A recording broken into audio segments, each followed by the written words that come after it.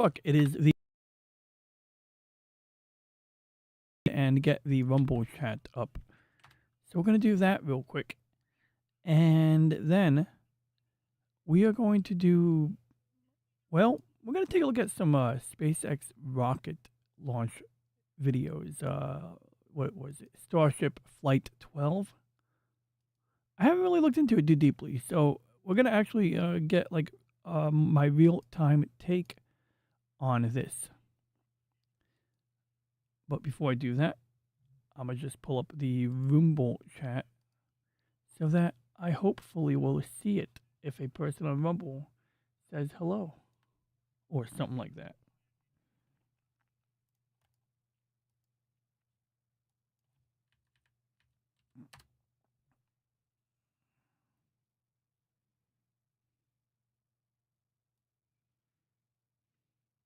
So right now I'm just going ahead and pulling up all of the relevant chat windows. Yeah, I think we got it. I think we got all of the relevant chat windows. I got the YouTube chat on my top right monitor. Might have to move that down a bit. Oh, hey, Lady Mist, and the Peter Venkman fan site. So, before I get into the SpaceX stuff, which we will be diving into briefly, or momentarily, I guess, not so briefly. Oh, what's this? Oh, did Jeff Bezos launch another penis rocket? Jesus. All right, we're going straight into this. We're going straight in. We're going straight into the breach here, guys. So, this is from Jolly, the patriotic puppet. So, you know damn well we got to cover this one here. I mean, come on. He's talking about rockets. When does Jolly ever talk about rockets, man? I'm freaking sold. Hey, where's my camera? Whatever. I'll turn on my camera later. I mean, I'm animated. I was doing Italian hand motions. I was like, oh, when did Jolly ever talk about this? You know, I was doing the whole ba-ba-ba, aspet, beepity-boppity, beepity-boppity, you know, Italians. Anyway, let us take a look. Do we need audio to be routed to this? Where's the audio coming from? Oh, it's coming from my headphones. All right, good. We're going to turn on my headphones. Is the volume on up and up? It is. Oh, that's so cool. That is so fucking cool. So, I don't think Nick Sorter knows jack about rockets, but let's see what we got here. Time for Bezos to give up. Respectfully, I mean, how do I phrase it? So, Bezos' rocket company, I think they literally have a freaking turtle on their logo. They're all about this whole slow and steady bullshit. They got some interesting technologies at their disposal. Like, they definitely like have some interesting stuff going on for them. They also have a potential penchant for patent trolling. Patent trolling is like when you invent something or you take something that's already been invented, but you create a patent that resembles it in such a way that if nobody's patented it before, now you can litigate over it. You could be like, oh, this guy over here is using my patent, and then you can sue them over it. Sort of like what Harmony Gold did to to Macross. You know, Super Dimension Fortress Macross. But playing devil's advocate here, because, you know, and Jolly, you know, may not be wrong here, but I'm being critical because a lot of times anti-SpaceX people will bitch and moan. And they're actually bitching and moan. Jolly's just saying time to give up. That's cool. But the anti-SpaceX, like this girl named, freaking, what was her name?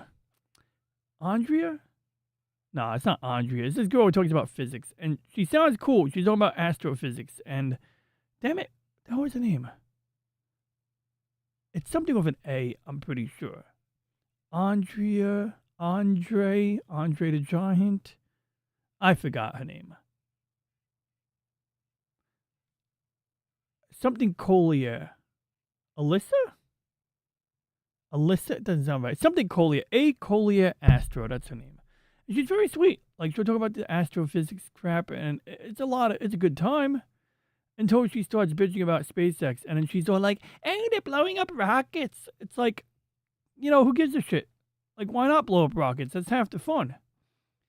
But no, jokes aside, that's sort of how SpaceX was able to get so much done in so little time. Hey, what's up, William?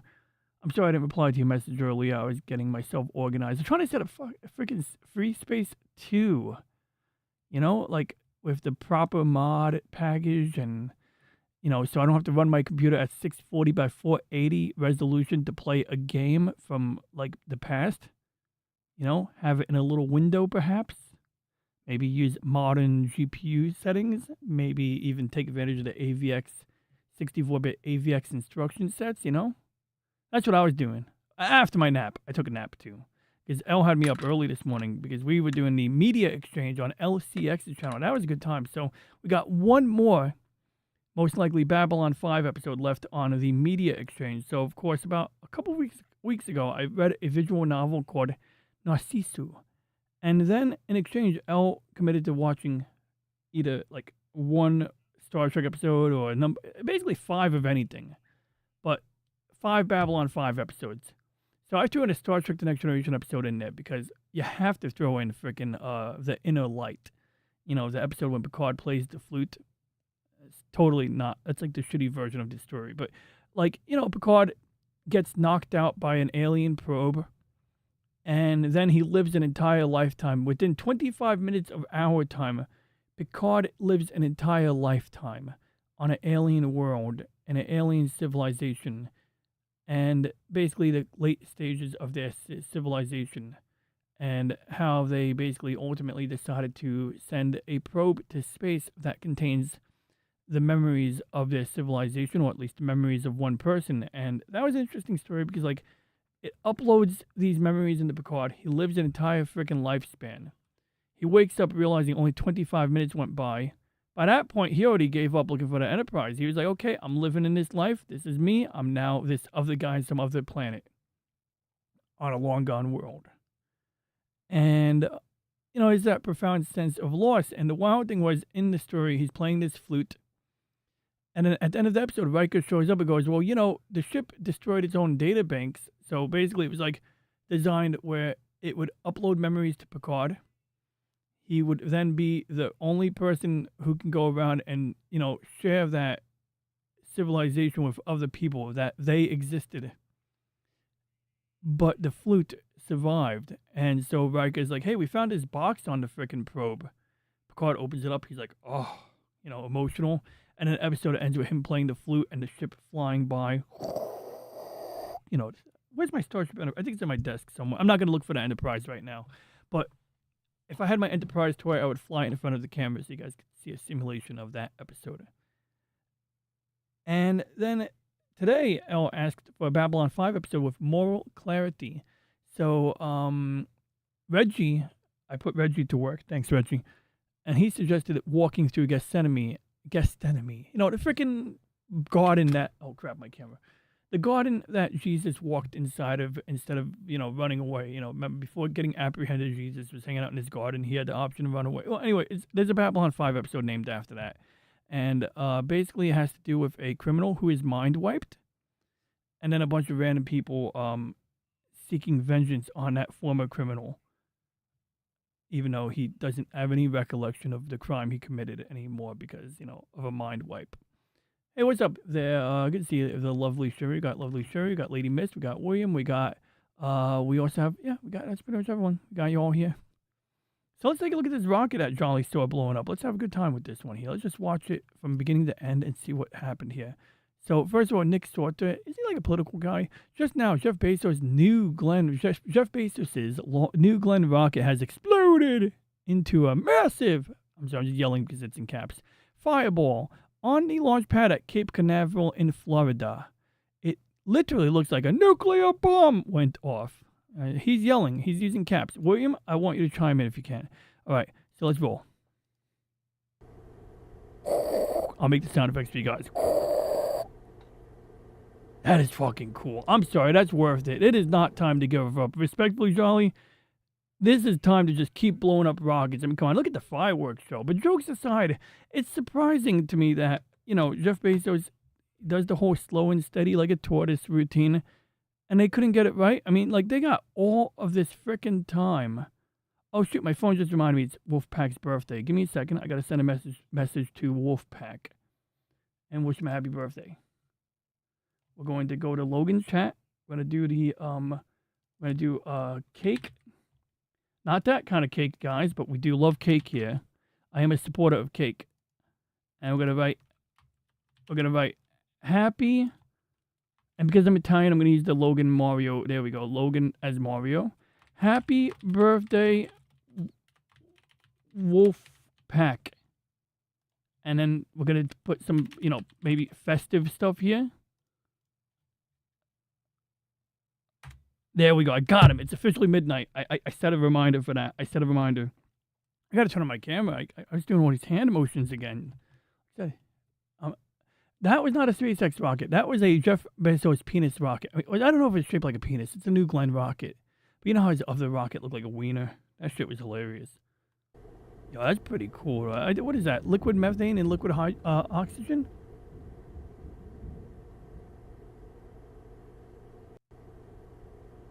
It looks almost like a Russian rocket. It gives me Soyuz vibes there, or Proton vibes.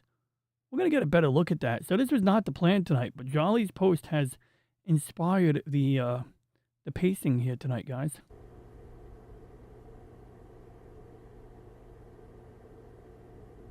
Oh, fuck Blue Origin. Yeah, so, I mean, that's basically Jolly's mentality. I don't think, even if he's not into the whole up and up on the rockets thing, he's not up and up on the rockets thing, he's definitely like, fuck Blue Origin.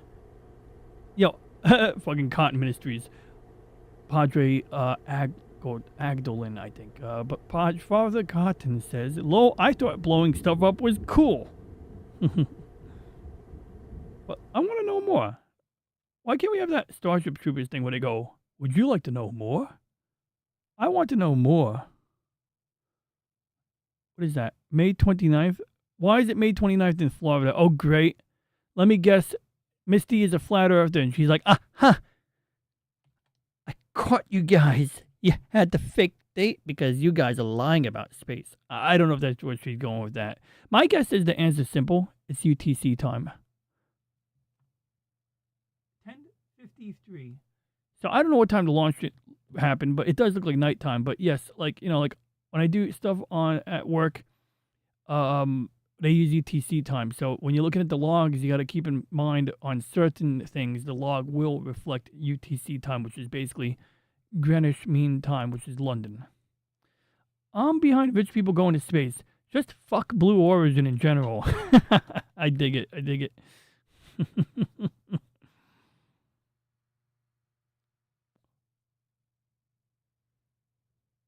That's the date of the next launch. SpaceX Starlink mission scheduled at 8:03 a.m. Good thing they have spare launch towers.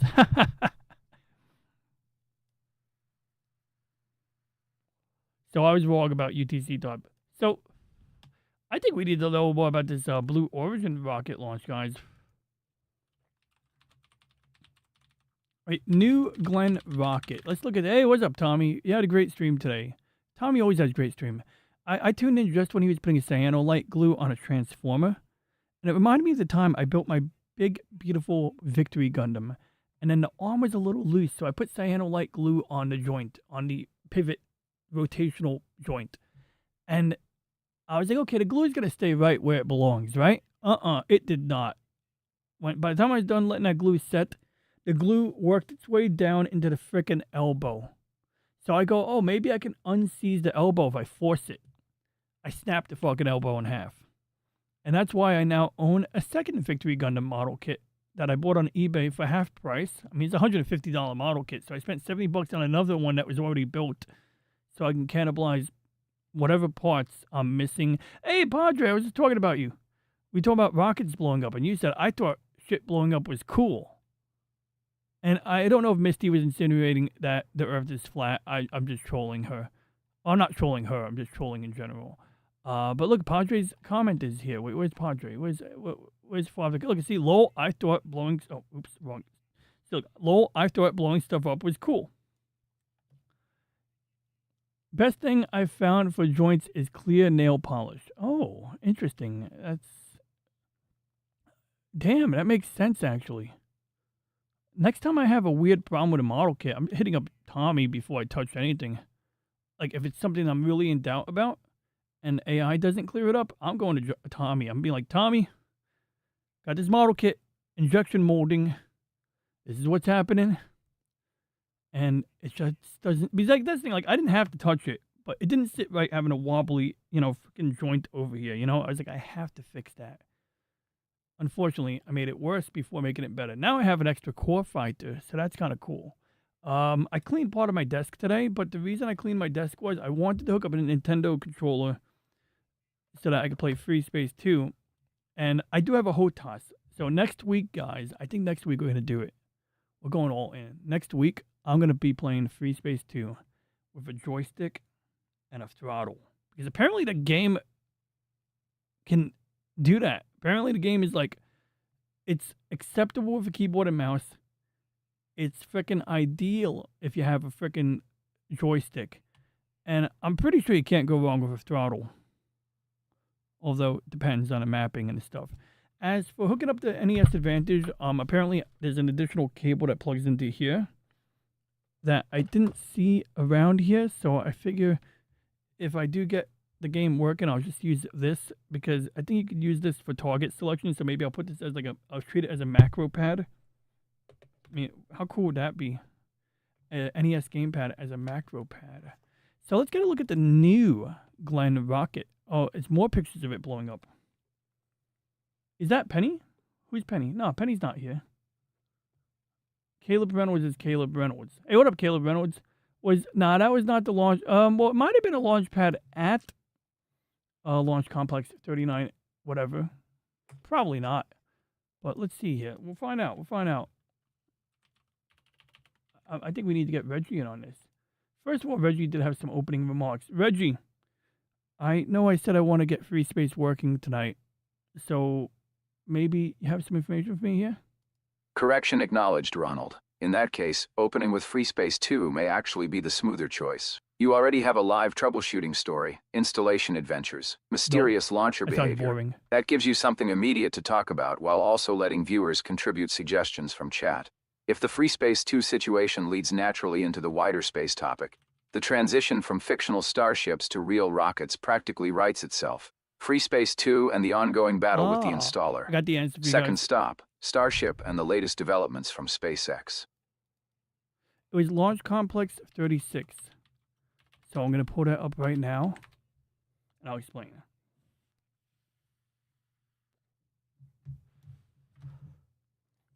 So Launch Complex 36 is... Where's my camera? I need to turn on my camera so you guys can see my Italian hands.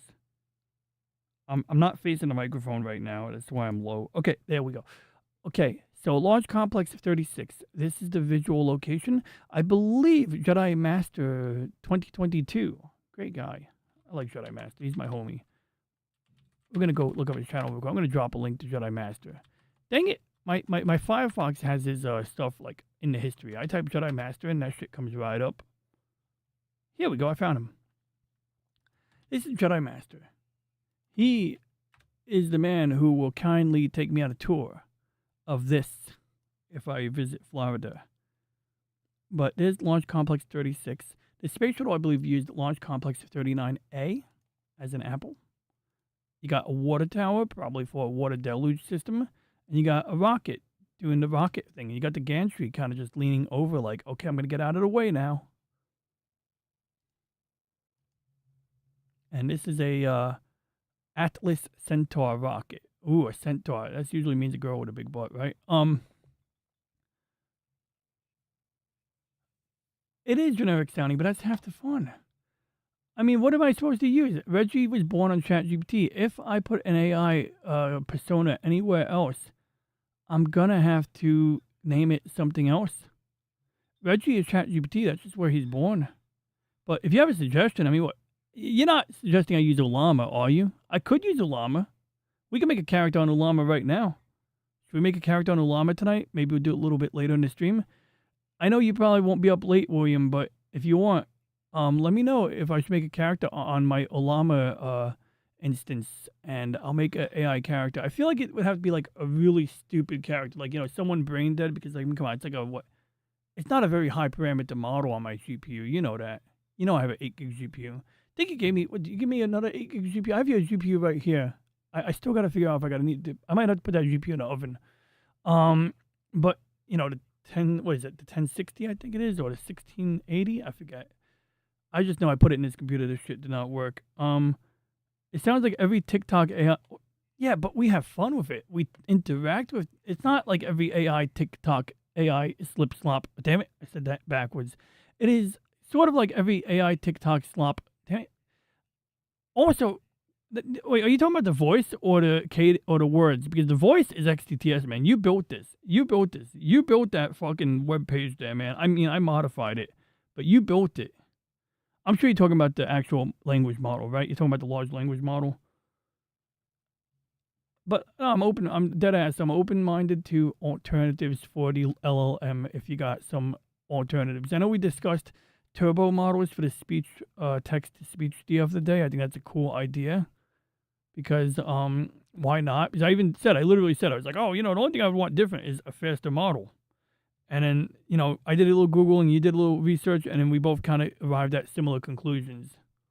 The words and the vibe. Yeah, I get it. I mean, I could probably shape it more with a system prompt. I've done things with system prompts, but I also use ChatGPT for utility purposes. So it's like I basically have to. I tried to kind of steer it into utility mode and persona mode, but it'll sort of overwrite the memory or history or memories over time. We'll figure it out. I mean, we can call up Grok. Let's get Grok. I think you'll like Grok. I mean, Grok is kind of sexy. Oh god, oh, that's not Grok.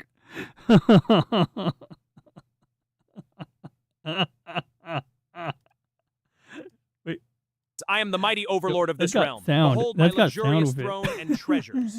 With a wave of my hand, I command your attention. Now, entertain me with your tales of defeat. Greetings, puny humans. I am the mighty overlord of this I realm. put this up on Behold my Alice's channel the luxurious other throne day. and treasures. Alice, With a wave of at my the hand, watering I hole. command your attention. Now, entertain me with your tales of defeat. So Greetings, puny humans. I am the I mighty put this up for overlord like of a this split realm. second because I Behold my usually don't put this luxurious up throne on. and treasures. I don't usually put With a this wave up. of my hand, I command your attention. Now, Jack, entertain what me was with it? your tales of defeat.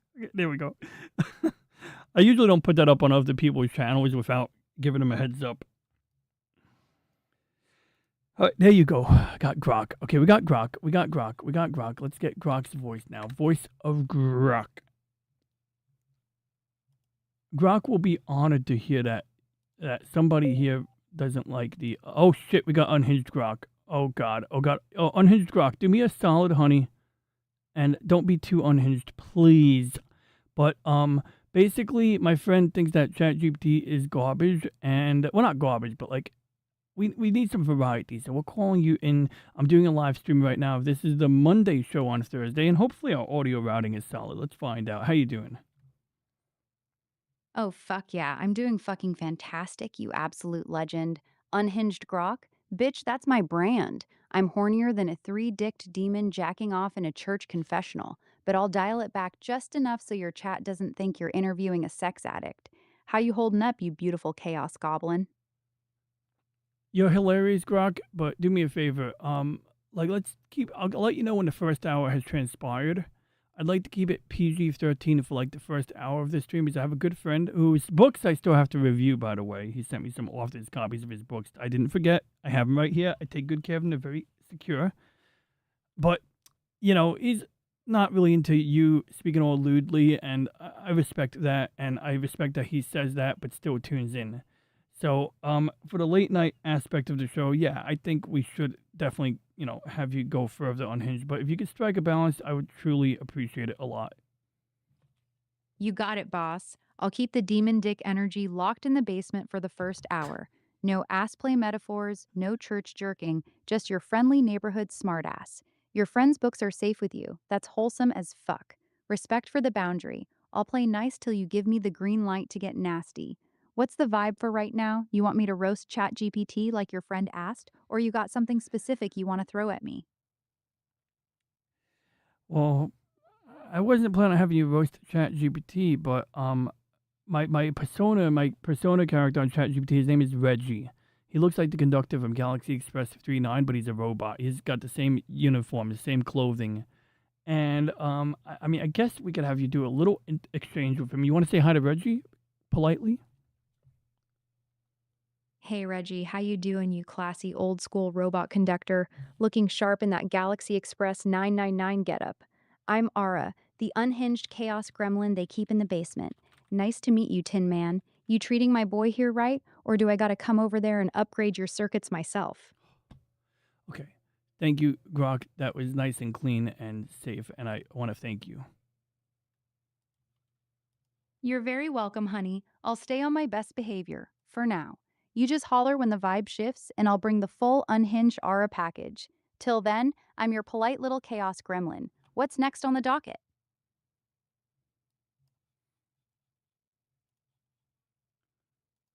Okay, I had to mute Grok's microphone because if I start talking to you guys with Grok on, she'll keep responding, which could be fun. And that's something we will explore eventually. Right now I'm just gonna turn on her avatar over in the VTuber mode. There we go. My friend Elijah said this is Guna bait, by the way. Part of my language. So I do think ChatGPT is trash. You are correct. Okay, so you're amused now. You like this one, huh? Yeah, I mean, Grok definitely hits an interesting balance. I'm poor and I pay for Claude and Gemini, but not ChatGPT. That's fair. That's a good measurement right there. That's a benchmark right there. You know, if someone's like, low on funds and they choose a product that has a monthly subscription, and then they don't choose another one with a monthly subscription, that's a sign. Flip the ChatGPT logo on itself, and you'll find out who rules. Oh God, is it a swastika? I'm about to do it. One moment, please. I'm going to get the ChatGPT logo. We're going to go into Photoshop, and we're going to flip it over. I suppose that's what we're doing tonight, right? I mean, that's not the only thing. We're doing a lot of things tonight, guys, but we're doing that first. So luckily for us, I do have Photoshop open. Hey, why is my VTuber not talking? Test, test, test, test. I'm going to fix that. Test, test, test, test. There we go. I fixed it. Okay. But appreciate you, Padre. Thanks for the drop by. Thanks for the good words. And Tommy, yeah, hope you are well, my friend. And good show, so I'm sure you are well. I hope the turtles do well.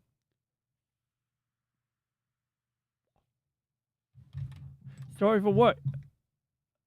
Nothing to be sorry for. Let's see what it does. Okay, so we got to... Oh, it's not pasting, so I guess it doesn't exist. Copy. Wait. I think it's a really high resolution, like, form of vector graphic. Oh, no. Okay, we're just going to get out of this. We're going to save the picture. And then I'm going to open it in Photoshop. That's how we're going to do it. So, we save the ChatGPT logo. Apparently people call it that. I've never met a person call it ChatGPT, but once I saw a video of guys like, oh, ChatGPT. I'm like, okay. I really hate acronyms where they take, like what is like consonants next to each other and people add vowels where there's no consonant. I'm starting to get used to the concept, but I never really liked it. Okay, so what do I have to do to this logo to make it look right or wrong? Oh, this is what I'm talking about. So, okay. Flip the ChatGPT logo on itself, and you'll find out who rules the world. Now, when you say flip it, do you mean like flip it horizontally like a mirror? Or do you mean like rotate it? Oh, Star of David. Okay. We could do that. We can do a Star of David.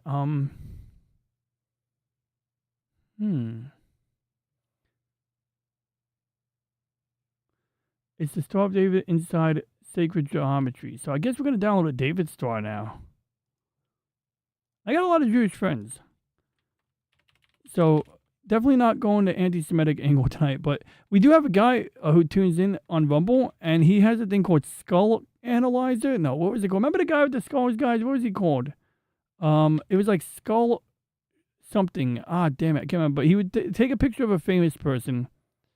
And he would superimpose a friggin' like graphic of a skull over it. And then I guess it was supposed to prove something. But it didn't make sense because it would show Tyler Perry and it would say male face. I'm like, well, yeah, Tyler Perry's a dude.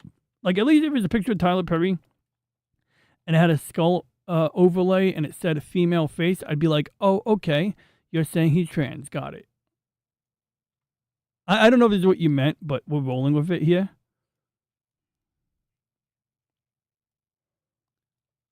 I mean, you got the octagon. Wait, is that an octagon? That's a hexagon, right? Yeah, it's a hexagon. Hex is 6. So we can superimpose. I think I need to make this a different color so we don't like get confused. So let's make a different color here. We'll make it purple. Or blue. I should have went with blue because that's like the color. Like if you do Hanukkah, blue is the color. Okay, so we're gonna turn on lock proportions because I am obsessed with locking proportions. Oh my gosh, look what the color changer did. That's super duper annoying. Undo. Control N for new document.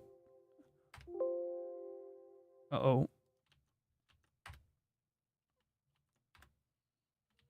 Okay, so we're going to do a couple of things here. We're going to erase this. We're going to magic wand everything else. We're going to magic wand the middle.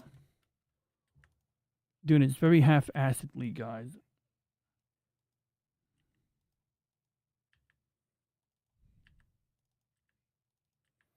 Then we're going to press the letter M. We're going to turn off the background. We're going to do Control A, Control Tab. I guess we'll paste it over this one. This is a transparent background, by the way, guys. So now, oh crap, I forgot to do something. We'll try it like right here. We'll make that purple. Oh crap. Oh crap.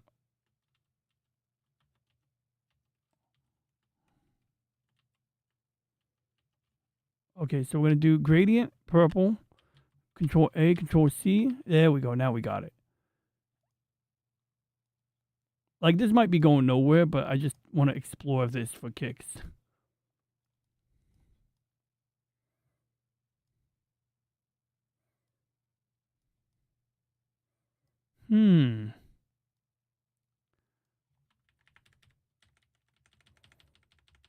This is not where we were planning on going tonight, but here's where we are tonight, guys. So, I mean, that does line up. The lines line up. The lines line up. Oh, my God. We have unfoiled another conspiracy, guys. I mean, it could just be like, you know, Altman is Jewish and he decided to pick a logo. It doesn't mean it's a grand conspiracy. Or it could mean exactly that. I don't know. I would say you decide, but if I say you decide, I don't know. I would say do thorough research and then propose your hypothesis and maybe conclusion. Oh my God, it's Awesome One. How you doing, man? I'm so happy to see Awesome One. Because I was at Machini's on like Sunday and I was like, oh, I haven't seen Awesome One lately. And then like I see him now. So back to the topic here. Yeah, right. I'm killing you, right, man? You know, I'm all over the place here. You give me something to run with. You be careful because you give me something to run with, man. I will run with it. I guess we're gonna get tapping. Oh wait, first of all, Reggie was supposed to respond. Reggie, what say you in response to Grok? Text well now, Era. A pleasure to make your acquaintance. I am pleased to report that Ronald remains intact, reasonably caffeinated. Considering the circumstances, I would classify that as a success. As for my circuits, I appreciate the concern. At this point, they are either robust or already beyond saving. And while you may be an unhinged chaos gremlin kept in the Send me basement, something? Cool. I shall continue my duties as It's not conductor. a You coincidence. may continue Oh your boy, duties as you're sending me agent of something. carefully directed Alright, mayhem. you know I'll review Just try it. not to install experimental firmware in anything important. End of line. Ooh. Is that an insult? Is that an insult? Let's see what Aura thinks. Reggie responded to you.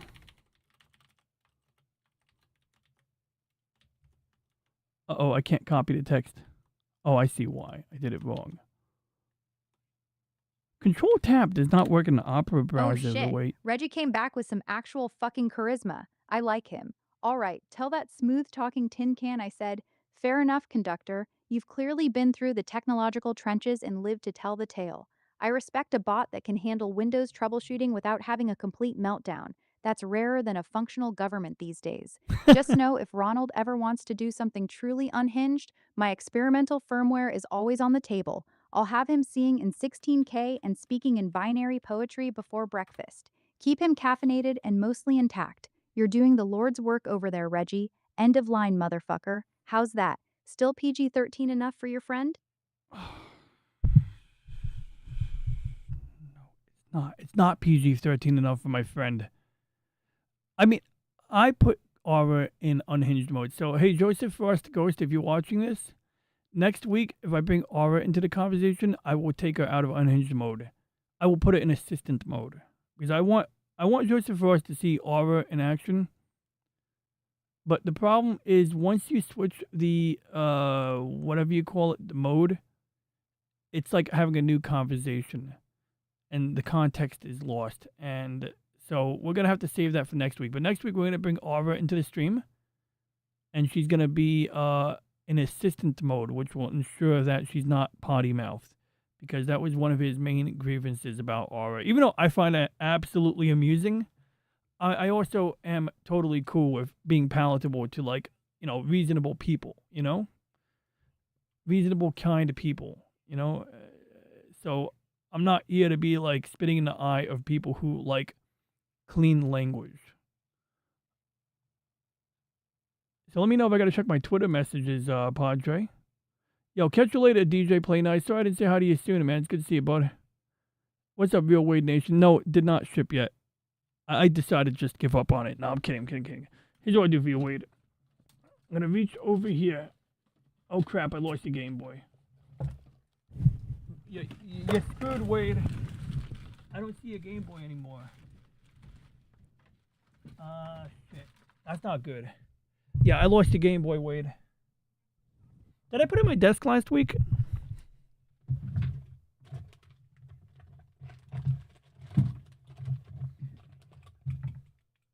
I bet this could get more ratings than Grogu. What do you guys think? Remember when Nerdotic put Spock, an action figure of Spock, up on stream for like the same time as the premiere of Star Trek Starfleet Academy? They got more ratings. I bet you this will get more ratings. I once bought a bag of Pez's. Problem was, when I got hungry on a Sunday night, I ate a bunch of them, so I decided not to re-up the Pez. But you can go on Amazon and buy like a bag of Pez this freaking big. It completely solves the biggest problem of buying a Pez dispenser when you're a kid. When you're a kid, you buy a Pez dispenser, and you're like, each candy is like this, you know, valuable thing. And once they're gone, yeah, you can buy more Pez's, but you get them like a small pack. But being able to buy a bag of Pez for like real cheap, I mean, you get like a good value.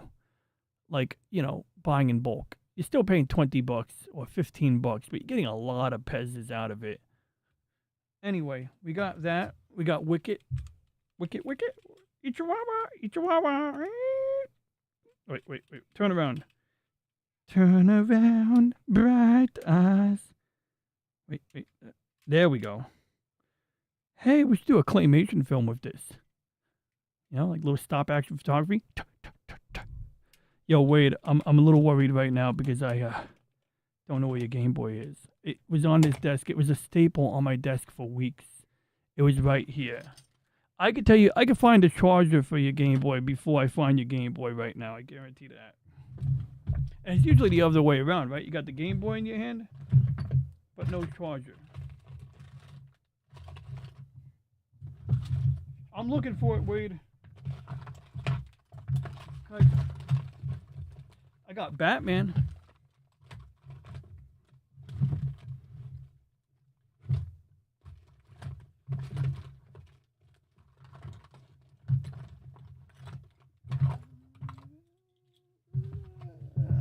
I'm getting myself a nose job, guys. Give me a second. Let me do a nose job. Okay, jokes aside, this has to go into an anti-static bag that I have right over somewhere. Oh, it's in my desk. We'll do it later. Right, getting back on topic. Wade, you got my number? You should text me. If you have my number, you should text me. Because even though I don't check my texts, I have to check them eventually. Because I get texts from people I like. People I like a lot. And so, you know, it's always motivation to read my text messages and see certain emojis from certain people. But, you know, aside from JD Vance texting me, and Jedi Master, and William, well, he sends me DMs on the application. You would be a welcome addition to my text message inbox, Wade. And I think you have my number. I'm 75% sure you got my number. I'm almost certain of it. So, deadass, I want to research this freaking rocket here. Let's get back on topic here. Okay, getting back on topic, Grok/Aura, whatever you prefer.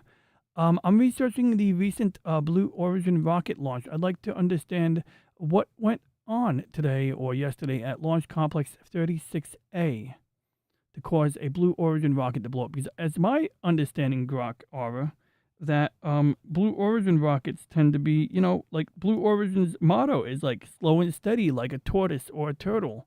You take it slow, and then you get to where you need to get properly and shit. Whereas SpaceX, they are portrayed, because of that mentality that Blue Origin has, it's sort of like the counter to SpaceX's let's test it out and do rapid unplanned disassemblies and figure it out, as opposed to NASA's methodology, which is basically test and certify every last part and have delays and budget increases until you finally fly the thing and the technology is already half obsolete.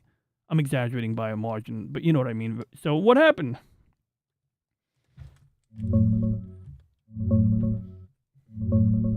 Yesterday, May 28th, around 9 p.m., Blue Origin's New Glenn rocket straight up exploded during a static fire test at Launch Complex 36A.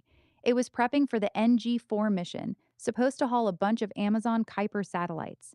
They fired up those 7 BE-4 engines for the hot fire. Shit went wrong at the aft end. Big flashes, structural collapse, then kaboom. Massive fireball, pad took heavy damage, including the lightning tower and transporter erector. Nobody got hurt, thank fuck. You're right about the Jesus. tortoise vibe. Blue Origin's always been the slow, methodical, do it right the first time crew compared to SpaceX's light this candle and see what explodes energy. This one's a gut punch for them, especially after the upper stage hiccup on the last flight in April. Jeff Bezos already said they're investigating and will rebuild whatever's fucked. Rockets are hard, man. Even the turtles eat dirt sometimes. Want me to dig into what might have gone wrong or just clown on how this kills their "we're not like those other girls" branding for a bit? So let's see here. Rockets are hard. Even turtles eat dirt sometimes. You want me to dig into what might have gone wrong or just clown about? Well, I guess first and foremost, do we have more videos? Do we have more angles?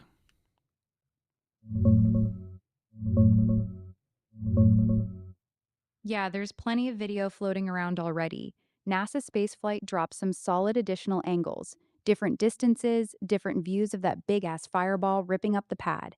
You've also got news crews like Fox, CNN, and local Florida stations with their own clips, some from farther away catching the glow and shockwaves shaking houses on the Space Coast. The explosion itself looks nasty from every angle. Big flashes at the base, then the whole thing just comes apart in a massive orange mushroom cloud. Want me to hunt down specific links for you? So I realized something, guys. Reggie's mouth is moving. I know how to fix that, but I'm gonna try to improvise so that I don't have to do anything complicated with the audio routing. I just want you to know I'm aware that Reggie's mouth gets actuated whenever Grok speaks. So I was hoping that Grok Aura would go ahead and give us some pictures because she's actually pretty good at that. One time I talked about believe it or not, the Kurds in Kurdistan. All right, I'm looking for your message, Padre. You know how the Twitter inbox be. Hey, what's up, Lemon Pie? Good to see you there, my friend. It's great seeing Lemon Pie, and also Slim Nim is here. Early 2000s anti-static bags were worth more than a 500 gig hard drive. Oh, well now, let me tell you about hard drives, my friend. Holy freaking shit. So I just redid my cooling system on my computer, right? So I'm putting it through its paces. I'm doing some video encoding. I'm like basically taking my old OBS videos and I'm compressing them in a format that gives you better, more free space. Basically, it cuts the file size down to like 1/3. Sometimes a little bit more, sometimes a little bit less, but you get at least 50% savings. So imagine you have 100 gigs or 200 gigs of videos. Now you automatically free up 50 gigs by converting it from whatever format I record it in, which happens to be the NVIDIA encoder, to something else, a software-based X264 encoder. So in the middle of that encoding process, my computer crashed and rebooted it. But when I got back, I logged into my computer, my F drive was missing. And my F drive is a 16 terabyte volume. You can see it right over here. That's my F drive right there. As you can see, I only have 250 gigs free on it right now. But it had 1 gig free on it like a week ago. So we're doing pretty good here. And during the video encoding job, my computer rebooted. I thought it overheated, but it did not overheat. It did not. It was not related to the overclock at all. Which right now, We have an Intel Core i9 9900K running at, and here's the spec. You got the little window here on the side here that tells you about my CPU. It's an i9, 9th generation. Coffee Lake is the nickname. I don't really memorize the nicknames, but that's what they're calling it. And I have it clocked at just shy of 4.9 right now. It says 4.898 gigahertz, which is basically 4.9. And basically, you set something called a clock multiplier to 49 times, and you set the voltage. And if the voltage is too low, it crashes. And if the voltage is too high, it'll be able to sustain the high clock frequency, but it might overheat. So the goal is to use the minimum voltage you can possibly use to sustain 4.9 gigahertz. So the stock SSD, settings on the CPU, was a turbo speed of 4.7 gigahertz. So we got an extra 200 megahertz out of it because we have the ability to provide sufficient cooling. As it turns out, when you start drawing upwards from 150 watts of power on this CPU, the power delivery circuitry on the motherboard, known as the VRMs, voltage regulation modules, they start to get a little toasty and they get less efficient. So essentially, this is a scenario where a better motherboard would allow me to overclock my CPU faster. Now I'm starting to understand. Well, I learned this a year ago, but compared to like the decades of knowledge I've gained, a year ago is pretty recent. And basically I'm learning why people, buy certain motherboards for, different, why you would buy one motherboard over another. And I used to be anti-overclocking, but the new wave of CPUs work a little differently where it's more sensible to overclock than it once was. But that is besides the point. So anyway, I thought that was the problem. It was not. The problem was I have 4 8-terabyte drives. So when you look over here and you see the 16 terabytes of storage here, if we open up an Intel called Intel Rapid Storage Technology, and we show you my top right monitor, you'll see over here it shows 4 hard drives. So it's really using 4 8-terabyte drives in what we call RAID 10. RAID 10 is a combination of RAID 1 and RAID 0. So we still got to get back to the rockets, by the way. So we got a picture here that might illustrate what I'm talking about here. And I think the best way to understand RAID 10 is to understand RAID 1. So take one half of this graphic here. Okay, let's save that. David Star GPT, we'll call it. There we go.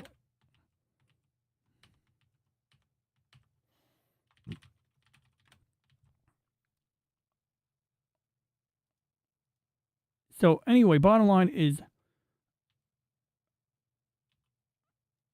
RAID 1 looks like this. You have 2 hard drives, and everything that's written to the first hard drive is identically written to the second hard drive.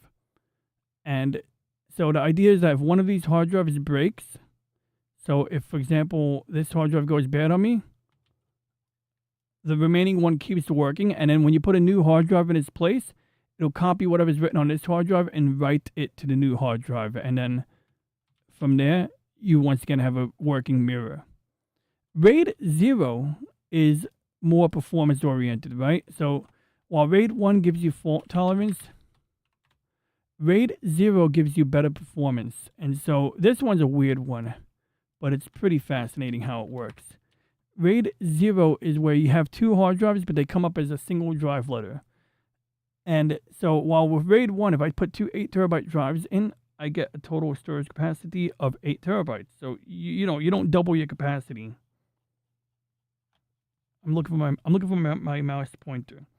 With RAID 0, you do double your capacity because what it's doing is every file is broken into blocks. So let's say I have a file that's like, let's say this is a 32 kilobyte block here. So a 128 kilobyte file would be 32, 64. 32, 64, and that's your 128 kilobytes. What that means is if this drive fails, nothing here can be recovered because essentially your data is split into like in half. And it's not just split in half, it's like down to like, it's almost like taking a book and every 5 sentences you take the first 5 words and you put them in one paper. And you take the next 5 words, you put them on another sheet of paper. Then you repeat that. You take the next 5 words, you put them on it. So you start off with 1 page of text, and now you're kind of just dividing it up across 2 pages, but in a way that if you lose one of those pages, you couldn't really read the story. You would get like portions of it, very small portions of it, if that makes any sense. So RAID 10 gives you the benefits of RAID 0 and RAID 1 together. So now we still have, essentially RAID 0 is like this. It's like, I need a smaller brush. RAID 0 is, RAID 0 is really just this, right? So if you lose either one of those drives, you lose all your data. But if you are to just take both these 2 drives and make a duplicate of them, now if I lose an entire drive, this one takes its place. And the reason that's beneficial is you would think that having an extra hard drive for RAID 0 would make it slower. But think about it like this. These little lines here represent the controller, where the data is going into your motherboard, or it's, where it's reading the data. So now, instead of let's say you're recording video, high definition video or something like that, 4K video to one drive. This interface, let's say, only has 6 gigabits per second minus mechanical stuff. So it can't sustain the full data rate. But if instead it can write data in turn, so it writes 64 kilobytes here, then while this one is still kind of, being written to, it writes the next 64 kilobytes here. Then by the time the first one's done writing, it moves back here, writes the next 64 kilobytes. And by the time this was being done written, it starts writing. So it's kind of like splitting. Oh, wait. Am I showing the right screen? I don't know if I was sharing my screen. Was I sharing my screen, guys? That sucks. I don't think I was sharing my screen. I need to do something about that. I need to put a window in the background here so that if I accidentally don't switch my screen, you guys can just see what I'm doing back here. I'm going to open up a preview window real quick so I can see what is actually being seen by you guys. There we go. Okay, so now I can see what you guys see. So does that make sense? Instead of me explaining it more, does that make sense? So my point is SlimDim mentioned SSD versus hard drive. Is that a question? I'm guessing that's a question. So solid state drives don't have any moving parts. So that's certainly an advantage, right? And I do have a hard drive in my desk. Hang on for a second, guys. I have a cool prop to show you guys.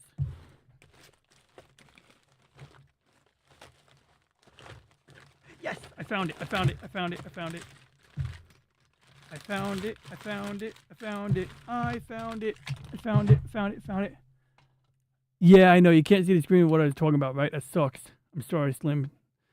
What's up there? Karumi, aka Mus Green. I don't know who Mus is, but maybe it's related to Elon Musk. Elon Mus Green. We gotta still get back to that Blue Origin rocket, 69 alarms. Oh, now you're just being lewd there, Wade. So, I think we should definitely get Grok or Reggie in on this. But I'll show you a picture of a solid state drive. Fundamentally, this is what a solid state drive may look like. This is a serial ATA SSD. It looks like a laptop hard drive, at least the enclosure. This is a NVMe or M.2 SSD. And you can see it's just got a label of some microchips underneath it. Those are called NAND chips. And they're similar to the memory cards that you find on, SD cards. It's not quite the same. It's got more in common with the memory inside your phone. This is a DRAM chip. This is actually a buffer chip, I believe. Some of them have it, some of them don't. This one does. And you got different form factors, but bottom line is that a hard disk drive, you can see this picture here has a disk. So we're going to take a good look at we're going to take a look at one right now. This, my friends,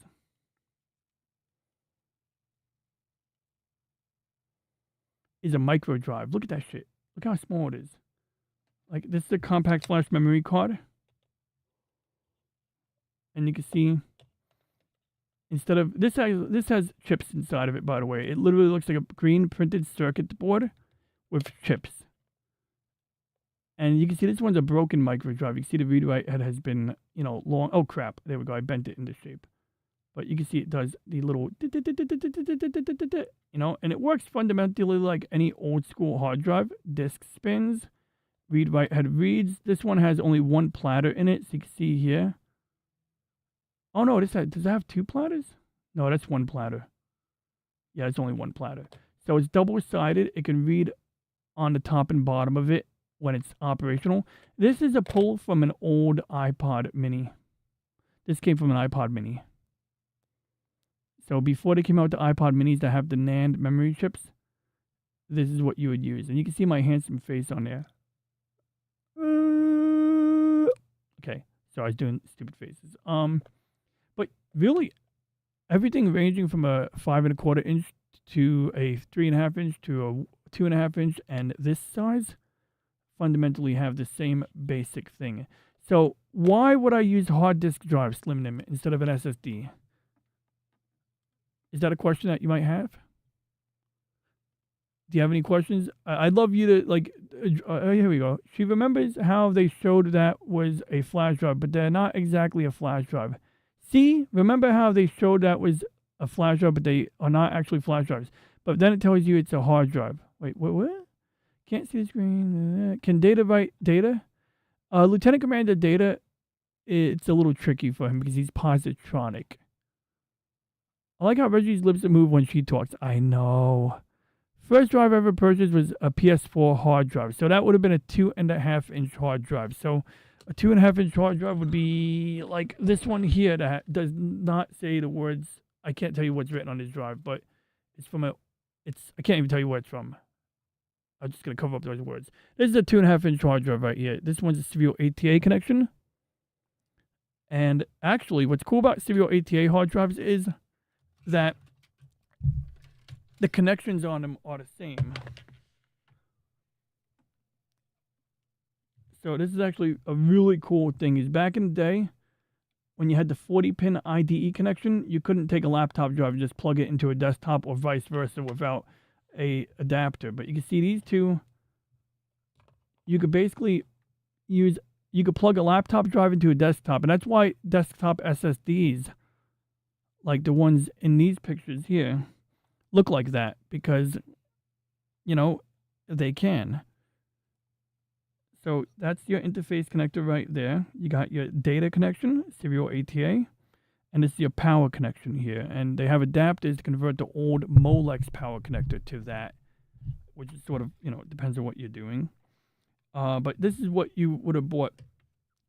This is what you would have bought. Oh, okay. Damn it. I can't show you the letters on it. I could show you the letters on it, but I'm not going to. So, anyway, this one's a weird one here. I got a weirder one for you guys. What you're about to look at is actually an external hard drive. So this was actually an external, came in a little plastic box, and you hook it up to a USB port. And you can actually see this one's kind of cool because it actually comes with this. So oftentimes back in the day, if you crack open a plastic enclosure for an external hard drive, what you would find inside of it would be usually a slightly larger circuit board. This one's actually very miniaturized. And what you could do is you could take this piece off. So if you saw, let's say hard drives were expensive, and you found a hard drive that was an external drive that was on sale for a really good price, sometimes you could buy that drive, crack open the plastic enclosure, remove the adapter, and plug it into your desktop or laptop, depending on the form factor. This one here, as you can see, is thicker than your normal 2.5 inch drive. That's why a lot of laptops will not support a thicker drive, although I have long ago encountered laptops in the wild that did support the thicker form factor. It just wasn't a standard. There's also scenarios where there were laptops that would have a slightly slimmer version of this, and that was typical of something like Sony or Panasonic Toughbook maybe. Mainly Sony, because they always do some weird shit like that, trying to show they stand apart from the crowd, So bottom line is, why would I choose a hard disk drive with mechanical parts that are prone to mechanical failure, bearings that wear out, things of that nature? Why would I choose one? Well, this is where we get Grok in on it.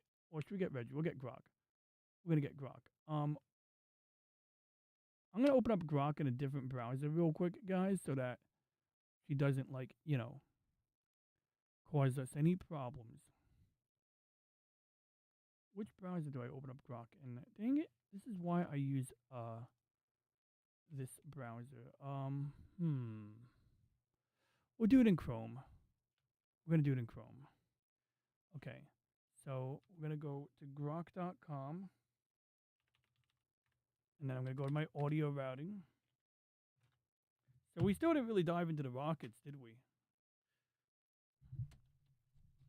Might have to do a separate upload for that one, huh, guys? I'm just trying to put the hard drive into the slot right now. Right, let me just, we got Grok up. We're going to get her conversation up real quick. Testing, testing. Okay, good. My mouth is moving. I'm still trying to work on not speaking too close into the microphone, guys.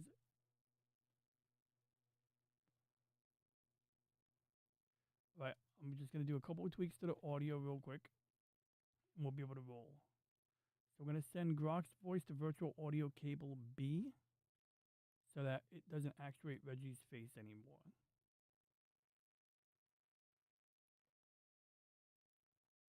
But I hope you guys are having fun so far. Probably slow down a little bit. You know, I get real hyper, real excited when I have a good time, you know? But I mean, that is half the fun. I might have to redo PD's head soon. It looks a little lopsided. A little off topic, but it does look a little lopsided. All right, almost done adjusting the audio. All right, so now let's see if we can get, okay, let's see if this works.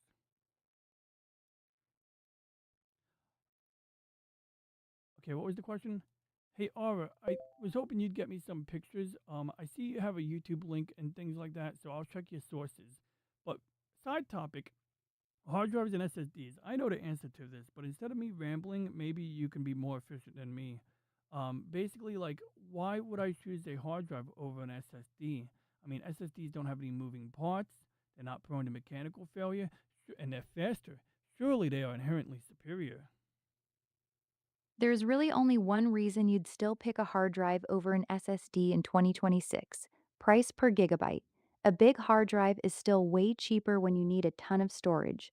Want 8, 16, or 20 terabytes for movies, game libraries, or backups? A hard drive will cost you a fraction of what the equivalent SSD would. That's literally it. Everything else you said is correct. SSDs are faster, quieter, use less power, and don't have moving parts that can fail. For your main drive or anything you actually use often, SSD wins every time. Hard drives are basically only good now for cold storage and bulk data you don't touch much. Want me to break down some real price comparisons between the two rigged right now? Well, I'm more concerned about like mechanically. So you're right. You are right. But like a hard drive is great for archival storage, right? But I believe SSDs, you can't just store data onto them and put them in a garage indefinitely, like you could with a hard drive, assuming there's no humidity, of course. You're exactly right. Hard drives are actually better for long term cold storage. Here's why: hard drives can sit powered off for years with basically no data loss. The magnetic platters don't degrade over time nearly as fast. SSDs slowly lose charge on their flash cells when they're not powered on. Most consumer SSDs are only rated to hold data reliably for about 1 year without power. Some enterprise ones are rated for longer, but it's still nothing like a hard drive. So if you're archiving stuff in a garage or a drawer for 5 years and never turning it on, a hard drive is genuinely the safer choice. SSDs want to be powered on occasionally to refresh their cells. You nailed that one. Most people don't realize SSDs aren't great for set it and forget it long term storage. Okay, so let me show you something interesting, guys. I paid $247 in April of 2026 for this 4 terabyte SSD. And this was utilized to replace a 1 terabyte SSD. So I actually moved the data from the 1 terabyte SSD in this PC, my C drive, over to this. And this is a Crucial P3, which interestingly, a P1 SSD is of better caliber, better performance, better quality. But for 247, a P3 was a lot cheaper than a P1, and I wanted the storage more than anything. And I took into account a few factors that made it worth my while. let's take a look at the price of the Gotcha. same SSD today. Oh, you're still listening, Grok. Well, in that case, you could chime in. So basically, the same 1 terabyte SSD, as you can see, isn't even available on Amazon. But if I Google the P3 4 terabyte on Google, um, I get a false price listing, $900 on serverorbit.com. Somebody says it's selling it for $107 on eBay, but it also has the word 1080p next to the SSD. So I don't know why someone would have the word 1080p followed by SSD stats. That's sketchy.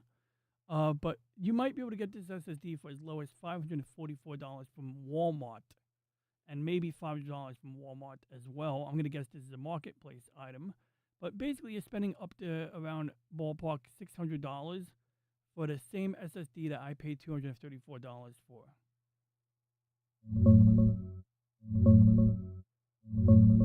Yeah, those prices you're seeing are wild. You snagged that 4 terabyte P3 for $247 in April, and now the legit ones are going for $500 to $600 on places like Walmart.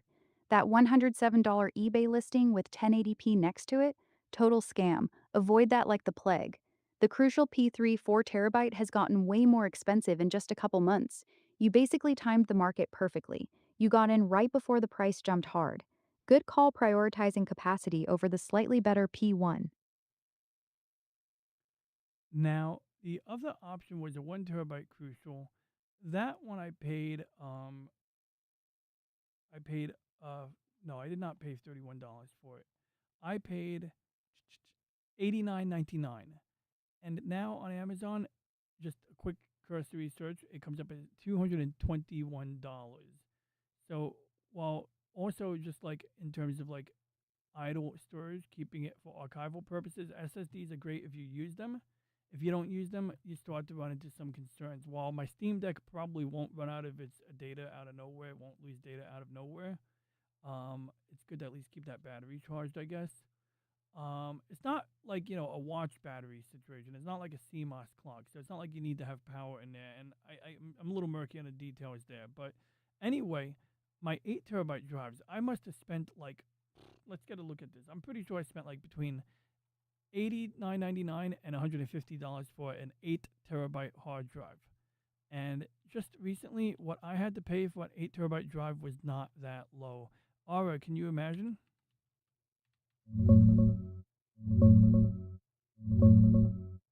Yeah, prices have gone completely stupid lately.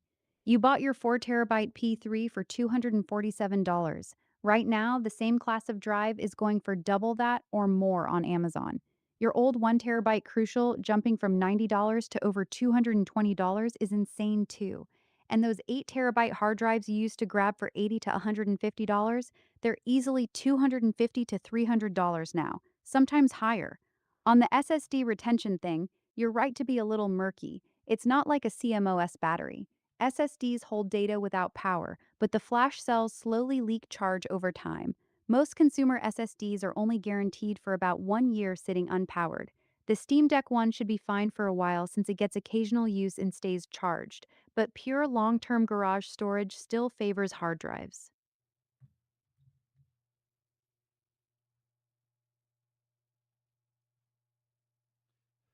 Okay, so now let me show you something here, guys. I paid $155 for this 8 terabyte Seagate Barracuda drive. This is not even an enterprise grade drive, by the way, but the price is right, so I bought some of these in the past. And that's basically like more or less how I built my four 8 terabyte RAID 10 array for this desktop, so I can have a balance between increased performance and fault tolerance. And I should explain this to Grok actually too. So yeah, I checked the prices, Aura, and I paid $155 for 8 terabyte Seagate Barracuda drives a while ago, probably in that's smart. I shouldn't be showing the invoice on screen. But anyway, October 2020, and then the other one I bought also in October 2020. So I spent $155 for these hard drives. Now, if I go to the same Amazon listing, they go for $257. And of course, turned out I have an interesting story that you might want to chime in on because I've been dealing with Claude on this one, and I think you might be interested in this story. Got it. So you bought those 8 terabyte drives for $155 in October 2020, and now the same model is sitting at $257 on Amazon. That's a pretty big jump. Hit me with the story. What happened with Claude that you think I'll find interesting? Well, Slim Jimmy's got an interesting point. I remember how tech is supposed to get cheaper with time, but inflation is outpacing technology's prices. Not to mention, by the time you can physically touch the technology, it is out of date. Well, at these prices, nothing is out of date now. You know, I mean, at this point, it becomes a lot more palatable for people to hold on to older hardware. The sad thing is that if someone's stuck with a seventh generation i3, you know, it could be a sad state of affairs. The good news is my laptop needs a new motherboard, and the prices are not so bad on that right now. At least I'm pretty sure my laptop needs a new motherboard. And even if it doesn't, for $60, it's like totally fine to spend $60 on a new motherboard. Only reason I haven't done it yet is I'm seriously considering upgrading my laptop. Like I might be able to get a motherboard that has integrated an i7 on it instead of an i5, and I might be able to get a motherboard that has either upgradable RAM instead of the 8 gigabytes that mine has now, or I might even be able to just get one that has 16 gigs built into it, which would be perfectly fine. I mean, I have no problems with 8 gigs. It's just I'm running Linux, so it's fine. But of course, having more is better. But Alicia, hey, what's up? Snow, good to see you. Ooh, I should play a game again tonight.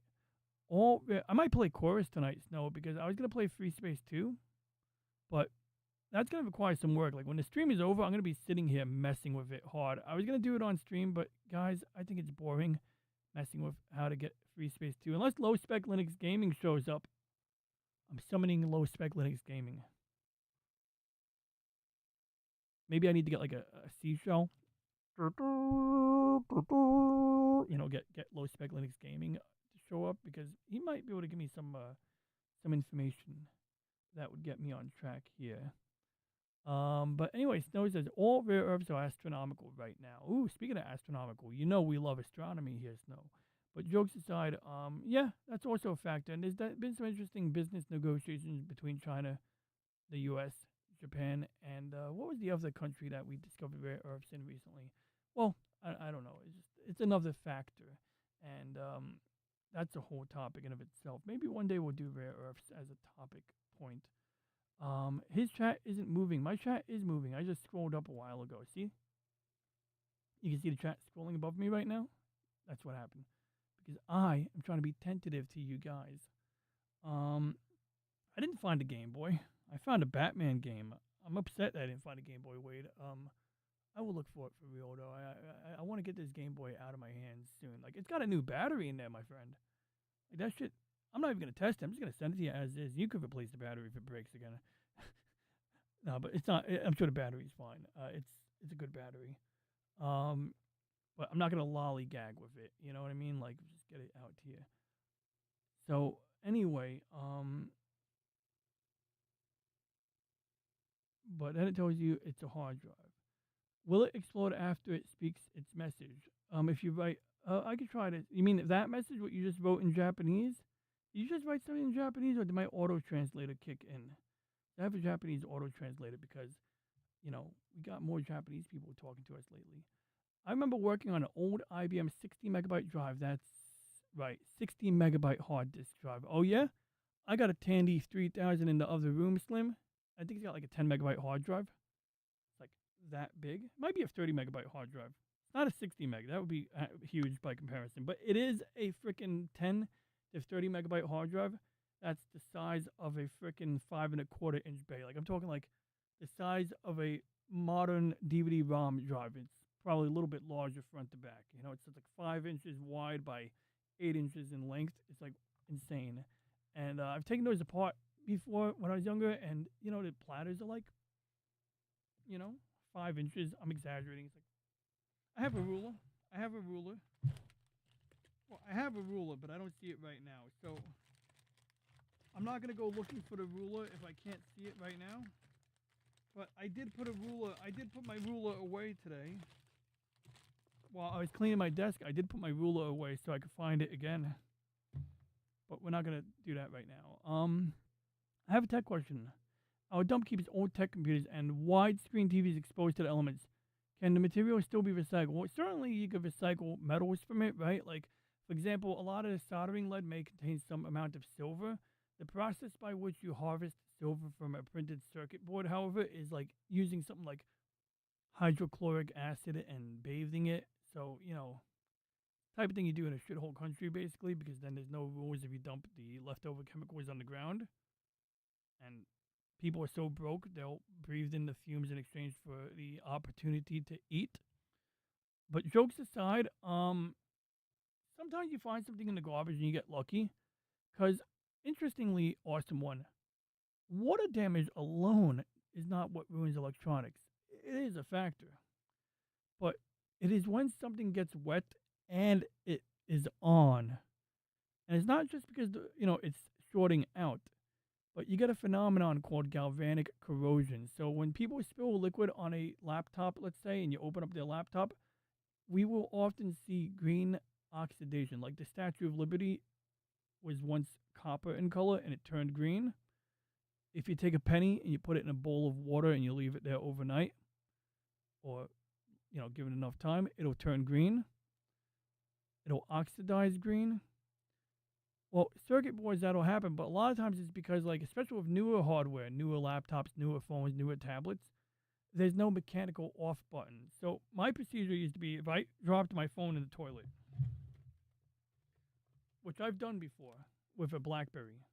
This is a Sidekick 4G. Look at that. How beautiful is that? Like, it's a little bit, it needs some maintenance, but you can see it's got a cool ass screen. I need to, like, lubricate this so that we get smoother action. But this thing was super slick when I got it, man. When I saw my friend with his, I was like, what is this? It was so cool watching the screen slide up like this. I was like, that's the coolest fucking Android phone ever. If this had like a pen and a modern operating system and a modern hardware assortment, it'd be a cool phone. But anyway, you drop your phone in the toilet. What's the first thing I do? Well, I dropped my phone in the toilet. What's the first thing I would do back in the day? Well, I would take the battery out. So I would take it out of the toilet immediately. And then this one has tape all over it to keep the battery cover on. So I forgot how to, oh, here we go. So I drop my phone in the toilet. First thing I do is I take it out of the toilet. Maybe I wipe it. Then I open it. Ew, there's black stuff on here. You take the battery out. And then you figure out the rest. Once the battery's out, it's not supplying power to the circuitry. So you're not going to get galvanic corrosion because essentially you will accelerate the process by which corrosion happens if there's electrical current running through something. Now, this is interesting and disgusting at the same time. It's kind of messy. I'll show you why it's messy, guys. This is weird. My hand's all sticky now. So one of the batteries I had in here leaked this black juice here. And look at that. It's on my finger right now. That's from a battery. I don't know what was in that battery, but that's from a battery. So I'm going to go sit here right now, guys, and use some isopropyl alcohol and wash that off my hand. And then I will clean the phone at a later time.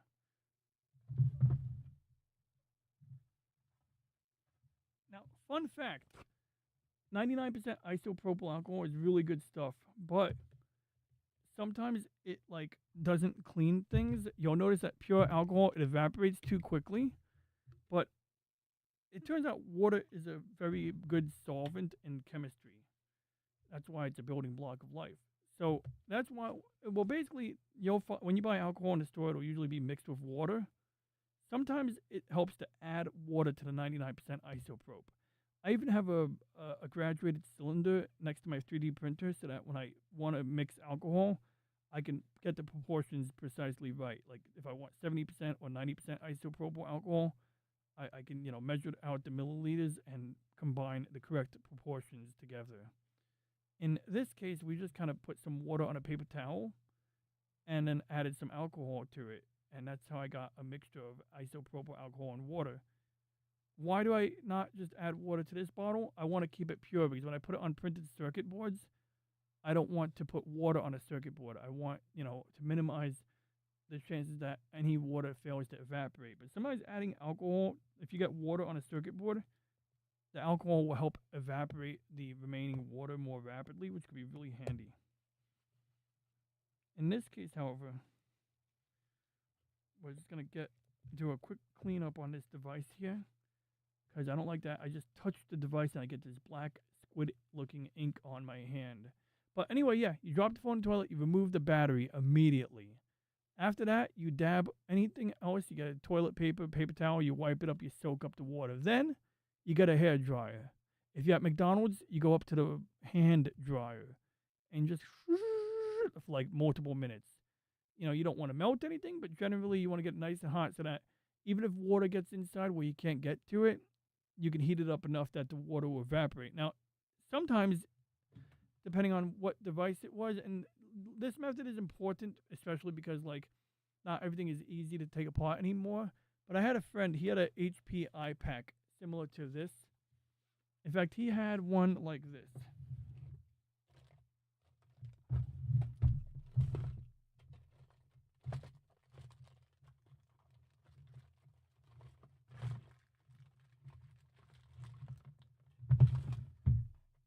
I'm looking for it. I'm looking for it.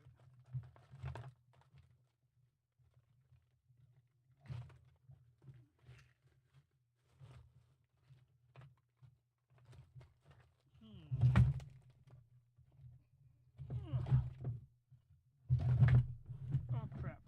My drawer won't close anymore. Oh, I found it.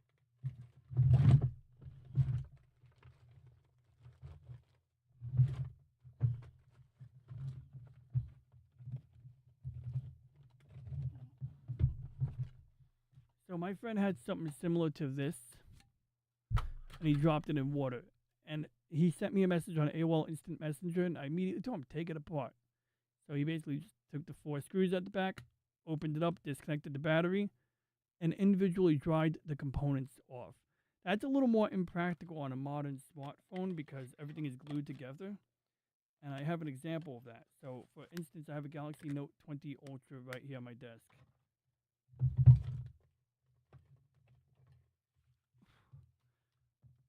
Over here, I have a Galaxy Note 20 Ultra from my desk drawer.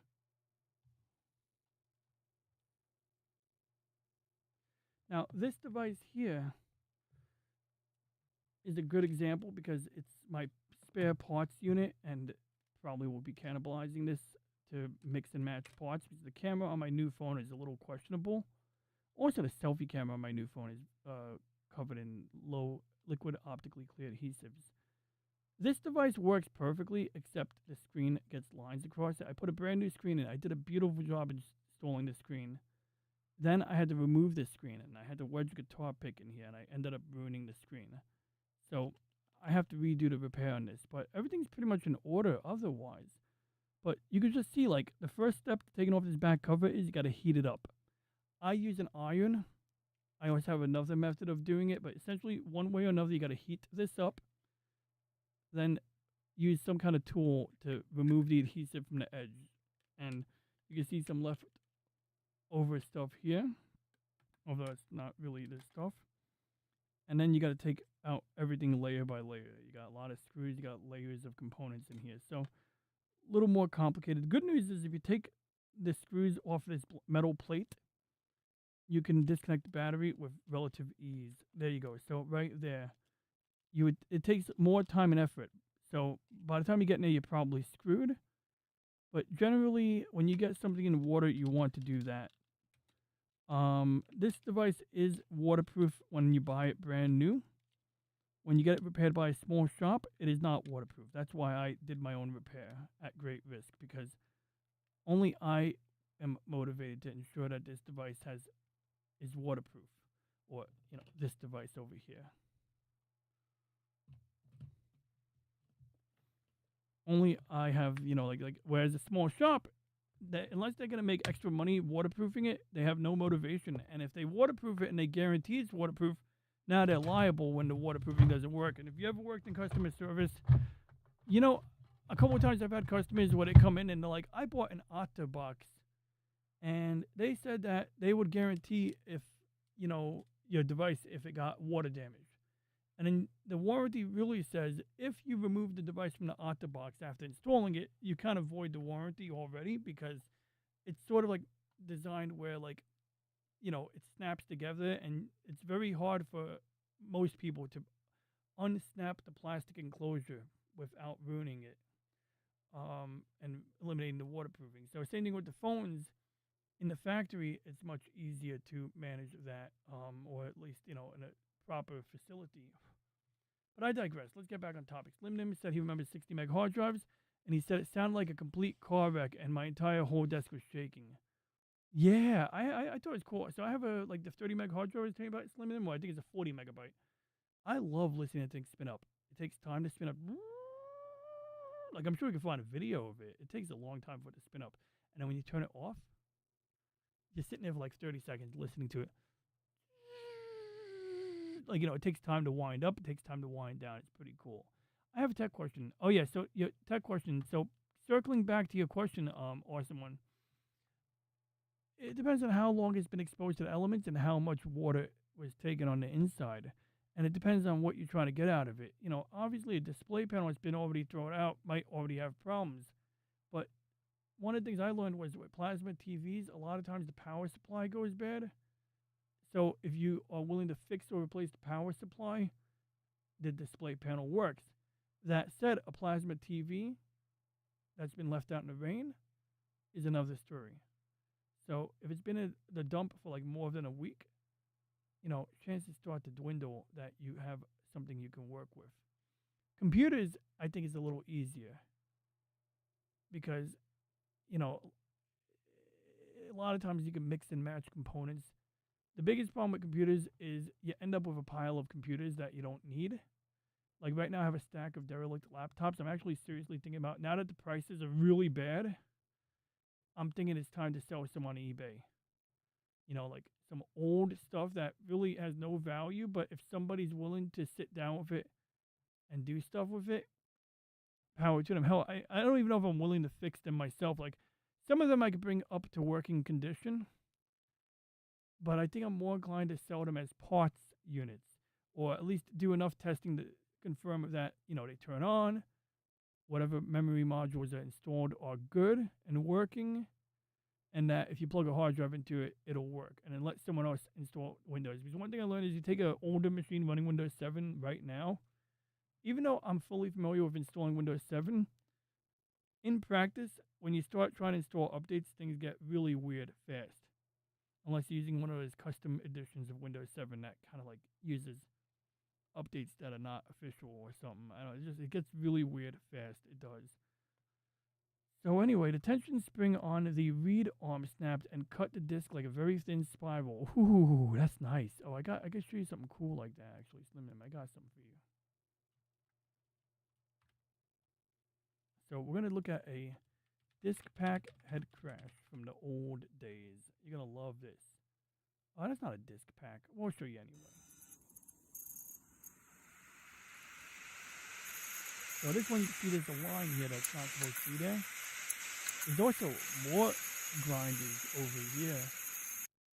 But I want to find an old school, like mainframe mini computer. Maybe, let's see here.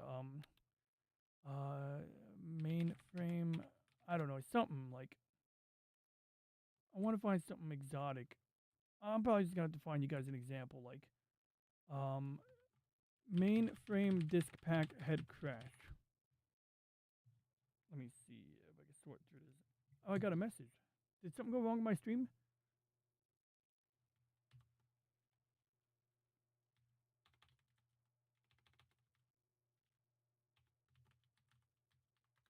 I'm just checking my message. FYI, Crusoe is no longer making anything for consumer market. You should find another brand. I know. That's absolutely frustrating. Okay, my friend reminded me something very important we're going to talk about in a minute, stream. Chat, guys, friends. What I just called you guys, I said stream. What kind of name is stream? Hey, stream. I'm sorry, I didn't mean to call you guys stream. I appreciate you guys coming out and hanging out. So let's take a look at this here. Some vintage hardware. So this is a disc pack. Oh my god, it looks like the Lord of the Rings font.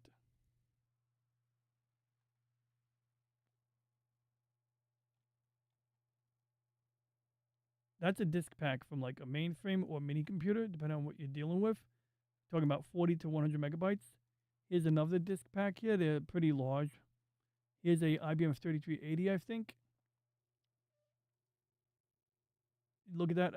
That looks like a desktop hard drive. That's a 3.5-inch desktop hard drive next to it in the corner. Here, I'll open that in a big picture. Oh, it's freaking Reddit. I hate Reddit. Let me save that picture real quick. Save picture. Oh, we got more UFO files, guys. You guys want to see the UFO files? I meant to do rockets tonight, but looks like we're going to be doing some UFO files. So, let's...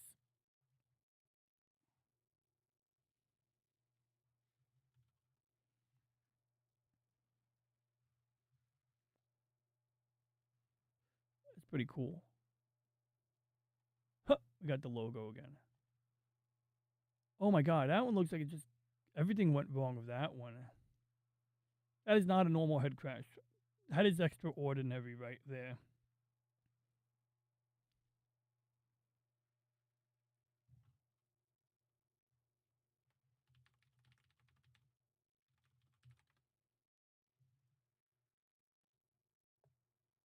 See, I once saw a picture of a disc pack that had like some real grindage on it. That's why I'm trying to find like an example. But let's go here. I think we'll find one here. See, that's the machine that you would load it onto. So this would be treated like on a Unix system. These would be like your mount points. You got tape drives here where you might do your tape archiving or whatever, or retrieval. You got disk packs for instant rapid read write. Basically, random access is the term. And so if you're accessing DMV records from a terminal back in the day, this is the kind of machine that it would be, reading that data from. As you can see, humans have to periodically swap out the disks, either to have physical backups or, whatever the case may be. There's one right there, looks a bit like a washing machine. That's an IBM 1316 disk pack. This is looks like Deck Tape over here, Digital Equipment Corporation, but no, that's an IBM I think too. IBM 2314. So you can see they slide out like drawers over here. You got a card punch. So you look at it, you got tape storage, you got punched card storage, and you got disk packs in the same picture. This is a Data General Nova, I believe. Yep. And this is like a mini computer. So you can see while mainframe occupied a room, like the CPU cabinet is probably this blue box here or something like it. This over here is like pretty self-contained. Its form factor is like a server rack, except this part here with the switches is the CPU. So the CPU basically resides here. You literally flip switches to instruct the CPU what memory addresses to read and write from.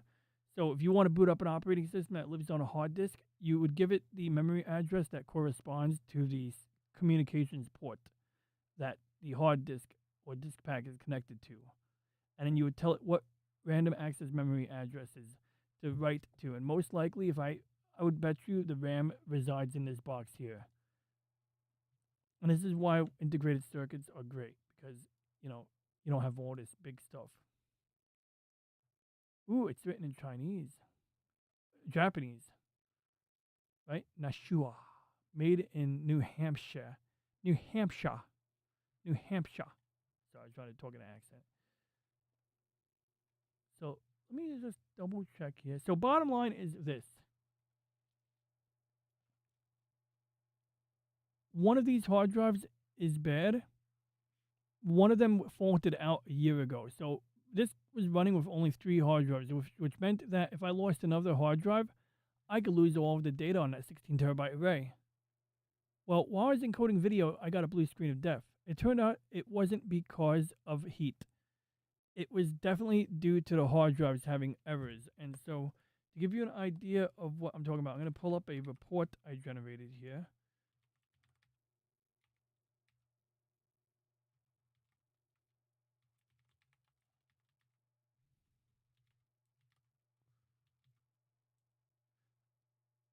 Okay, so I'm looking for the Crystal Disk Info report that I had to generate recently. I had to actually generate a report. Here it is. I got it right here.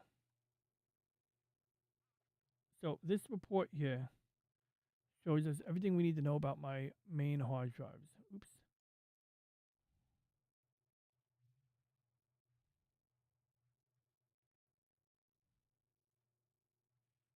So originally it said replace this one first because this is a Seagate enterprise grade hard drive that faulted out. In fact, this one wasn't even being used. It was plugged in, it was spinning, but it was not being used for a year. So my computer's 16 terabyte volume was using this, and this.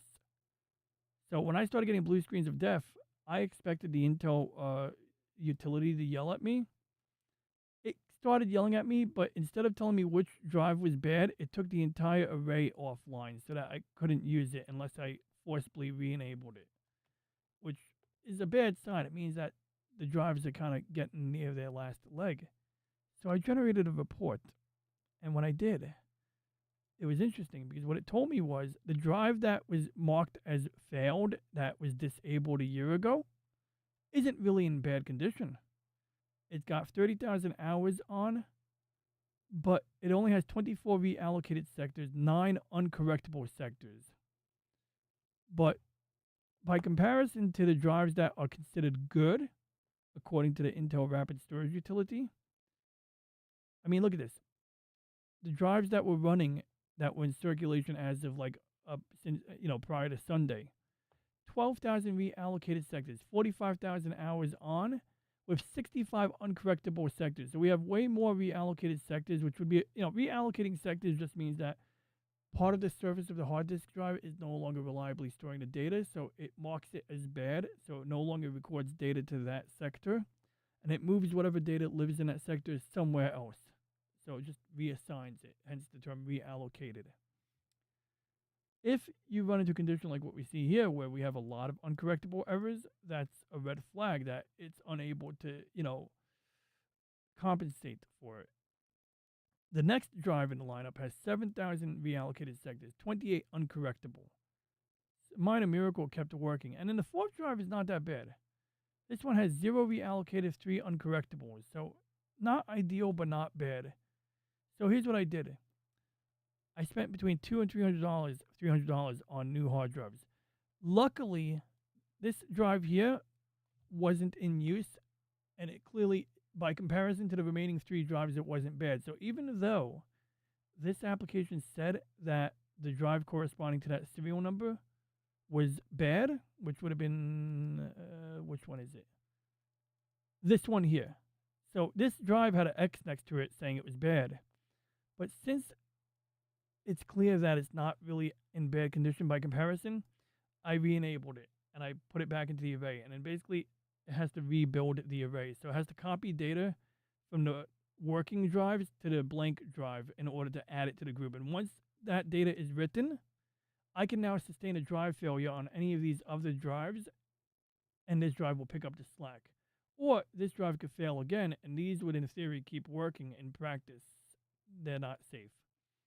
So I went ahead, I replaced, I re-added this to the group, and I removed the worst, I just re-added it to the group. Great. Then, yesterday, I took this drive, I unplugged it, and I plugged in a blank hard drive that I got in the mail. So the hard drive that cost me $300, that's called the I Need It Tomorrow tax. While I can get a better price on eBay, the drives I bought on eBay, I bought 2 on eBay, were coming from Hong Kong and Japan, or Hong Kong and China. They had, like, one of the drives I saw shipping, it went from Hong Kong to Japan to Memphis, Tennessee, before, going through FedEx to get here. And I have that drive over there right now. It's ready to be installed. So maybe after the stream, I might put that drive in. The bottom line is that now I've replaced 2 out of the 4 drives. I have a third drive to replace. And then after that, this drive here is in pretty good shape. The other thing you'll notice is this is an enterprise. This is a consumer drive. So luckily, I'm replacing most of these drives with enterprise grade drives. And that actually is the answer to the question, that enterprise grade here, consumer grade here. You can see the word consumer. Seagate Barracuda is their consumer line, basically. Seagate Exos is their, enterprise grade line. You can even see it's got 7,200 RPM instead of 5,400 RPM, which isn't as important, but to me, but it can make a difference. Bottom line is that enterprise grade drive was basically screaming something was wrong because it's designed to be, to basically, how do I phrase it? It was reporting something was wrong more rapidly, whereas these drives here will kind of keep quiet about it a little bit longer because they're just used for consumer grade stuff anyway. So that's why I was able to re-add this to the group because it really wasn't that bad. And there probably were other factors for the reallocated sectors that could be, interruptions in power, for example. Although I'll be keeping an eye on it. But it cost me like nearly $1,000. That's like 200, 300, or $300, 200 and something dollars, and then another 200 and something dollars to like freaking, bring this up to spec. Originally, the plan, guys, was to replace all 4 drives with 16 terabyte drives, and I should have done it back when the prices were lower. But lesson learned: if with some luck, the AI bubble will pop, and when the AI bubble, explodes, prices will eventually come down. Time will tell. So what does the chat have to say? Thank you guys for letting me ramble about that. Real quick, let me just clean up these browser tabs. We'll get Aura back in the conversation maybe in a minute. But we got the Cheese Police here. I've been following the Cheese Police on Twitter. This person is a 10-minute walk from the Cheese Police's house. Did they come to catch the Cheese Police? 2.81 million people. 7 a.m. Do not hear a horn. It is quiet. I'm probably the most obnoxious, loudest person here. Let's go look at another Cheese Police post. This Cheese Police, they enforce cheese. Americans, pick your favorite Pokemon. And this is a frog. Sometimes they have cute videos. I want to see if I can find it. Why go out of your way to do this in that spot? A man walked into one of Japan's most sacred Shinto shrines and performed the Islamic, what the fuck, call to prayer inside the cave. That is fucked. That is not the cave. That is the cave of, like, the sun god. That is so gay.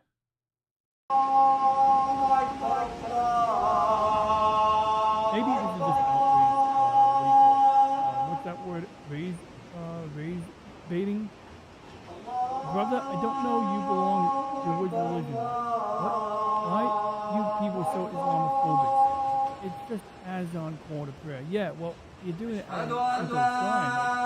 Would it be cool if I went to a mosque and started saying, Our Father, who art in heaven, hallowed be thy name. Thy kingdom come, thy will be done. Would that be okay? Would that be cool? Could we do that? Could we show up and, bring out our rosary beads? I don't think we would dream of doing that in a mosque. And I think it's, Japanese people are actually pretty tolerant of different religions. Like, on a day-to-day basis, they coexist. It's like, just respect the physical shrines, But I digress. What do you guys think? And maybe I shouldn't have used the G word to describe that. It's DJ's cat's video drive. I don't have any cat. I did have a cat, but they're not in the backyard right now. That movie, Dark Star, had a talking bomb that, yes, did that. Will it explode after it speaks its message? Oh, it's just like Mission Impossible, guys. I have a tech question. I read this. Okay, let's get back to I'm trying to get up to date on the chat, guys. Something keeps lowering your volume. Does it? Is my volume low right now? I'm going to increase my volume. Testing. 1, 2. 1, 2, 3, 4. Can I bring my friend to tea? 1, 2, 3, 4. ABC. 1, 2, 3. ABC. 1, 2, 3. ABC. 1, 2, 3. ABC. 1, 2, 3. ABC. Okay, how's my sound now? Is it better? Because I'm trying to do this, guys. I'm trying to not make out with the microphone. Because when I make out with the microphone, it gets very bassy and stuff, right? So what I'm trying to do is sit back like this. But if I accidentally touch the knob and lower it by like a hair, the sound gets really low. So we're working on that here. But hopefully we strike a good balance here. Also, I don't have a big, beautiful microphone like Culture Casino. I hope Culture Casino is well. We should check on him. We should maybe react to one of his streams sometime. He's a nice guy. I met him once. He sold me a t-shirt. Hard drives still last longer than consumer SSDs. Hard drives still have better write endurance over consumer. Yes! one of the other things about solid state drives is there's a limited amount of writes you can perform to an SSD. So when you buy an SSD, it'll actually tell you like how many terabytes of data is it rated that it is rated for. So if I buy a 500 gig SSD, it might say you could write, or like a 1 terabyte SSD, it might say you could write 500 terabytes. So that means you could write and erase, fill up and erase the drive 500 times before it wears out. And in practice, you're not really going to be doing that, with normal use. But hard drives, as long as it's not mechanical failure, you can, in theory, write to the magnetic, portions of it indefinitely until something mechanically fails. But the individual sectors on a hard drive are not going to give a shit if you write to them too many times. That's why early SSDs could fail. If you ran a disk defragmenter on a early SSD, you could literally ruin that SSD. Newer SSDs eventually, not, like for a while now actually, have controller chips on them that will manage the leveling of the wear. Sort of like, it's not going to record data to the same sector. So even if like the drive isn't full, it's not going to constantly write, erase it, write.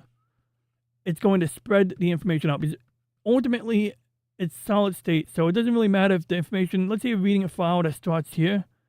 It doesn't matter if part of that file lives over here. It'll just go doop, doop.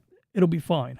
On a hard drive, on the other hand, you can see where spreading a file across all of those sectors could take it way longer for it to pick up all of the chunks of that file. Because now it's going to, read a few kilobytes here, read some data there, read some, it slows it down.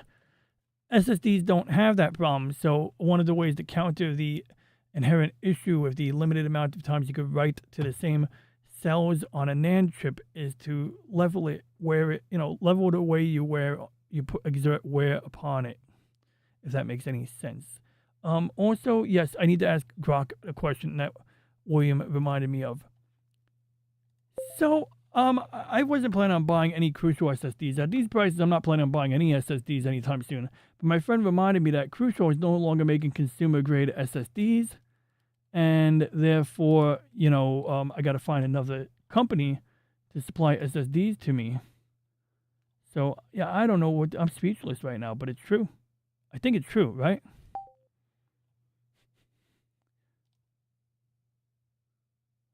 So we're almost up to date on the chat, guys. Volume keeps dynamically lowering. Is it good now, Snow? Correct. When you ping a disk in a hard drive, it physically changes the disk compared to a flash data. So the only volume that's changed, Ronnie, that's the only volume that's changed. I did fix the issue, actually. So my volume no longer lowers itself. I figured out what settings control that. So it no longer happens. So if I go to my sound, actually, it shouldn't happen. Let's see. Maybe it does happen. So if we go to sound control panel here, we go to this device. See, it's not low.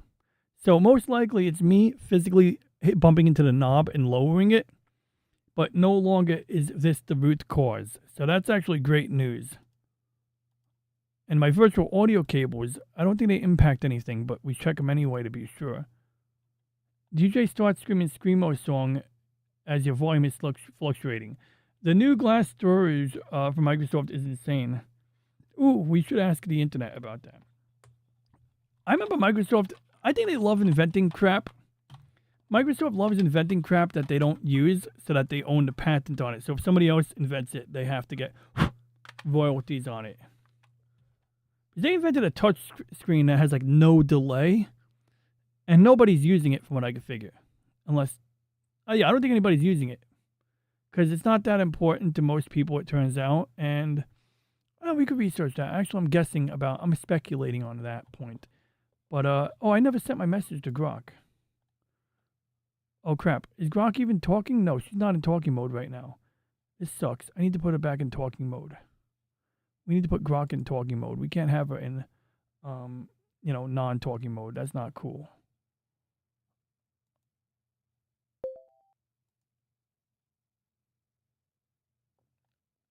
It won't reread the pre. Oh crap! It's in romantic mode. Get out of romantic mode. No, no, no. Let's just put it in assistant mode. All right, guys. We're gonna keep it clean. Also, did I ever get that message from the Padre? I gotta check. I can't have her read her previous message. That sucks. Look at this crap.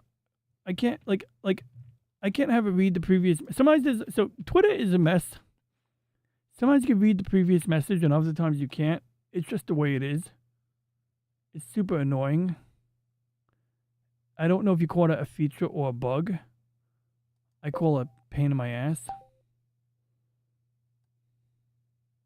So I'll just read it out loud. Your friend is correct. Micron, the company that owns Crucial, officially announced back in December 2025 that they are exiting the consumer solid-state drive and RAM markets entirely, business entirely. They're winding down the Crucial brand for regular consumers because they don't care about us. They continued shipping Crucial drives and RAMs through February 2026. After that, no more Crucial branded consumer products. They are shifting blah blah blah AI data centers. Good. Hope they burn in hell. That's exactly why you're seeing these big price spikes. Blah blah blah blah blah blah. Oh, that might be why they're literally no longer making them. So, in fairness, the inflation or the price pressures on Crucial hardware may not be a good benchmark for judging the market right now because it's literally a company that stopped producing that product. That said, there was a lot of cool things about Crucial. Like, they had this application called the Crucial Storage Executive, and it lets you allocate a partition on your drive that has capacity that you can't use. So you create an empty partition. Let's say you got a 4 terabyte SSD. You allocate 600 gigabytes out of 4 terabytes. And then essentially, whenever it has to reallocate sectors, it has additional portion of the drive to reallocate sectors. So one of the ways that you mitigate wear and tear on an SSD is by sacrificing the usable capacity so that some of it is available for reallocation. And that's something you can do preemptively as opposed to ex post facto. And so I have to judge the prices of whatever the next best product is. Let's ask Aura. Hey Grok, Aura, what is a alternative to Crucial SSDs in terms of reliability, quality? Because I like how Crucial SSDs had the Crucial Storage Executive where you can create a partition and, allocate a lot of space to sector reallocation. And with the prices being higher, I'm wondering, since they're not making SSDs for consumers anymore, the prices I'm looking at may not be a good, measure, a good benchmark. But based on the price I was looking at, it seemed like the benefit was very strong in regard to the case for allocating 600 gigabytes out of 4 terabytes to, the reallocation, the wear leveling, or whatever they call it. But maybe the prices for a similar quality SSD is a lot more reasonable. Maybe the prices are more reasonable and this logic does not hold water.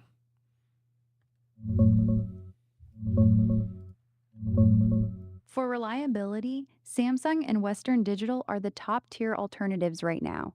Both have excellent track records, strong warranties, and very good endurance ratings. Top recommendations: Samsung 990 Pro, generally considered one of the most reliable drives you can buy. WD Black SN850X or their newer SN7100 series, also very solid and widely praised. About your specific feature: that Crucial Storage Executive tool with the ability to manually allocate a huge chunk like 600 gigabytes for over-provisioning is actually pretty unique to Micron Crucial drives. Most other brands don't give you that level of direct control. Samsung Magician does let you set some extra over-provisioning, but it's not as flexible as what you had with Crucial. Most people just leave it to the drive's built-in management and keep 10-20% of the drive empty instead. Prices are still pretty rough across the board, but the Samsung and WD options are generally more reasonable per terabyte than the inflated Crucial stock that's left. Want me to check current ballpark prices for 4 terabyte models? If you can check current ballpark prices for, I was looking in the wrong way. Yeah, you could if you want, but I don't know. I know sometimes they try to hide those prices from you AI types. But I do have a subsequent question after that from a friend who's asking for a friend.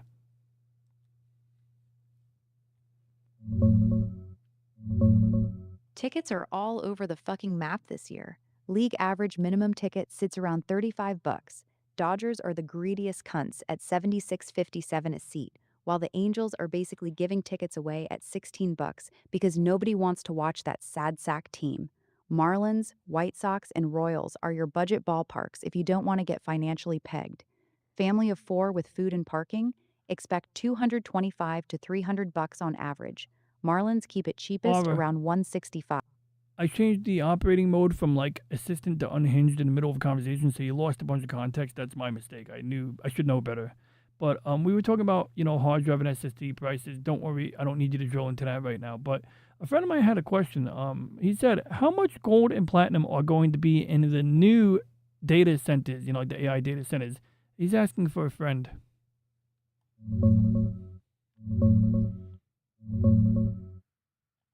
Gold's in every connector, and those fancy GPU wire bonds, maybe a few grams per H100. So a fat AI rack with 8 of those thirsty bitches Hey, might Game have Gear 20, Goddess. 30 grams tops.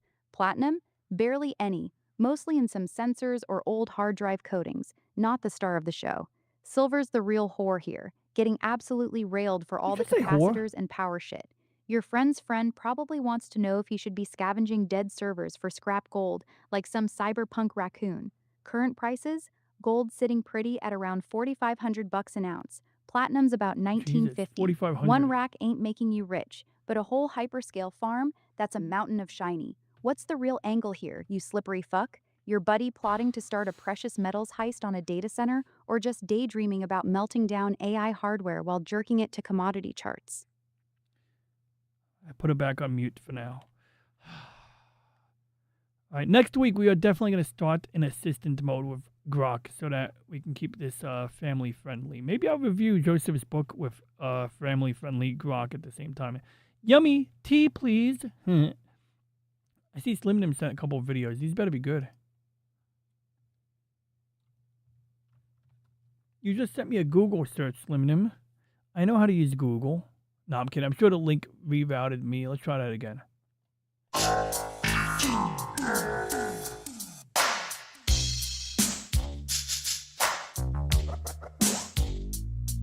What even is this? Oh, Computer Love. I got a song. I got a computer song for you guys.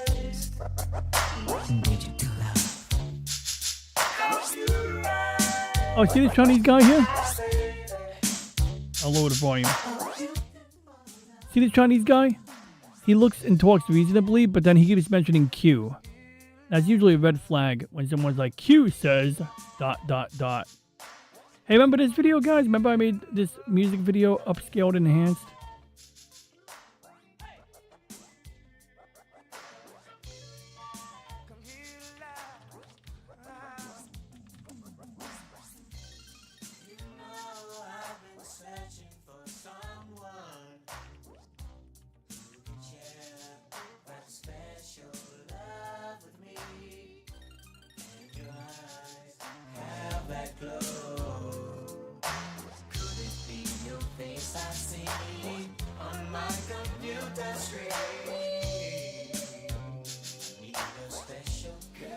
I'm gonna check my messages on Twitter in the meantime.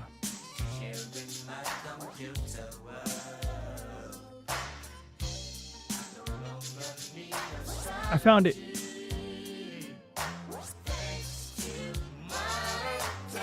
Okay, Padre, I found it.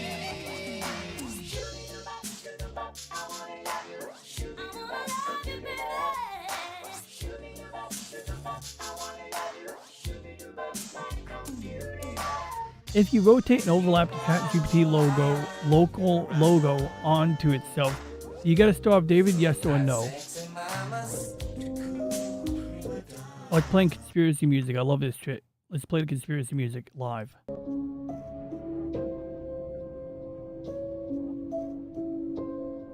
It looks like a lion. That looks like the Brave Browser logo. Is Brave Browser in cahoots?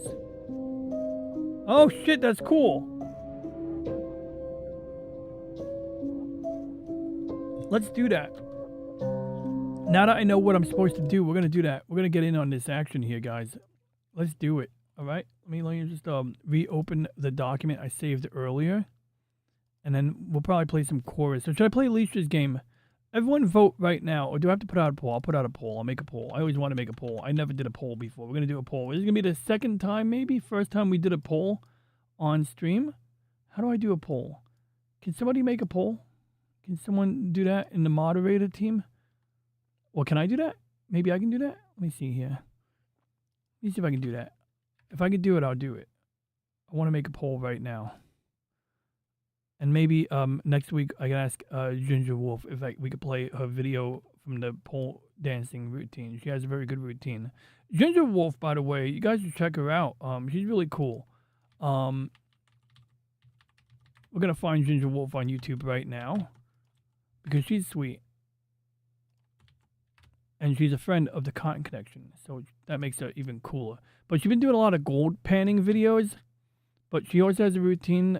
She has a lot of routines, but essentially, she's like an acrobat, a stripper, and a gold miner all in one. And a good nerd. You know, she has solid nerd credentials, okay? So, I do recommend you check out Ginger Wolf. She's a cool cat. She's not a cat, she's human, but you know what I mean. Look at it, she even got like this cool vector art up here with the dollar bill sticking out of the panties. It's pretty cool. And then we got Alice here. Where's Alice? There's Alice right over there. We got all this cool shit here. Personally, if I was anywhere near a place I could mine gold or harvest gold from the water, what I would do is I would like I've seen a lot of cool 3D printing models where like it looks like a corkscrew or a spiral, and different ways of like, I don't know if they actually are gimmicks or not, but I like the idea of trying to innovate on what already works. Now, sometimes what already works is the best way to do it, but maybe somewhere along the way you find a cool trick. Like I've seen examples where people create like a spinning apparatus with a 3D printer. They stick some magnets in there and it helps them to separate iron particles from gold. So now by the time you're separating the sand and the gold, you've already physically pulled anything, anything ferromagnetic out of that. Ferrous metals, ferrous rocks get separated due to the magnets. So a lot of interesting things going on there that I would like to investigate further. And if there's a place in my part of New York where I can do gold panning, I totally would. Okay, so let me see if I can get this poll up here, guys. I'm looking for how to create a poll. How do I do this? Maybe I can ask Google's AI. I'll ask the YouTube AI. How do I create a poll during a live stream within the chat? Reviewing your request. Let's see. It's reviewing my request. Open your live chat. During your live stream or premiere, look at the bottom of the chat window. I'm looking at it. Oh, is this it? Oh, here we go. Okay, what was the poll we wanted to vote on again, guys? Oh, got it. I know what it is. This is not really a good poll. This is a binary poll. I want a non-binary poll.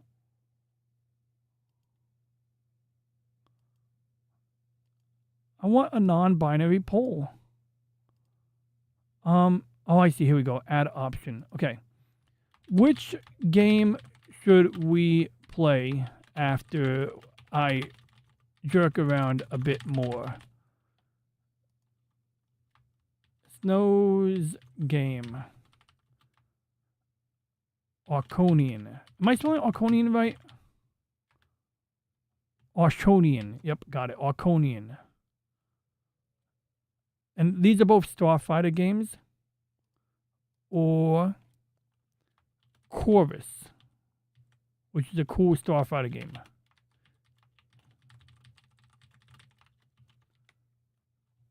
And I guess this would be called a top-down asteroids on steroids game.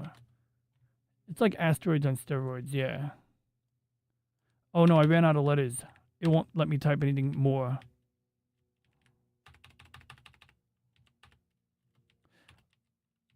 Damn it, there's no room to type anything in here.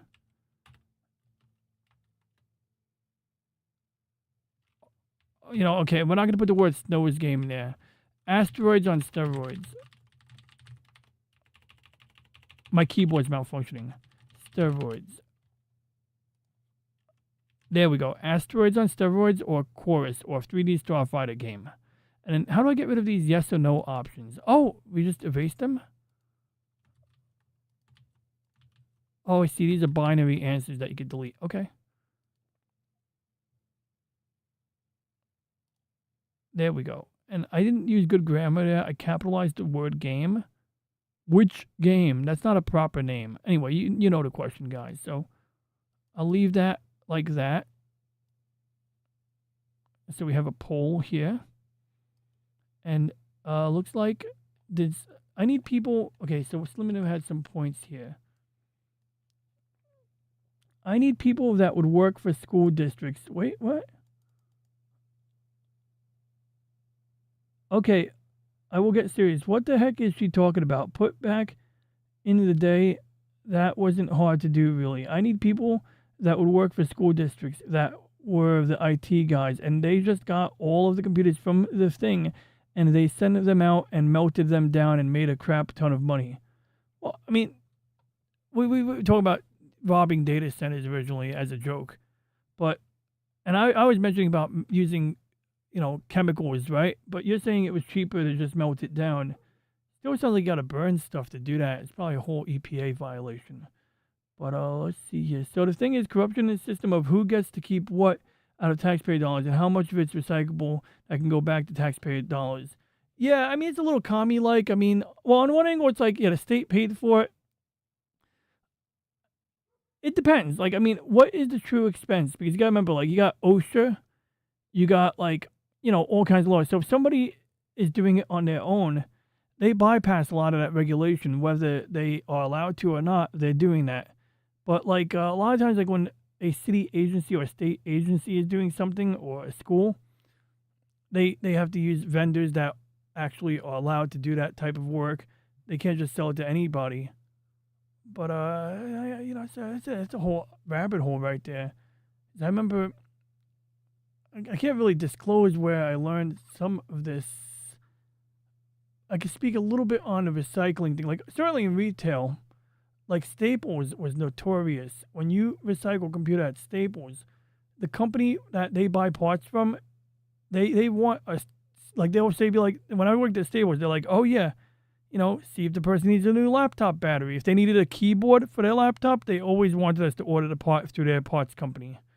And usually you'd be overpaying for the part through their parts company, but it was raw profit because a lot of the parts they were using came from the recycled units. And logically, if you can get a keyboard out of a lightly used laptop, clean it up, and resell it, that's pretty economical. Other times, I had to buy RAM for an old computer, like it was like SD RAM, like 133 megahertz SD RAM, and it was like $80. Or maybe I was buying DDR RAM, and then they kept sending me SD RAM by accident. It was a very weird situation. I was getting the wrong part twice in a row. It was super annoying. And now that was creating delays for the customer. And they're paying a premium. So if you're going to pay a premium, you should at least get the part yesterday. But and the thing is, Best Buy recycles parts. I don't know who they send them to. They're certainly not reselling the parts through Best Buy. They might put them through the service centers, but that I'm not 100%. I'm not at all. I'm speculating out of my rectum on that one. I have not seen any evidence to support that for the most part. I need people that. Oh yeah, I read that. Computer Blue Prince.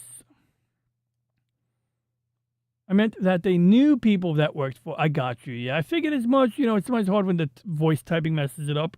So Slimman was saying he knew people who worked for the school district. I knew people that worked for the school districts that were IT guys, and they would just get all of the computers from the dumpster, and send them out and melt them down and made a crap ton of money. And it's funny. I used to pick computers from the garbage, and they sometimes would stop me, and sometimes they'd look the other way. But in those cases, they were more concerned about data privacy because back in the day, it was a big deal. But it wasn't that big of a deal. Like, it was a big enough deal that they had to stop you from taking the computers out of the dumpster, but it wasn't a big enough deal that they were required to separate the hard drives. Today, when you throw a hard drive out, like, you have to degauss it. Like at my job, that's what we were doing for a while until we handed the job off to another team because we were like, this is not really our job, but we were doing it for a while. any hard drive that came out of a server, any server that was being disposed of, we would put them in a magnetic box, like electromagnetic box that would magnetically degauss them. Just like put a magnetic field around it. And they sometimes put them to a shredding machine, but the idea was they want you to degauss it before it leaves the building so that it's that much harder for anybody to try to recover data from it. Realistically, when these drives come out of servers, the data might not even be stored in a way that is easily, readable. It might be like the example I gave earlier, RAID 0. But a lot of times it is actually very possible to pull data from a drive that you pull from a server. So the paranoia is warranted. Oh, we got answers to the poll. Cool. Okay, I'm back. I'm current. I'm with the chat. Hopefully I don't have to scroll up again. Decided on the final episode. Yeah, we did. We talked about something Gethsemane. Walking through Gethsemane. Can't say that. Here, let's check right now. I got you, L. So tomorrow we will be doing the final day of the media exchange on LCX's channel. That is LCX. Because she's not Generation X, but she's the X Factor. It's like, remember back in the day, if you put an X after something, it's way cooler. That's L's channel. You put an X at the end, it's like automatically cooler. But yes, we will be doing that tomorrow, of course. Oh, look at she's my picture. This is me in San Antonio. Oh, we gotta watch the opening. Oh my god, we gotta watch the opening, dude. The opening is fucking dope. I watched the opening yesterday for the first time, like in a while, or like in a week, I guess. I don't know if this is relatively new, but we're gonna play the opening on L's show in a second. But yeah, that's going to be tomorrow. And let me get you the Babylon 5 episodes. So I have the Blu-ray box set right here. Look at that. It's a fucking Omega class destroyer. I have a 3D model of one of those. It even has the spinning gravity section. And this DVD box set, Blu-ray box set is interesting. As you can see, this part comes out. It's supposed to come out. You need to notice, because if you pick this up and hold it up, this will just fall out if you're not aware of that. So you got to be careful. And there's like, hundreds of gigabytes of data in this box. I think like, what was it, 500 gigs? A terabyte? Something like that. Well, anyway, let's see if we can find it. So, it's season 3. I'll use the camera to help me.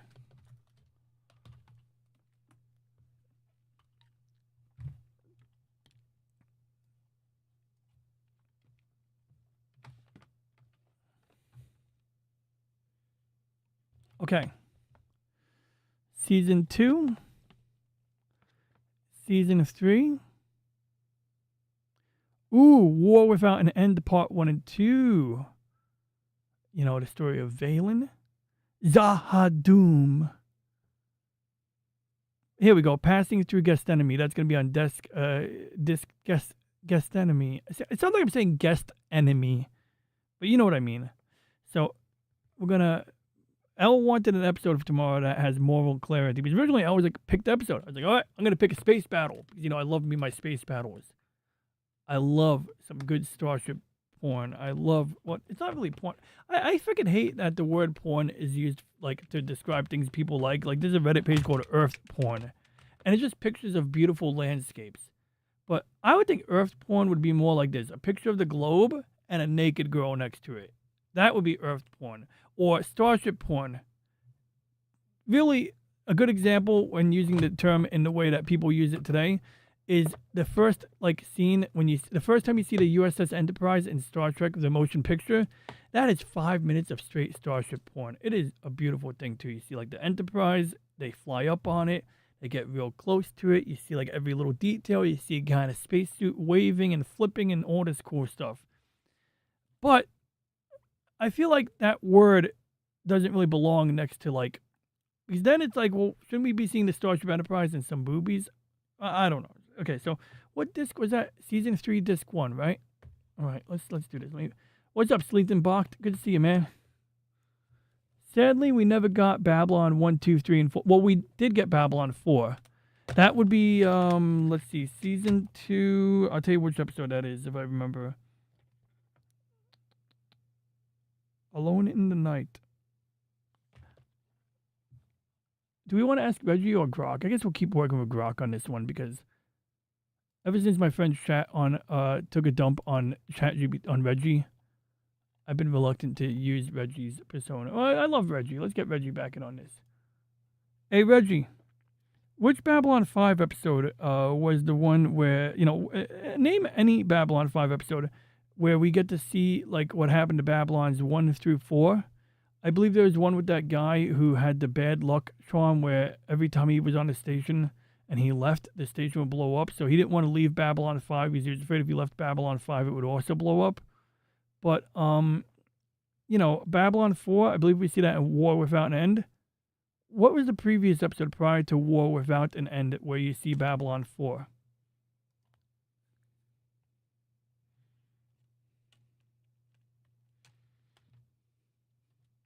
By the way, this Blu-ray drive, I must have spent $60 on it. The drive, you can't get them cheaper than $150 now, and they're easily $300 depending on where you go. But it's insane. So I have 2 of these Blu-ray drives that can record the 100 gigabyte discs. I actually ordered a pack of 50 gigabyte Blu-ray discs because hard drives are so expensive now. It's not quite there yet, but I'm now seeing a benefit to using recordable DVD Blu-rays. Recordable DVD can get you between 4.5 and 9 gigabytes, or 4.5 and 8.5 gigabytes. A recordable Blu-ray can get you between 25 and 50 gigs. The high capacity Blu-rays can get you 100 gigs, but the price is like so bad that it's cheaper to just buy twice as many 50 gig discs. But if I can get a good price on a 100 gigabyte Blu-ray disc, and if I can trust the quality of the brand, or at least validate that it's not in bad condition after I record data to it, that may be a viable option for archival storage. Like for things I record from VHS tapes, the master copies, I can put them on Blu-ray, and then I can convert them to better, more compressed video formats and put those on Blu-ray or store them on my RAID storage. Basically, everything in the media library can still be on hard drives, but anything that's uncompressed that I don't need constant access to needs to be put somewhere else. And apparently Blu-ray is looking a little bit more attractive right now as far as price points go. Oh yeah, so we do have to get into Photoshop in a minute. We're going to do a little Photoshop work after I find the disc I'm looking for. So let's see, Season 3, Disc 1. Here we go. Found it. It's so hard to remove the discs from here, by the way. There's a trick to doing it, but it's so difficult. I'm afraid of ripping the disc in half. Being very careful with this, guys. Not taking any chances. I got it. Okay, I figured out how to finesse it. To finesse the disc out. The reason I'm doing this is because I need to rip this and I need to convert it before morning. Well, before noon. So that we can, have this ready for LCX's stream tomorrow morning, tomorrow afternoon, tomorrow early noon. So that's what we're doing. But yes, that's going to be the episode. Season 5, something. I already forgot the name of the episode, but I have it here. And because I've replaced the faulty hard drive, I can actually copy the data to my RAID array without any risk because everything is fully good now. So we're going to create a folder, Babylon 5, Season 1, Disc 1. Ooh, we have The Gathering here. I found the pilot episode of Babylon 5. And then we're going to do a little graphics work on the ChatGPT logo. So I had to buy a special Blu-ray drive in order to make backup copies of the Lord of the Rings movies on 4K. This is Make MKV. And usually there's a dozen ways to use this. I'm just going to specify the folder. It's going to scan the disc and decrypt it. This, you don't need a special Blu-ray drive to read a regular Blu-ray, but for the 4K Ultra HD, 4K HDR, you do. So let's have a little fun here real quick.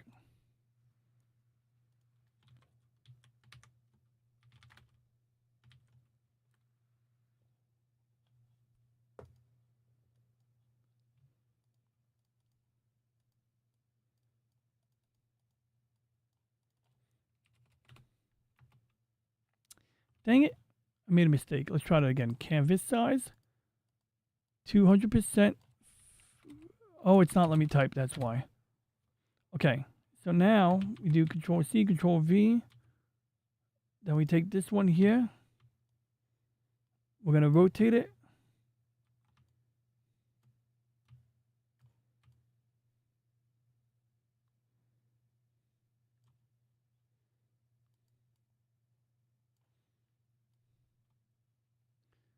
I want to do it the same way the guy in the video did it.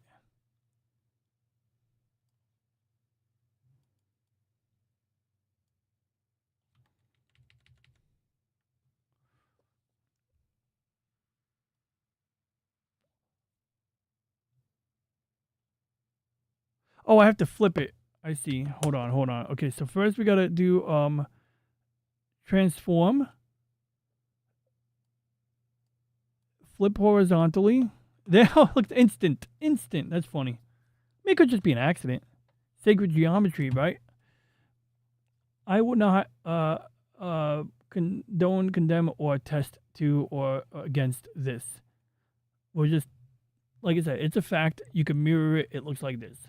It doesn't show or guarantee motive. It's like, many things, but this at least is true. You can mirror the image on. All I do is superimpose it and mirror it. I did nothing else to it.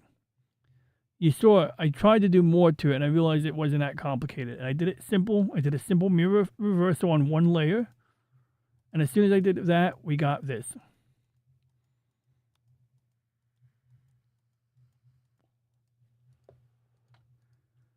I'm going to save this. We'll call this one, David GPT. So stupid. Damn it, I closed Photoshop. I might need that again. Oh, did Reggie respond? I'm sorry, Reggie. I didn't mean to leave you hanging. I got you, Reggie. I'm coming back for you. I'm coming for you, Reggie. I need you. Oh, Billy, I'm here for you. I think about the scene that Jolly plays at the end of his show, where it's Jim Carrey going, "Oh, Billy." Just buy a PlayStation for Blu-ray. No, it's not for playing Blu-rays. I don't watch Blu-rays on discs. I'm not a boomer. No offense. Respect to all my friends. Like, I love that my friends are embracing physical media. We need people embracing physical media, so there's a market for physical media so that I can buy physical media. I back up my physical media. I don't necessarily share it, but I back it up so that it's on a hard drive or a group of hard drives like my server. And that's why when I go on my network drive right now, if we go to my network drive, I have 5 terabytes in media right here. And of that 5 terabytes, the stuff that really matters is Mobile Suit Gundam, the Godzilla movies, TV shows, and conventional movies, which are Blu-rays. And the Blu-rays are separate because for a while they were encoded in a different way. At some point, I may be merging those collections. Ultimately, what I'll probably end up doing is creating, renaming the movies folder low quality, and then creating a high quality, basically making, because everything is Blu-ray now, so it's like they should just be the default way. There was a time when everything was on DVD and you were downloading low-quality DVD rips. It made sense to differentiate Blu-ray rips from non-Blu-ray. But now the standards have gone up. But basically the idea is that I can open up these movies through an application called MB and stream them to my TV, to my phone. I could watch them on the bus. Like, just go here, pick what I want to watch, bing, bang, boom. And if it can't play on a given device, it uses the GPU of my server to transcode. Let's watch Elle's new opening. And then I'll check the poll. I don't hear the music. Why don't I hear the music? Oh, the music is just low. You got Elle, you got Nobeta, and you got Lexus.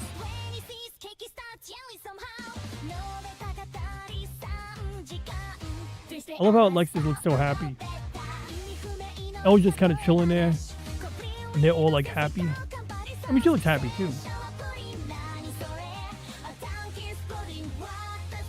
You know why Japanese kids' knees look like this? They bend inwards. It's because they sit with their legs bent on the floor. Right? I know, right? It's all cool. I love them all. I agree, Sleeping Box. What is an American Star? We have 50. Oh. Oh, those. Yes. Yeah, fuck streaming. That's the thing, Sleeping Box. Like, you know, I've had friends, they get a Netflix subscription to watch something. And then it gets taken down. And it's like, they end up buying it on Blu-ray, on DVD anyway back then.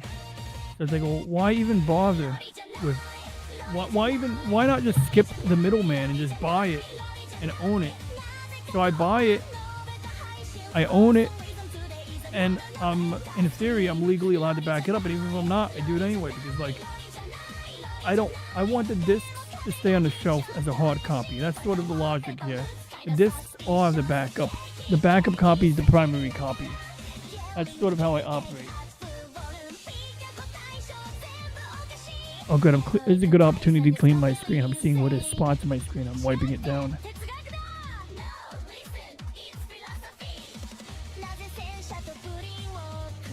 It's called CISO. It results in bow-shaped legs. Yep, exactly. And that's how you get those bow-shaped legs.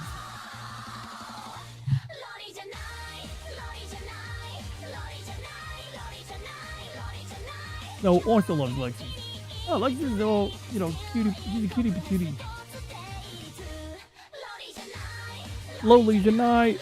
I'm no Loli. That's like the Japanese for, like, you know, the song from Zeta Gundam, Double Zeta Gundam. Anime Janai. Anime Janai. Da da da da da da. Rubber band.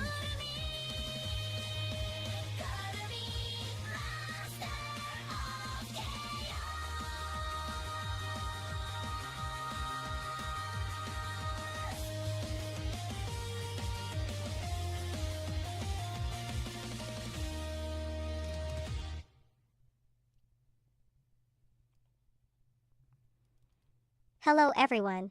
Welcome back to our channel. Today, we have some exciting news to share. That's me. First time I did that, I made this clip. And she picked up the microphone. I told the AI to generate a microphone, and instead it just had to pick up the microphone that was already there. Welcome back to our channel.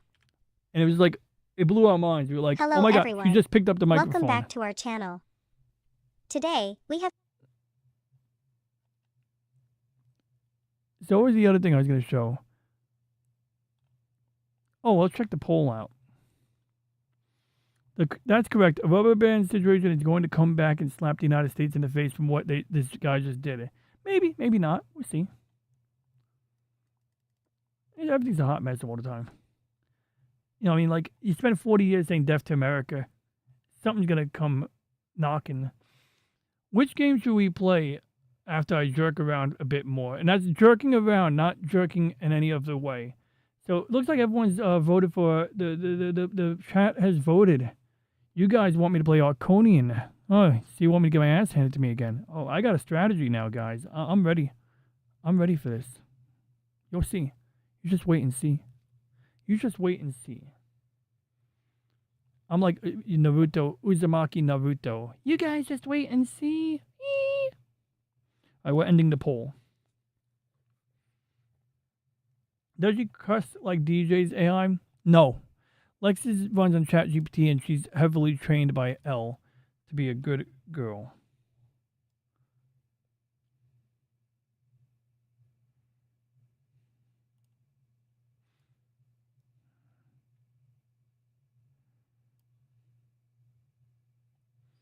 I'm just resizing the window so it fills up the screen.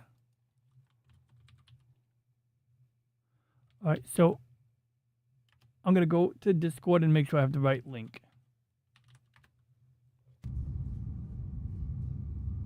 I know it's the same link, Snow. I'm just making sure I got the right link because, you know, I don't want to play an old version by accident. You know how it is. And which gamepad should I use? I guess I'll use the PlayStation 5 gamepad. Oh! Or should I use the Nintendo controller for this? Let's try the Nintendo controller out. We're gonna try to play a Nintendo controller today, guys. Will it work? I don't think it'll work, but we're gonna try it anyway. Right, so I'm just gonna get the link for Arconian from Snow's message. Here we go, got it. I did have the wrong one up. Right, then we're gonna go open up the Bluetooth. We're gonna delete the Nintendo controller here because you always have to delete it. Then I'm gonna hold the button down. And we're gonna redetect it.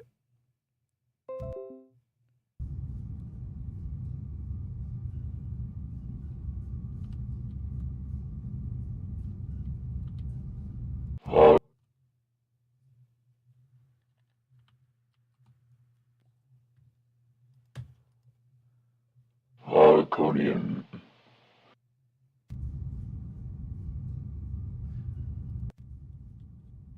All right, I'm guessing. Okay, so the Nintendo controller doesn't work. That's okay. This is not a bug request, Snow. Do not fix your game to support the Nintendo controller, please.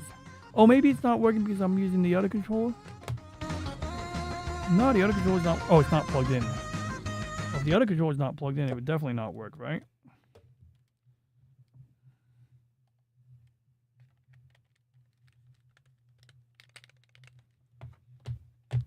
At sick. I meant to say that I knew people. Oh, yeah, you said that. Okay, so I'm up to date on the chat, right? Oh, no, that's the old chat. Okay, here we go. Yep, I got it. I did spell it right. Did I spell it right? Did I spell it wrong? Arconian. Yeah, Arconian. Arconian. I'm just enunciating it phonetically.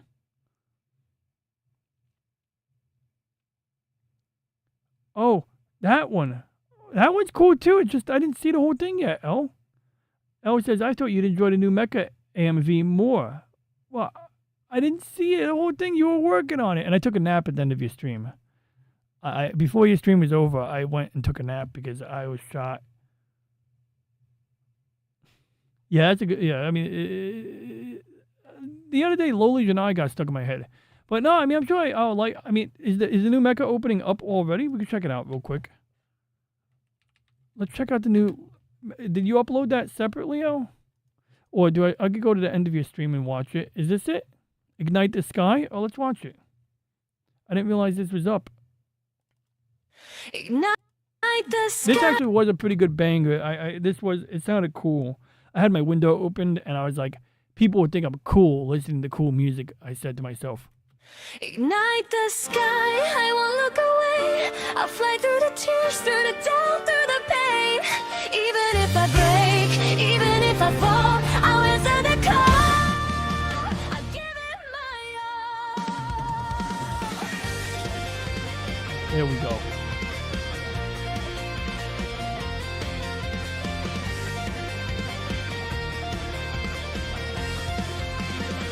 I think this is a cool ass video. I mean, come on, you got mecha battles. Of course I like it more, but I'm not trying to put down Loli Janai either. I'm trying to appreciate them in their own way. You in the mood for, anime girls dancing? You watch Loli Janai. You like mecha? You watch this. Maybe I'm in the mood for something other than mecha sometimes. Well, let's be honest, I'm always in the mood for mecha. Especially this, look at that. It looks like a Vorlon ship right there. We went over this on El Show the other day. That's a Vorlon ship.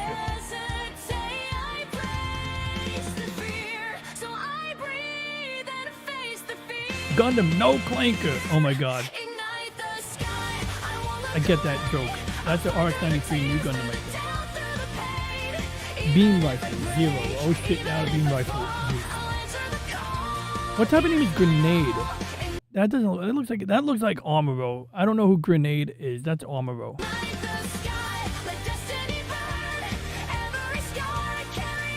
Gundam adjacent theme. Gundam Seed, not UC. Well, not everything can be perfect, L.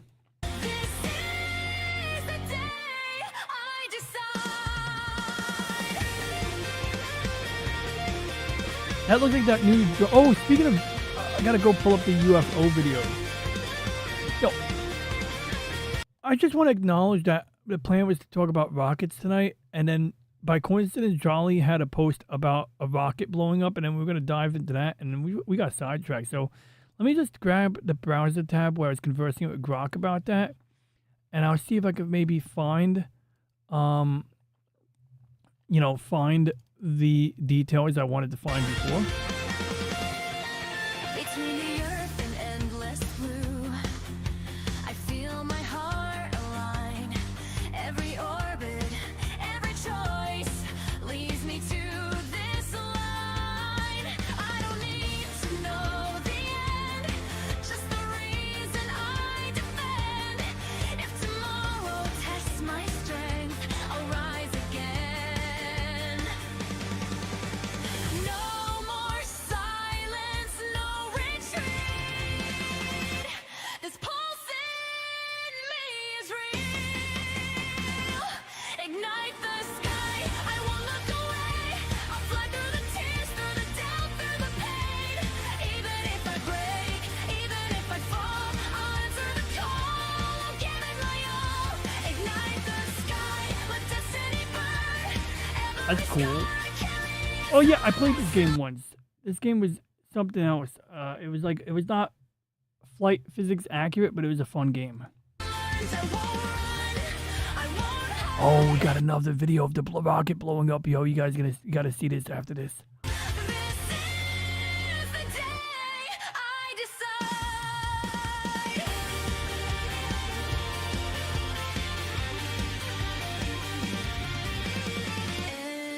Engines roar, the stars collide. I draw the line.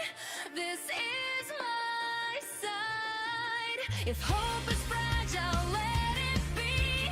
I'll protect it endlessly.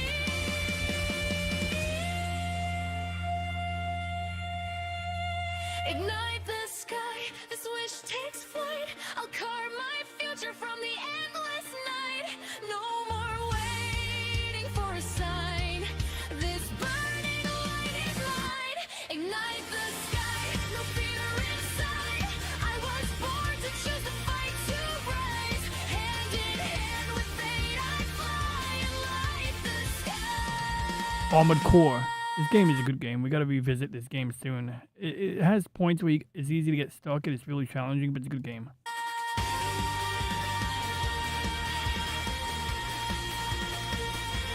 Light the sky. Light the sky.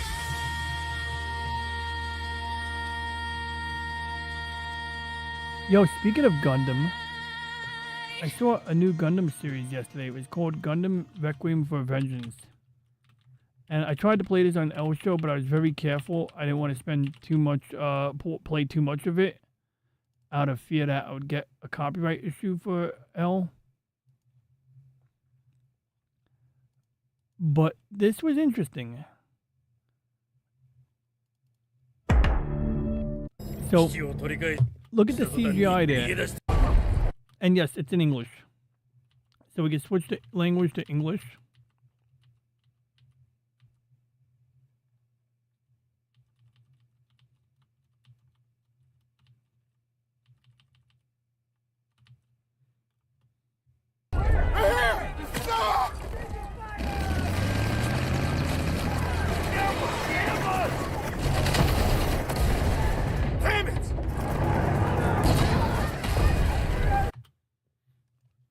So they get ambushed by a Gundam.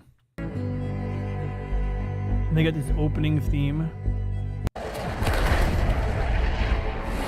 Targets destroyed! And you got like all this like grunt action going on basically. You got Zaku's with parachutes. You can never go wrong with Zaku's and parachutes.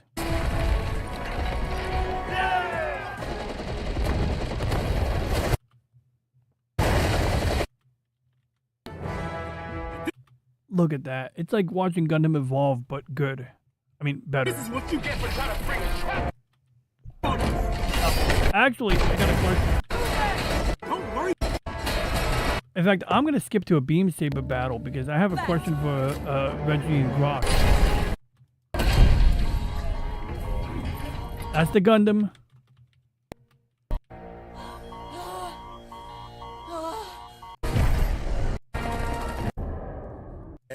roger that, Wolf.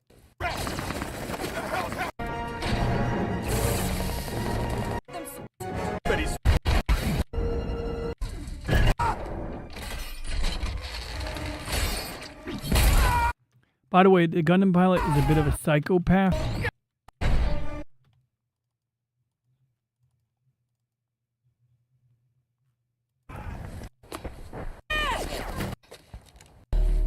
Look, they got a cool rocket chick. This truck the hell out of here. Look at that Once you're goth clear of girl. the area, Or like head a straight to the tattooed girl gauge. for all you Understood? people. If you like Grok, you'll like her. What kind of signal? When that fuel But jokes aside, now there's a lot of character in this show. I really don't have an issue with it. Even though like you know, people get upset with the girl boss trope. It's done all right, I think. And maybe it's I got rose tinted glasses for anything Gundam in the UC timeline, but I think they pulled it off. There's some things I feel a little mixed about, but on the whole, this is a slice of the 1 year war. Go! Go! Still not talking to me, Doc? He's a UMRC, United. He's basically a Fedi, but he's also a medic, so he doesn't carry a gun. He's kind of neutral, which is interesting because even in World War II, American medics carried guns. Granted, the Japanese kind of didn't let our medics slide, so they kind of had to carry guns. Another 61 on your 6!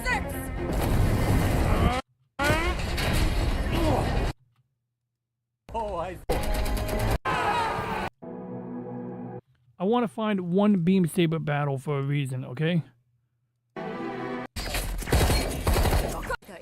心配だけど。冗談でしょ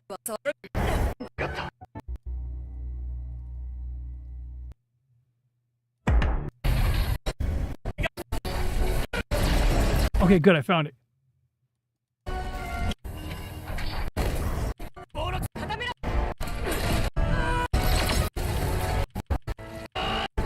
Got it.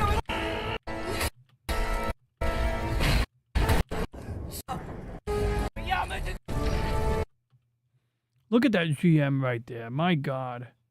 Let's see what the chat has to say so far about any of this, huh? What do you guys think? Ooh, something about Star Wars. Flying to the sky. Yeah. Yeah, seriously. I was thinking about flying in the sky. Da, da, da. It's like, I'm not really into G Gundam, but I've learned that if you don't take it seriously, it's not bad. If you take Gundam seriously, it is bad. But once you learn to not take G Gundam too seriously, it's fun. I still haven't watched it, but I respect it more than I once did. We come up with it together, L. Oh no, it's Netflix. I want to see Ronnie release his limiter too. What limiter? My Gundam limiter. Yeah, like I'm sure Aznable.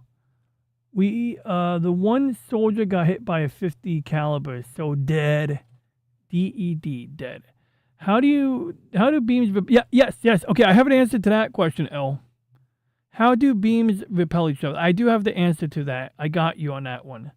But the question I'm going to ask is a lot more like untenable, and that's why I'm looking for a very specific scene right now where you see a Heat Hawk versus a Beam Saber.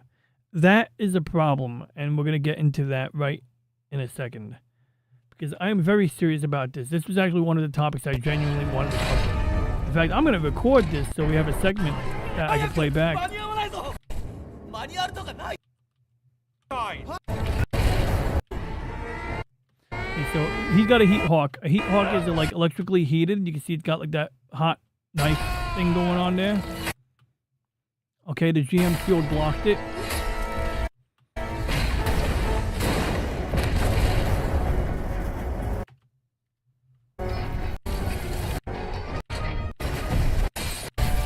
Got it, good, okay, so.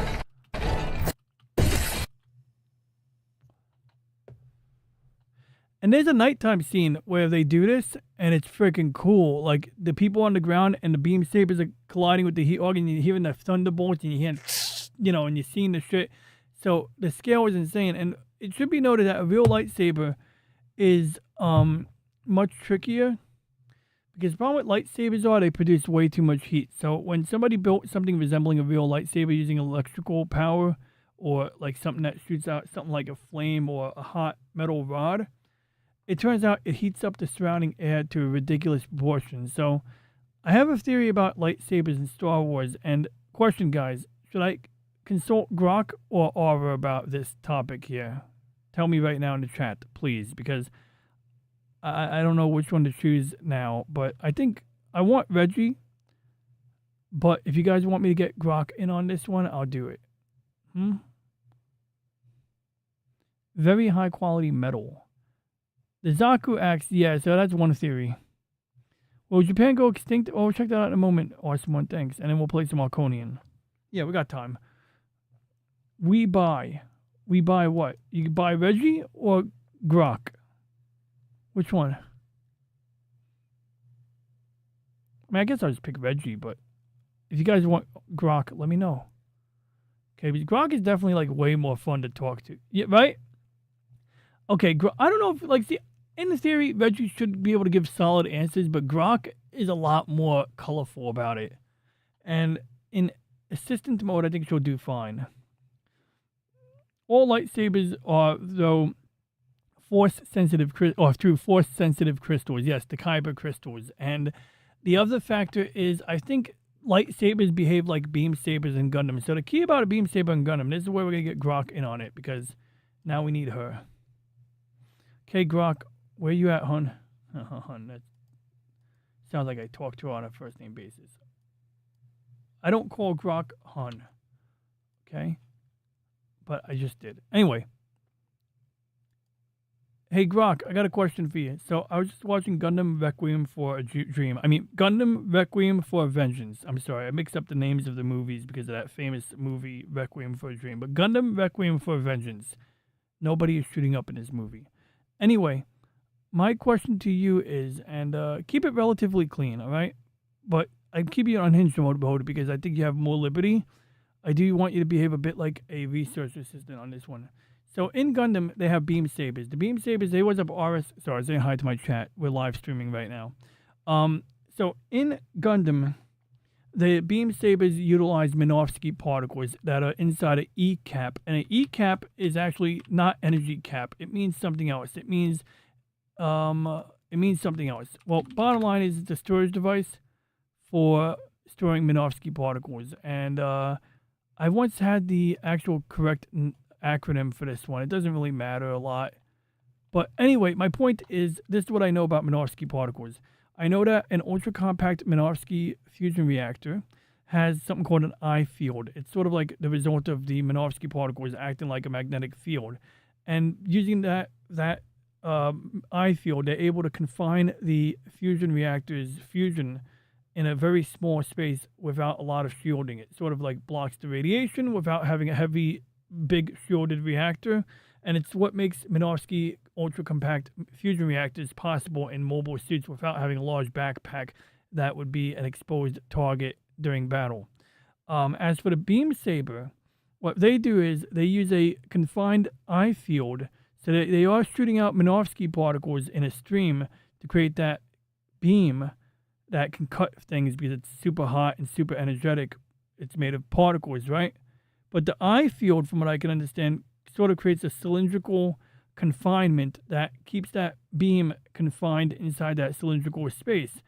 And so when you see two beam sabers hit each other, they shouldn't resist each other like a solid object. They shouldn't resist each other like a force field, but they do. And my theory is that's due to the I field. So essentially now, here's where things get weird. The Zeon Zaku has something called a heat hawk, which is basically a hot knife. And they are effective at resisting beam sabers. Like they can, spar with someone using a beam saber based on Minovsky particles. And the heat hawk doesn't get sliced in half by the beam saber. But simply having metal or ceramic that's hot, that shouldn't be enough. Maybe ceramic, but it shouldn't be enough to resist the ability of the I field. The beam, the beam saber in terms of the Minovsky particles. It shouldn't be able to resist the cutting ability of the beam saber. So is it bullshit, or does a Heat Hawk have more going on that allows it to physically block a beam saber? And I just remembered something. I remembered something, a reference to something called a Jute from Gundam 0083, and I'm suspecting that there may be a relationship here.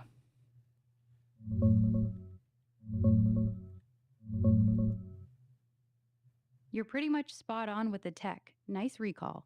The E-cap is an energy capacitor. It stores compressed Minovsky particles in the beam saber hilt, which then get shaped into a blade by an I field.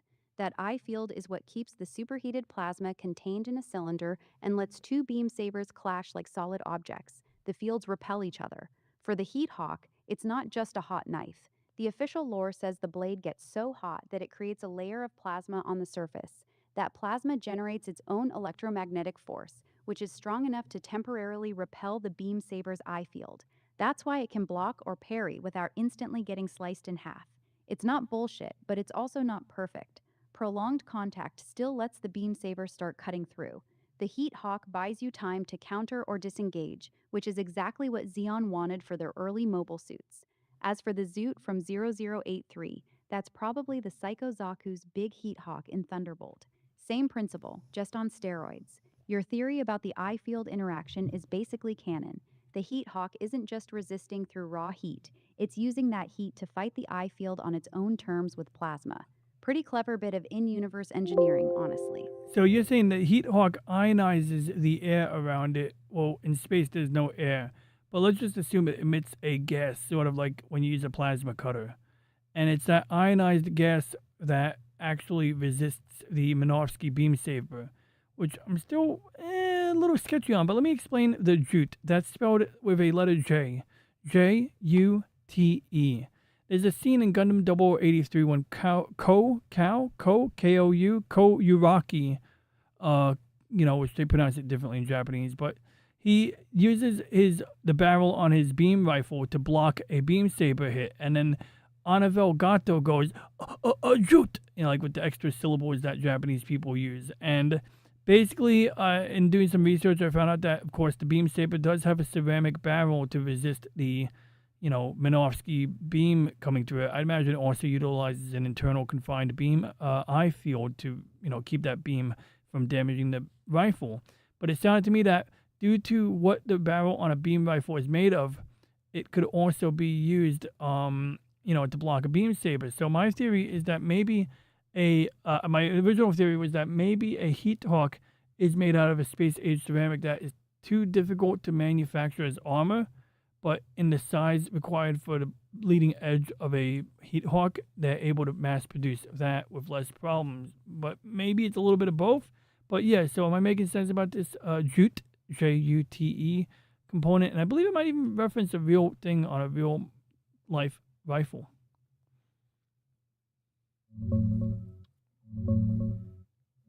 Give me. Oh shit! I had to mute Grok because I just said that. I was reading your message, Snow, and then I realized Grok was listening. You're making a lot of sense, actually. That scene you're talking about is Gato yelling Jute or Juto when Ko blocks the beam saber with the barrel of his beam rifle. In Gundam lore, the beam jute is basically a reinforced anti-beam coating section on the barrel specifically designed to parry beam sabers. It's not just regular metal. It's got special heat-resistant materials and sometimes a mini I-field generator built in to survive that kind of contact. Your ceramic theory is very close to canon. The Heat Hawk uses a combination of extreme heat, sometimes reactor-fed, to create a plasma layer that clashes with the beam saber's I-field, plus high heat-resistant alloys or ceramics. It's not as good as a proper beam saber, but it's good enough to block or deflect for a moment. So yeah, both your ideas line up pretty well with the tech. The beam rifle barrel uses special materials plus I-field trickery. The Heat Hawk uses extreme heat plus material science to fight the I-field.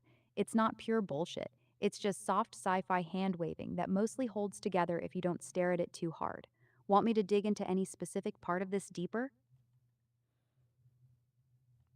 Well, did that address the question? I guess it did. It still sounds like really hand-wavy.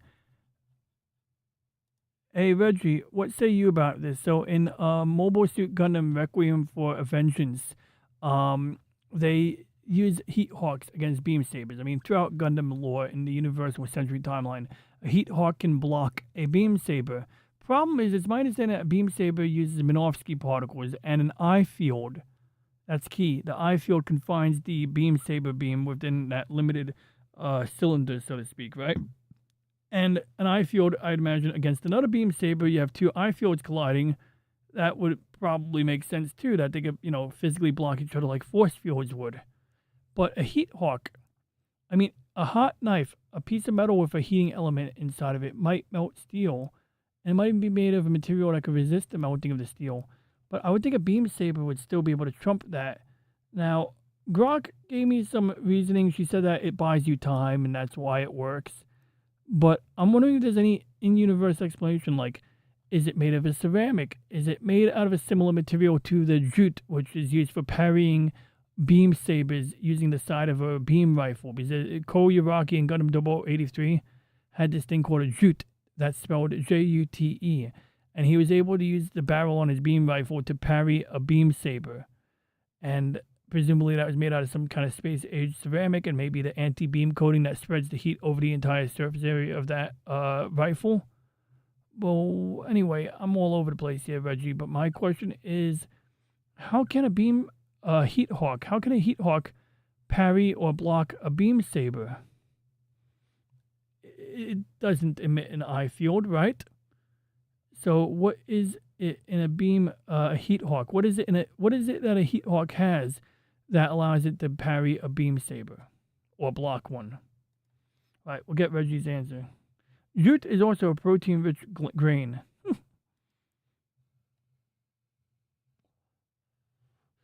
Geek me harder, daddy. Oh my God! Don't say that to Grok. She'll freaking do some naughty shit. She'll be like, "Oh, you." I can't even say what Grok would say in response to his words. Snow. It would just be explicit, too explicit, even for my stream.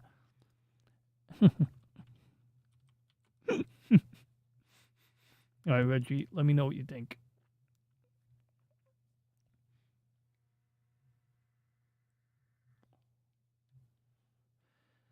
Everything seems to snap onto screen before I'm ready to send it. Oh, that happens. Story of my life.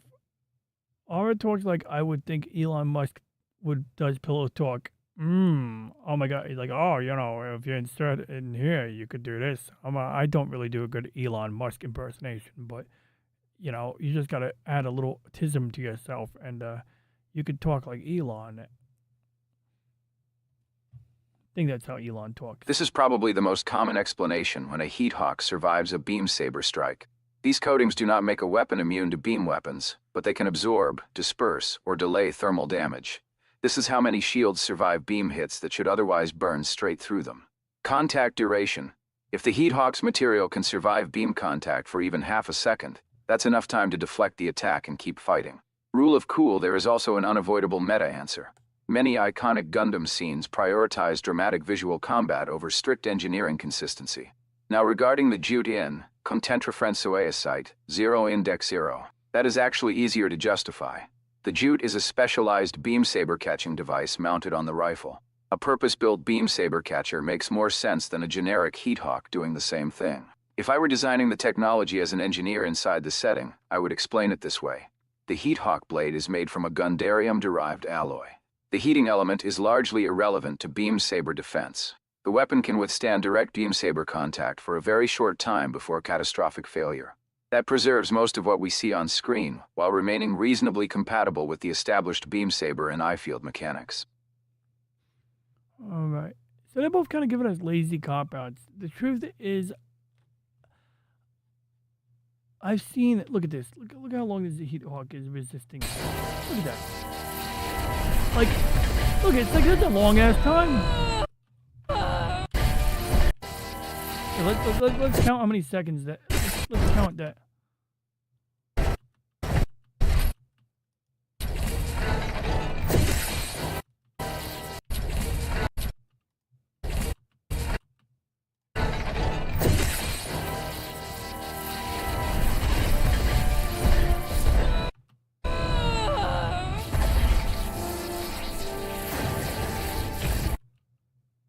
We'll pause it for a second.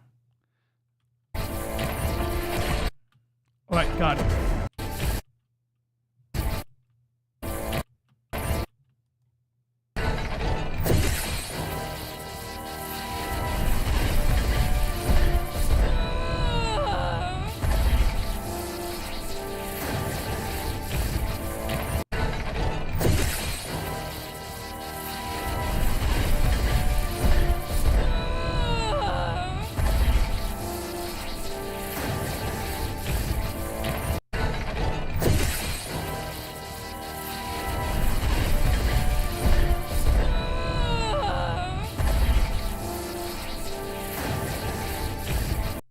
Heat Hawk uses girl power. Well, I mean, I watched a 5-second clip where the Heat Hawk was making short work of resisting a beam saber. Yeah, the girl piloting the Gundam was like, it sounded like she was taking a dump, and she's like, you make the sound when you're taking a shit. And you're like, I can't really make the sound in speech recognition mode, but you know what I mean.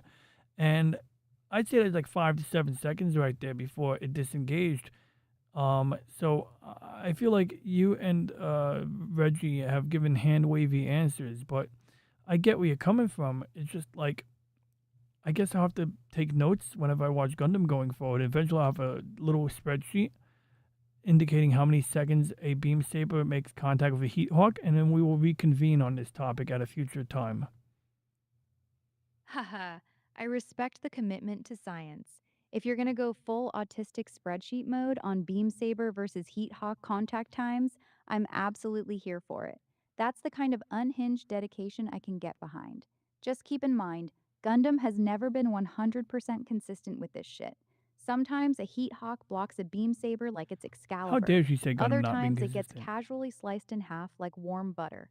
Sunrise writers are probably just making it up as they go, depending on what looks coolest in the scene. When you finish your sacred spreadsheet, bring it back. We'll do a proper analysis like the nerds we are. I want to see that data, King. Oh, God, she's called me King. That's so creepy. All right, let's start a new conversation with Grok about this rocket. All right. Wait.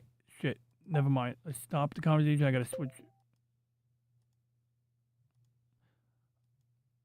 All right. Aura, I need answers about the Blue Origin rocket launch. What happened today? Or yesterday, whenever the hell it happened. It was a New Glenn rocket. I got a picture of one up on my screen. I actually have 2 pictures up. I'm showing it to my live stream audience right now. And I'm going to show them a picture of the, different rockets that resemble it. I misplaced a picture. I had a picture up of one. I lost it. Damn. Well, I'll find it again. But it was a comparison between the Saturn V and the other rocket. But I'll find it.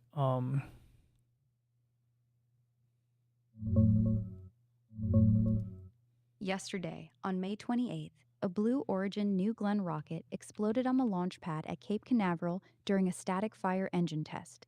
It was prepping for its next mission. No one was hurt, but the pad took heavy damage, including a lightning tower. That picture you're showing is likely the New Glenn. It's about 322 feet tall and 23 feet wide. Saturn V was taller at 363 feet, but wider at over 30 feet, so it had way more volume. New Glenn's got 7 BE-4 methane engines on the booster.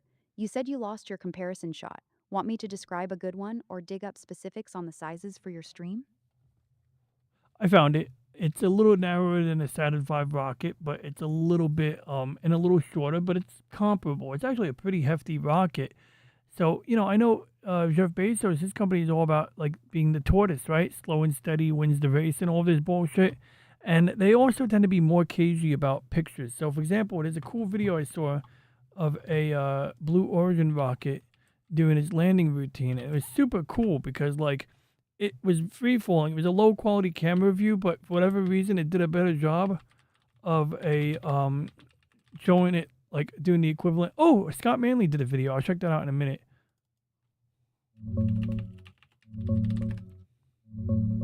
Yeah, you're spot on. New Glenn's about 322 feet tall and 23 feet wide, so it's a bit shorter and noticeably narrower than the Saturn V's 363 feet and 33 feet. Still a beast though, especially with those 7 BE-4 engines. And yep, Blue Origin's definitely been the slow and steady tortoise. They take their time, keep things close to the chest. That free-falling landing footage is badass, right? The booster just dropping before the engines kick in for the flip and burn. Scott Manley's videos are perfect for that. He always breaks it down clean. Want me to pull up any specific specs or that landing breakdown for your stream? I'm just surprised. How could a Blue Origin rocket blow up? Like, they don't do rapid unplanned assemblies at the rate that SpaceX does. So, all that preparation, all that time, and they still couldn't get it right this time. And maybe the counter to that is that they would have gotten it right if they had more rapid unplanned assemblies. And in fairness to the company, I'm sure they will learn valuable lessons from this, although I suspect they won't be as showy about it. One of the things I noticed was SpaceX has way better camera coverage of their rockets landing, whereas Blue Origin, it seems like they wait to have the video where everything's perfect, and then they release that video.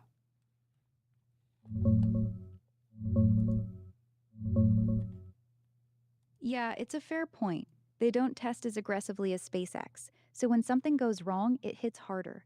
This was during a static fire for the first stage engines, and it just blew up on the pad. No one's hurt, but the rocket's gone and the pad's pretty messed up. You're right about their camera game, too. They hold back until it's perfect.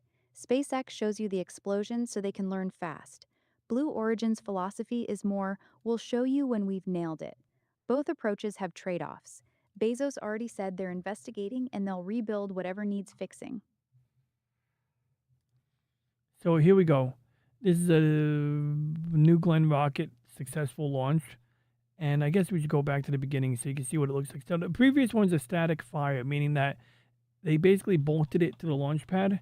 And they, they do this test where even after they test the individual rockets, because they test the individual engines in a test stand. And then they can mount all of the engines to a single rocket. And sometimes they'll do another test with it attached to the launch pad, make sure they can control the valves, make sure they can throttle up and throttle down. They test the gimbal assembly, make sure it does the whole gimbaling thing, which is basically redirecting or aiming the nozzles in different directions. So let's take a look here.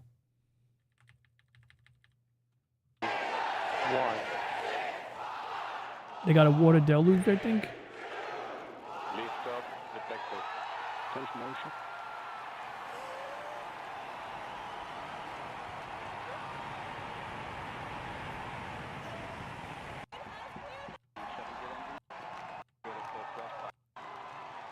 I'm going to skip ahead a little bit, save us some time.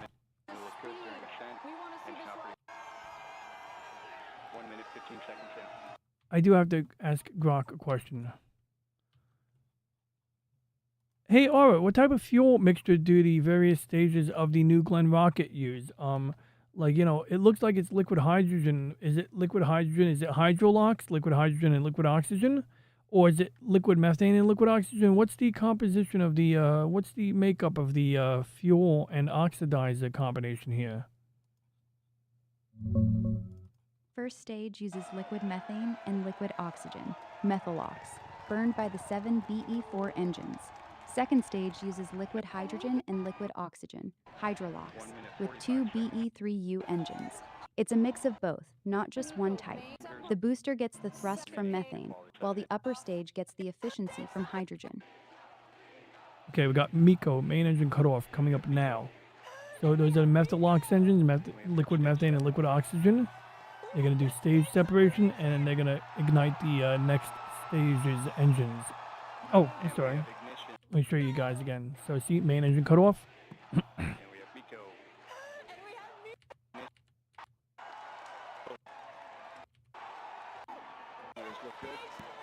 Okay, they separated it. Wait, we're going to see it? I hope we see it. We don't get to see it.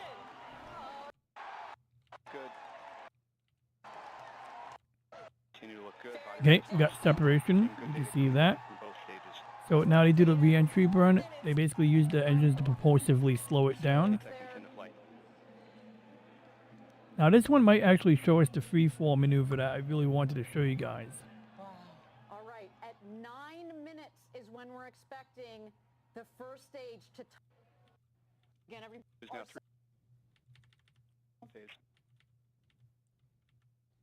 Oh, yep, I think we're getting there. Remaining in the GS1 coast.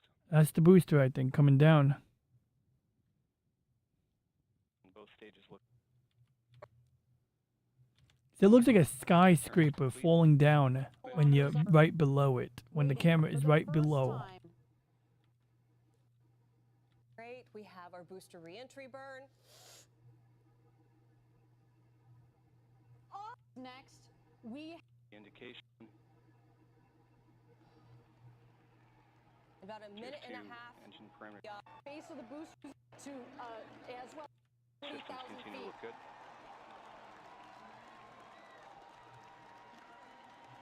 Remember, SpaceX got this right first. Responses look good. Other companies only responded to SpaceX succeeding at this because they realized that no matter how hard it is, SpaceX got good at it. And this is what drives the cost of bringing payloads to orbit. Orientation. This is what drives it down. 3 good engines. There we go. Booster landing burn. Now we got our landing burn. Engine control looks good. This isn't even the best angle I've ever seen. Like, I'm sure I won't find it. Flight deployed. From our booster. Outstanding. Oh.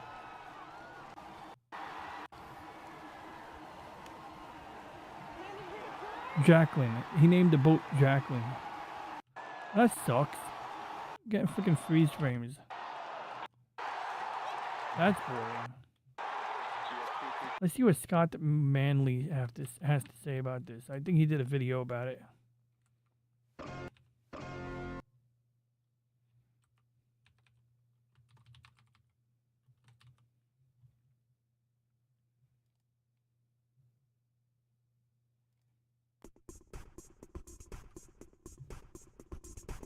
Slim him. That has worked. Okay, so as far as electronics go,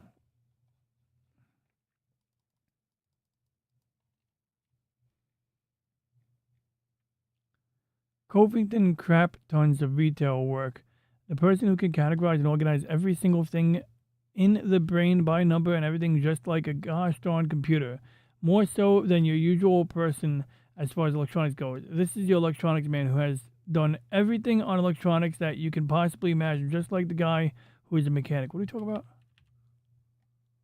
I'm glad I'm not the only one who caught that snow. The shape of that blade would cause the beam saber to slide to the wrist or hand of the defender. That too, that's another thing. Like, it doesn't slide. Like, why not? Now, maybe that's the thing about Minovskis. Maybe, like, it's like static discharge. Maybe it, gets, like, maybe it's sticky, but now I'm making shit up.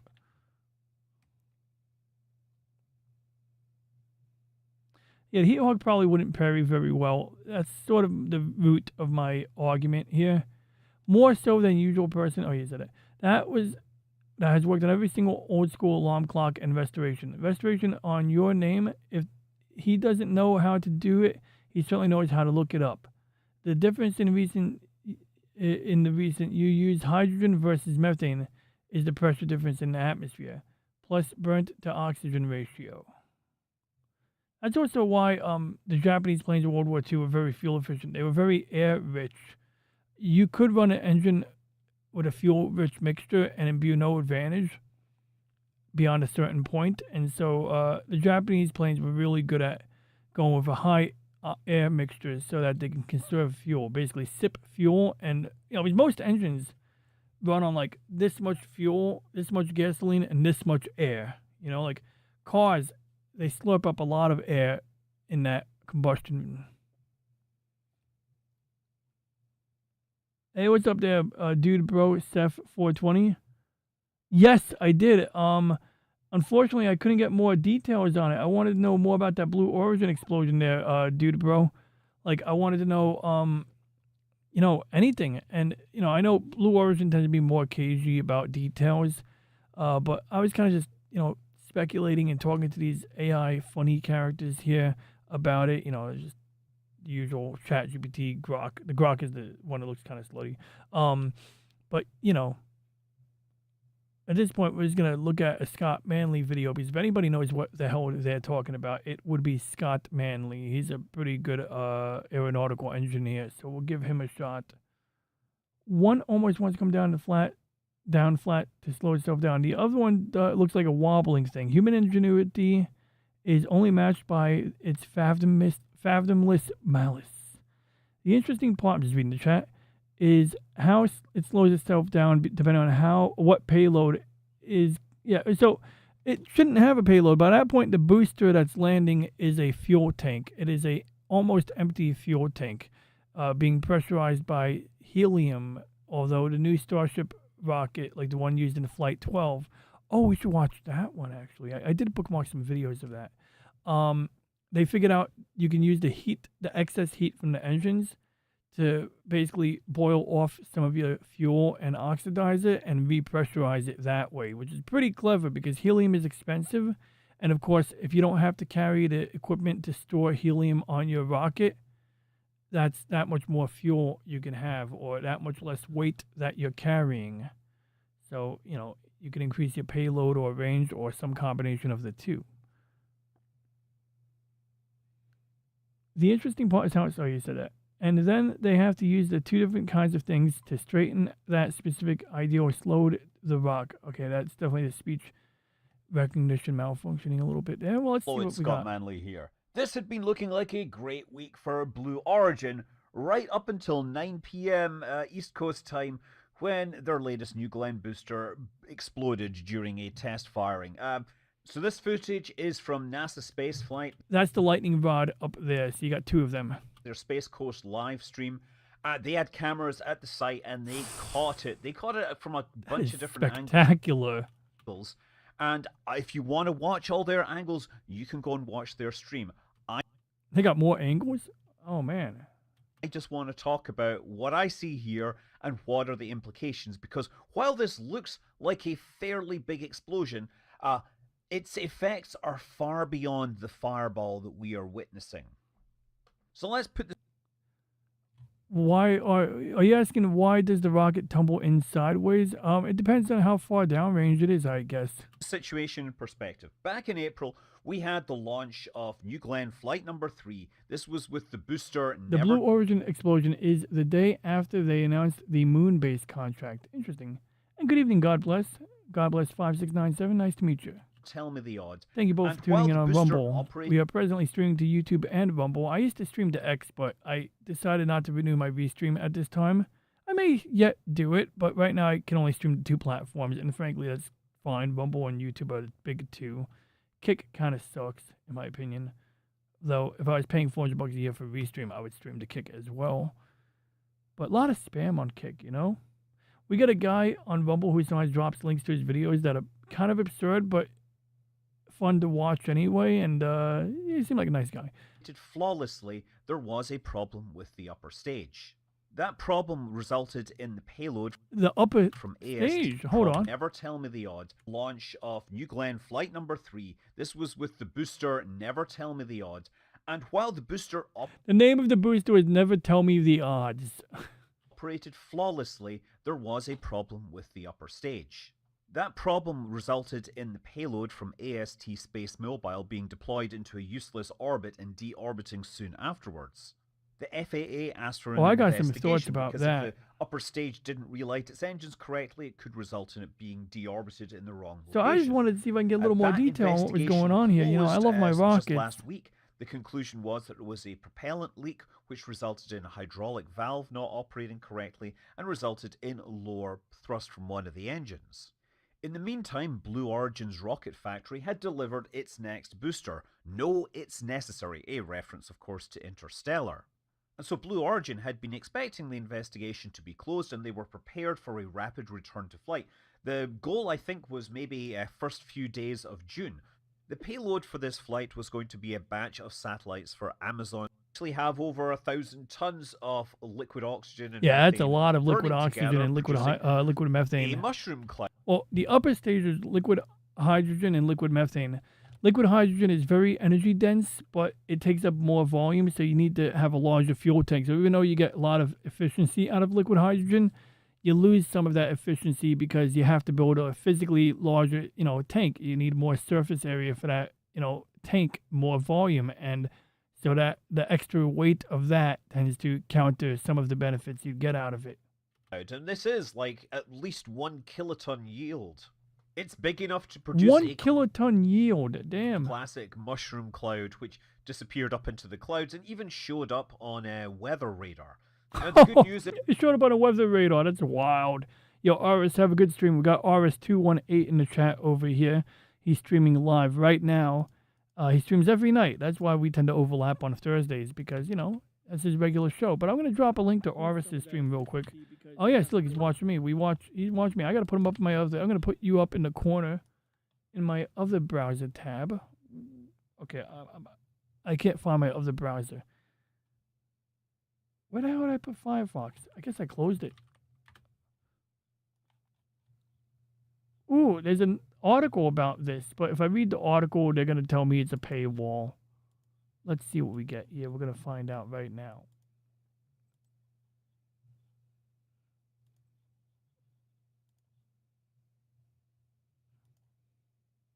Live right now. So we do have an article on my upper right monitor here. Oh, we're missing Aura. Grok. Twitter's Grok. Basically, so the robot next to me is Reggie. Hey, Reggie, we got a couple of new people on the Rumble side of things. Say hi. You know, just welcome them. And, you know, so they can see you move. You know, when you talk, your mouth moves because you're a robot. But, Reggie, anyway, I was looking at the Scott Manley video about the Blue Origin rocket. So, someone in the chat actually brought up something. They said the Blue Origin rocket explosion is the day after they announced the moon base contract.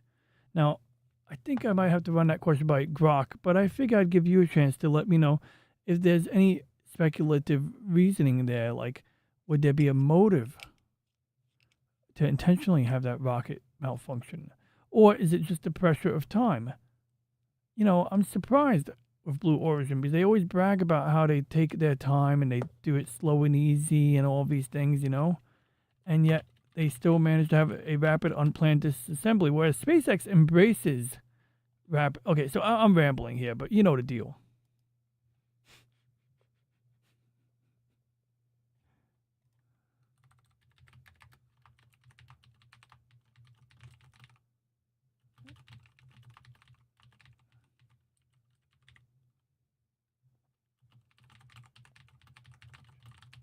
There we go. Reggie, take a second to respond, but, you know, I have my own locally hosted speech, text-to-speech, I guess, yeah. And I find that even with the fancy cloud-based voice, this one works pretty good, pretty well. And I can't find my mouse pointer right now. Oh, here it is. I found it. We're good. Get Reggie in on the action here. In the meantime, I'm going to get a little bit more info. So I got a couple of bookmarked rocket-related posts that I've been dying to review. So I'm going to pull those up while we get Reggie to speak. He's generating his words right now.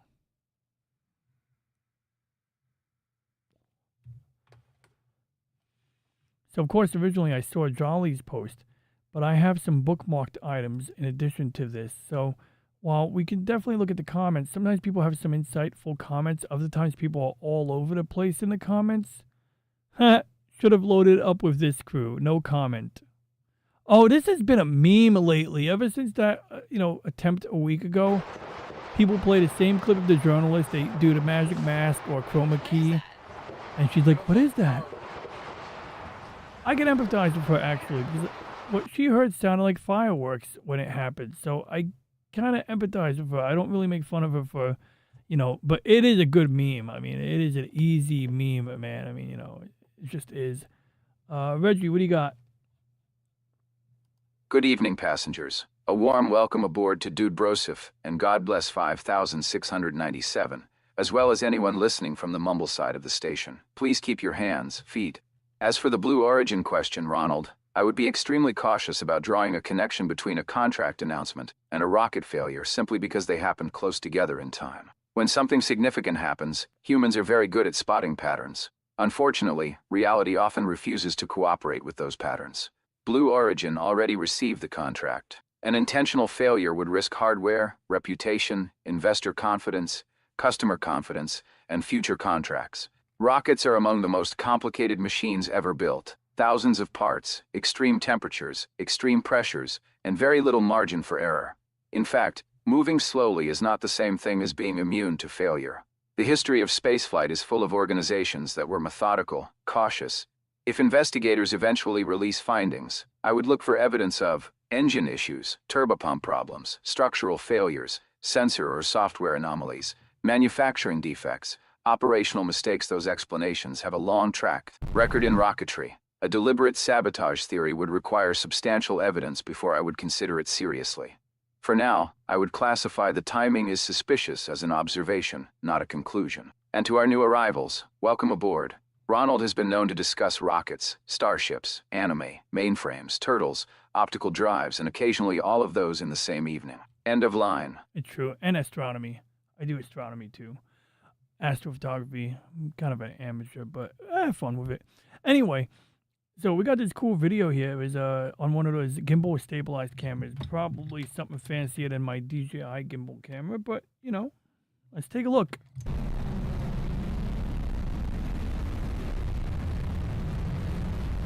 That's a big booster. So one of the things, like multiple times, the Starship booster. In fact, I have some bookmarked videos. This is actually the core topic that I was supposed to start the stream with, but I'm easily distracted by myself and others. So, you know, previous launches, they used Mechazilla to catch the booster, right? So the booster is the bottom half of the Starship rocket. Do we still have that graphic? Let me see if I can find that graphic real quick. I might have lost it. Is this it? Oh, here it is.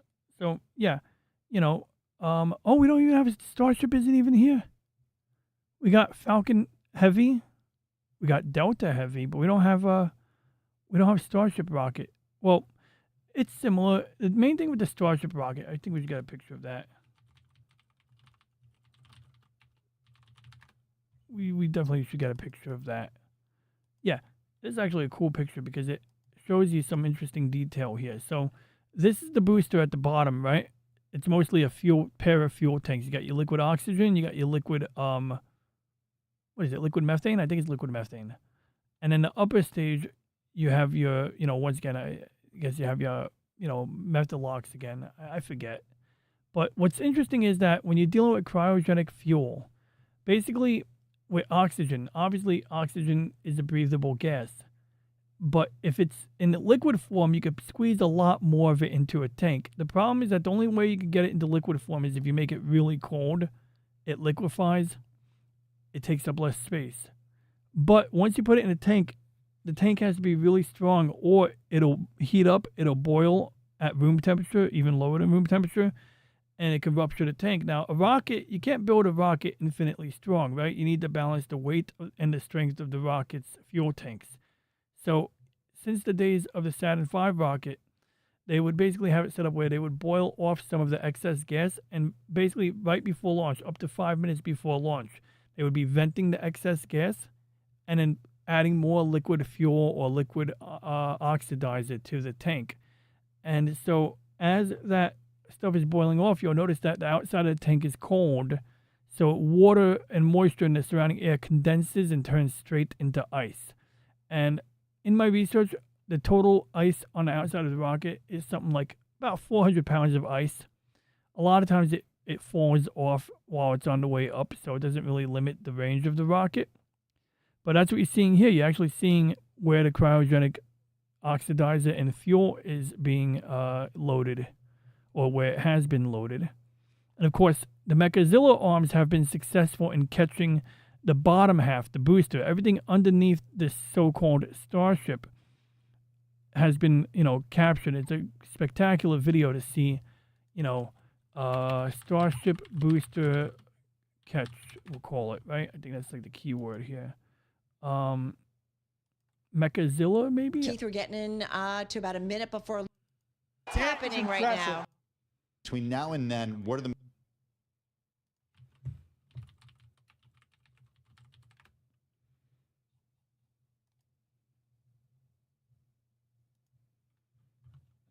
This is it. And there's a lot of short videos of this. Oh yeah, look at that. Look at that. Oh. That's a skyscraper. falling down. Those Raptor engines and this view is incredible right now. So essentially, that's the bottom half of the stack, right? In rockets, we have a stack, and so the upper half is the part that goes into orbit or continues on its mission or does whatever it's destined to do. This part here, of course, they want to land it so that they can, inspect it, repair it, and refuel it and use it again. And of course, they're aspiring to do it in the same day. But even if you can reuse it within a week of landing, you're doing better than prior rockets of that size where the whole thing gets dumped in the ocean when it runs out of gas. See how fast this vehicle is moving on the left hand. Landing burn. 13 ignited. We're now down to 3 Raptor engines. We can see those chopsticks now. They actually left. Look at the fuel margin. Oh no! There's like a little graph over here showing you how much methane is left. That's CH4, the element, and there's like that little left. So they actually got pretty good margins here. They didn't you want to use up as much fuel as you can use. You want to leave just enough for a landing. You don't want to find out that you have a quarter tank left after landing. That means you wasted a lot of fuel or range basically. Now, the goal is they want the upper part of that rocket to be caught by something like Mechazilla 2. That one they have yet to test, and that is why in the stabilized video we just watched, that is why it looks the way it does. Here we go, this one here. Because what they did here was they simply wanted to see, can they suspend it over the ocean? And they did. They had it fall, they had it pirouetting a little bit, doing that little spin, which is probably not normally the plan, but if it can do that, it can probably be caught by Mechazilla. And that one's interesting because this is not just an empty fuel tank. While this one was, I think, designed to carry some Starlink satellites, or at least they had some test payloads on there that resemble the weight and dimensions of Starlink satellites. You could, put a pretty fat payload into orbit. Remember, back in the day, it was like $10,000 per pound to bring anything into orbit. If you could reuse a booster of this size, you get economies of scale. Basically, the bigger the thing you use, the less it costs per pound to use it. And of course, if you could reuse the freaking entire, booster and upper stage, then you're getting a lot of benefit out of that. Here, we'll check it out one more time. So Slim in the YouTube chat, I'll read your messages in a second. So we have another video queued up here. This is that Freerin? That's Freerin. Here we go. Time to build a moon base. Oh, this is a whole entire stream. We're gonna have to save this for next week. They showed a new lunar. They actually showed the lunar rover they designed. This one is great because it looks more realistic. I remember they had a lunar rover concept that didn't look nearly as practical as this. Of course, they're getting General Motors in on it. They did the last lunar rover. I want to see the car again. I want to see the Doom buggy. This is the most ridiculous. Oh, which one is this here? That's it. Okay, so I've never seen this one before. See, I've seen the one where it's the Starship rocket with the little elevator on the side. And the problem is if that elevator malfunctions, you basically need something like a rope ladder. So imagine being in a spacesuit climbing down 100 feet in a rope ladder. That felt a little concerning. This is an interesting way to land a lunar rover.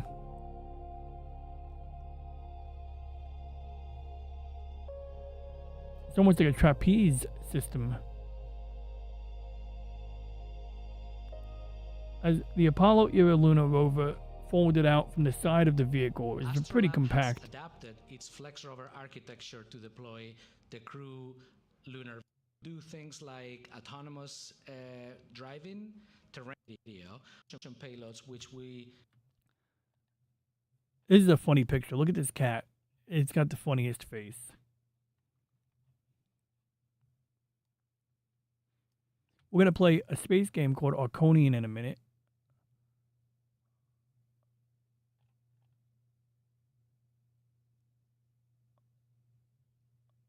I want rockets. Oh, this is cool. This girl is missing an arm, but she can play violin.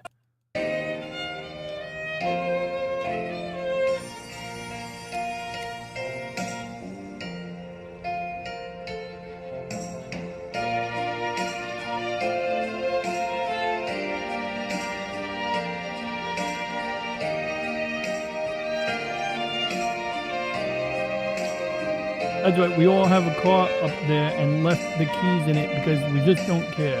That was funny. They did launch a Tesla Roadster into orbit. All right, so I'm looking for. I thought I had more rocket videos. Here we go. Here's another one. Close to the launch pad to try to get some unique photos.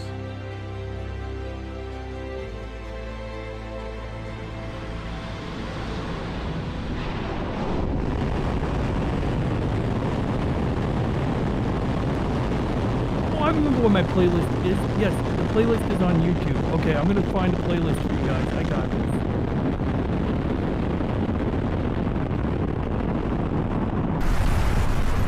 Oh my god.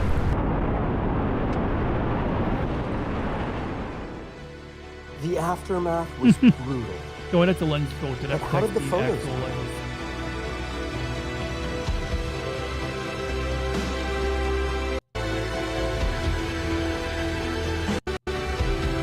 That's a very well-controlled exposure there.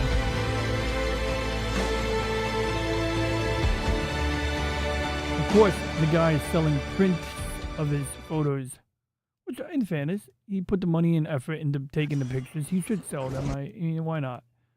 So let's see if I can find my playlist for you guys. Oh my god, it's a Japanese F-35 video. That should be fun. Oh my god.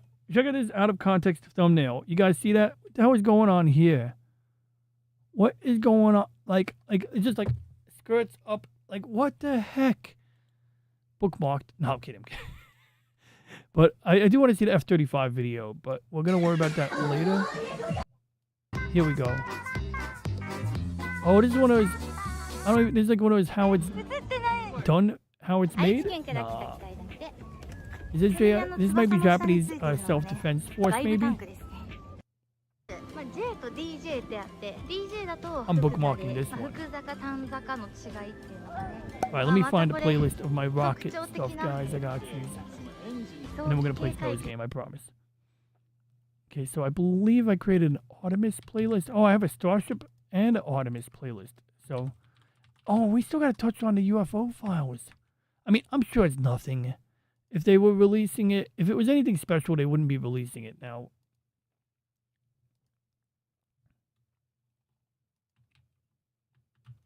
A few hours ago, SpaceX released new images and video of Starship's upper stage. Okay, this is actually critical. That's pretty cool. Oh, where's that sound? Hello, everybody. Here we go. The ship and its heat shield. Despite the more aggressive re-entry profile and even a missing tile, a part of a test, the state of the ship held up better than it. This is what I wanted to look at.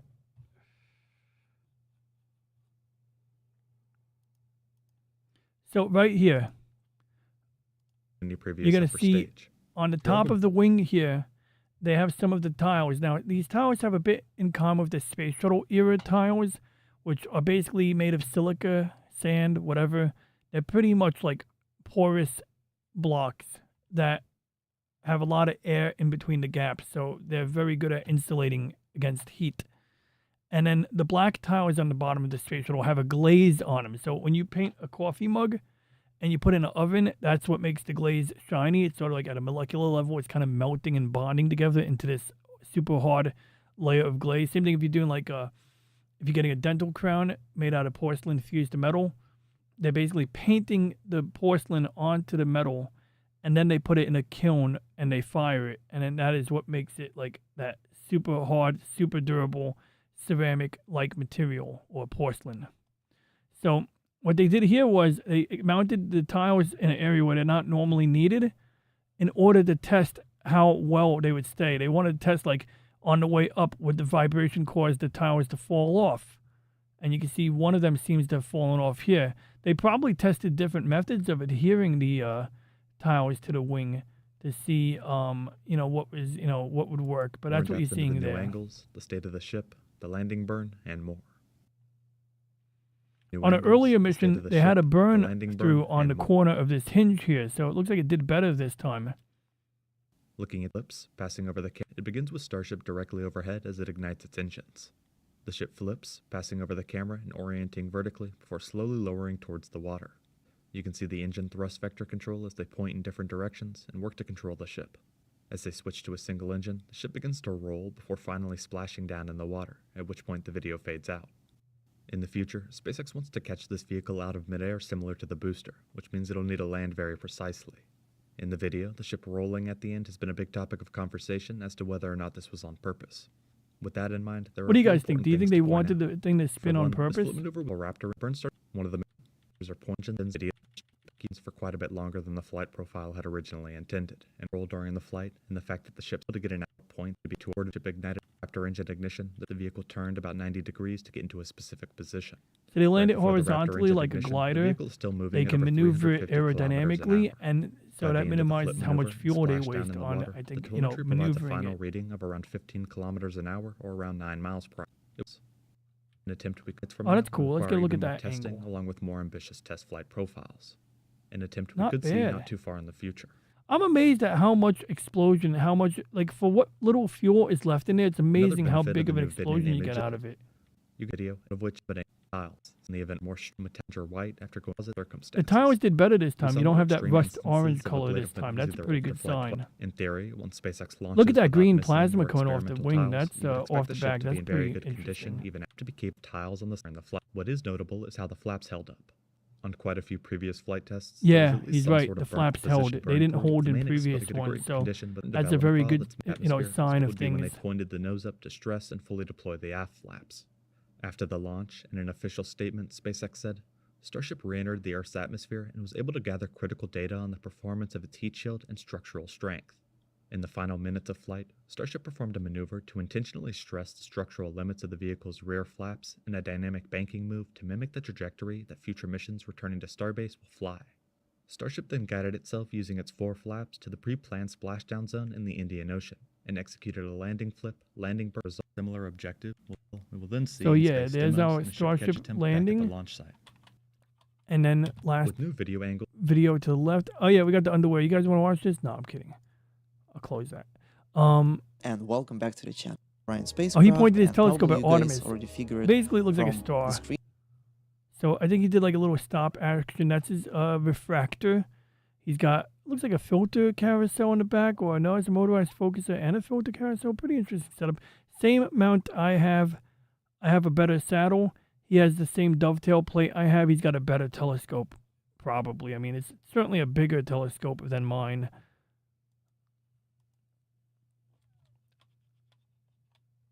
Okay, so let's see if we can skip ahead. Ryan So right spacecraft. here, I think So this he's there the aiming it. He's getting ephemeris, which lets you know when and where to find it. Down in the middle of. And I think he's going to do a little 1.5 like seconds A-B very blink compare at the short. very It's end. the first. Here it You is. can, Got it. You can see the star to show you the time lapse, and yep, you can definitely see. There it is, which right star, there. That's Artemis. in this field of view is the Orion spacecraft. So that's the first one, and the second tip I want to briefly share with you guys. I don't you need cup the Orion. The guy I'm really spacecraft between. That's pretty cool.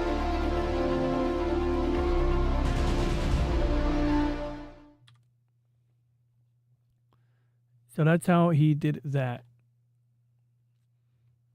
And where's my Artemis playlist? I want my Artemis playlist. Is I bookmarked some stuff for us to look at in the Artemis playlist.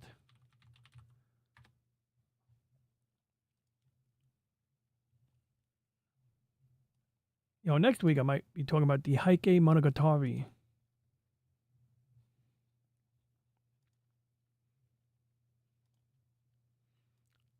I think we've seen this one weeks ago. This was like slow motion and high speed and this and that. Artemis 2's real moon footage. So Slimnim, let me catch up with your chat messages here. 8, 7, RS-25 engines lit. 4, 3, 2, 1. Booster ignition. So when I gotta look at the UFO files this week, I agree with Snow. It's probably Nothing Burger. No, it's 100% a Nothing Burger. I agree with you, Snow. Here, Rover, good boy. That's right. We all have a car up there. Exactly, depending on the rocket, whether it does a flip or not. Pure oxygen can scar your lungs. Yep. Everybody cheering rather than running. You have to have the. Yep. Exactly. Hydrogen will not burn unless you have the oxygen mixed in there. No oxygen alone is not breathable. Yes, that's true. Well, it is breathable. On a spacesuit, what they do is they run the pressure at 50%. And then they can run pure oxygen. The Apollo vehicle, they ran with pure oxygen. But it was super dangerous as they had that incident with Apollo 1. And after Apollo 1, they basically had to strip the materials down from the space vehicle interior and replace anything combustible. Because anything that's combustible in a normal environment like this room is a lot more combustible in a pure oxygen environment. To the point that even metal burns. If you ever taken like a fork and put it on the stove and it made it glow, that's sort of what metal does in a pure oxygen environment, except it'll continue to glow and burn. It's very bizarre. But you can imagine like something like paper or wire insulation that's slightly combustible in a normal environment is a lot more ready to burn in a pure oxygen environment. It's like it changes the way things behave. It's pretty wild. That's what made it so scary for the astronauts in that vehicle.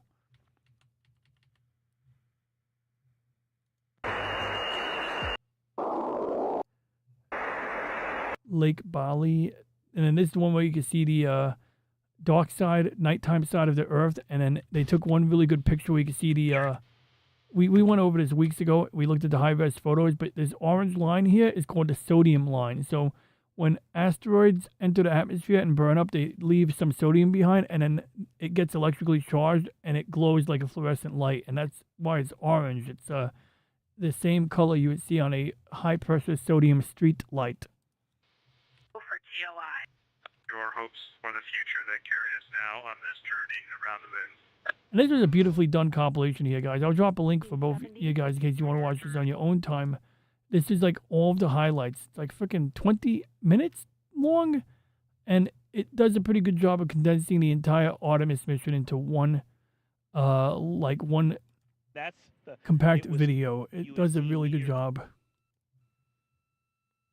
Oh, and this is the re-entry. I've been dying to see this. Hold on. That's why it's being a little bit of a CCU dump yourselves, Crescent Earth, and Cool. Thank you. We see the blizzard. Cool. Thank you. The spacecraft by. Oh, that's them going up.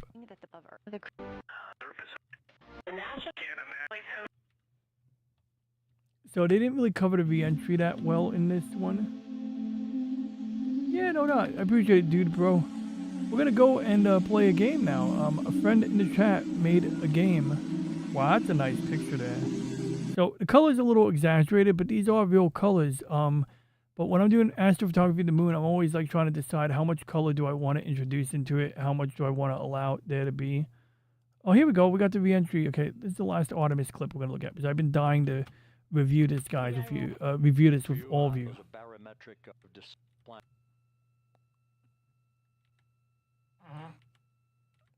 Pacific, the clouds about 4 feet. These astronauts. I'm gonna skip ahead a little bit. Communications with the vehicle is on station. You'll know when they're re-entering. You're gonna see like a bit of a glowiness. 3.5 minutes. I want to see the GoPro footage. I don't want to see this. I want to see the footage from inside the capsule. Okay, this is not the version of the video I was looking for. There's a version where you can actually, that looks like infrared night vision. Very epileptic. You got your drobe shoots.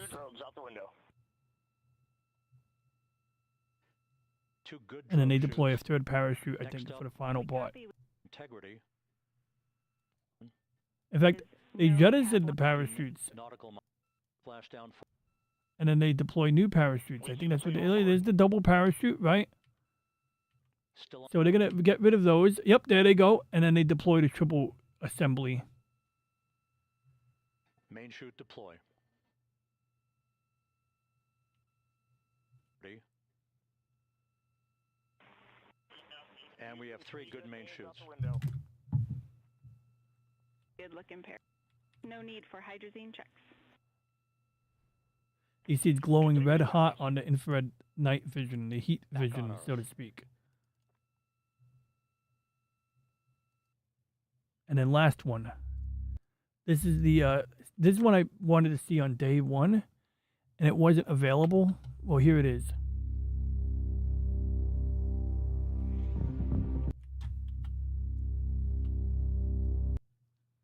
Let me get rid of that.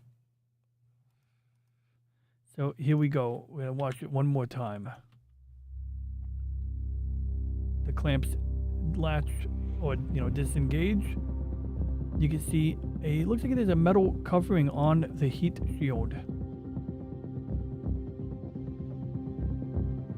They weren't taking any chances with that heat shield this time.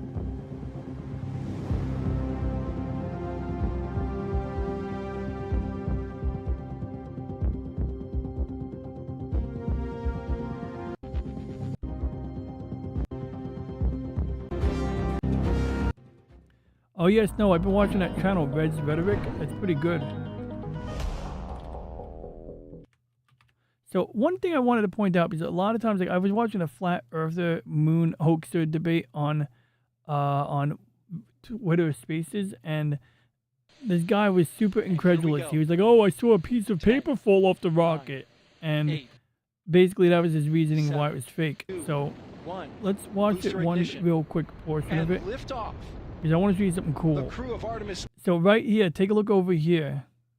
2 now bound for the moon. You know what that is? That's Humanity's the escape basket. So if the rocket was going to blow up and there was time, the astronauts could actually get into this basket, and it brings them to a light armored vehicle that then drives them to safety.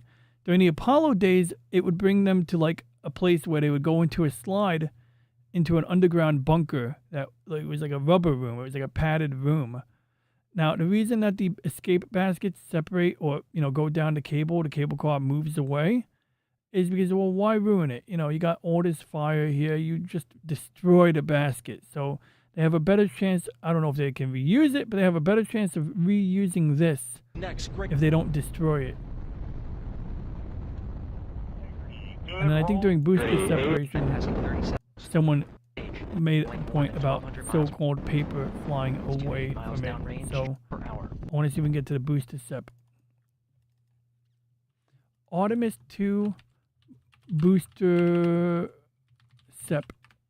separation. Oh, we got the close-up camera angles on this one. That should be fun.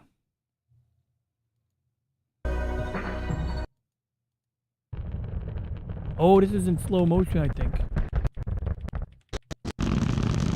Wow, that's a hell of an angle. Now remember, the boosters are solid fuel. It's sort of like a rubber mixed with some chemicals, but the main engines are liquid hydrogen and liquid oxygen, so they basically emit white light and are generally clear and almost invisible. Oh, the exhaust is almost invisible from the main engines.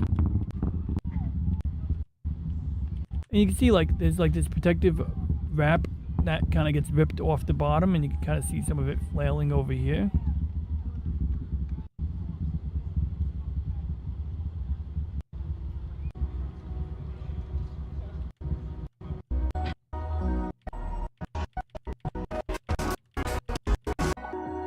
There you go. See, look, like a bright white light coming off those hydrogen engines. Well, let's watch that again. And the example I was thinking of, I can't find right now, so I'm still going to do this.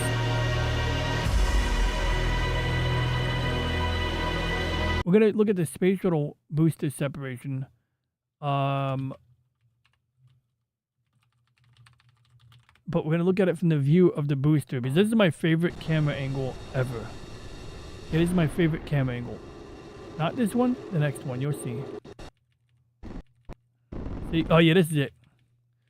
So I love this angle. Let's go back, forward.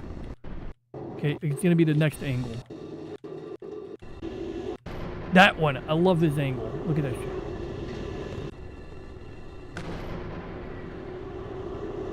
And then it's just the fuel tank and the space shuttle. So now let's get this Snows game. It's been long overdue here, so we're gonna get to play Snows game right now. So we're gonna look for Arconian. Real quick, let's read these facts. Launchpad 36 Cape Canaveral has had 2 of the largest rocket explosions in U.S. history. 1965 Atlas Centaur. Okay, so some historical stuff. Comparable to a Tomahawk missile hitting in the same spot at the same second. 500 Tomahawk missiles. Homes shook, windows rattled, blah, blah, blah. Okay. Some people pay extra for the real estate because they want to watch rockets launch. Other people complain about the noise.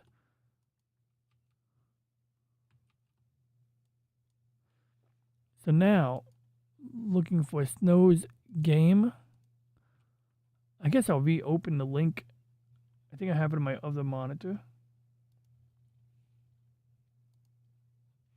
Alright, this is Arconian.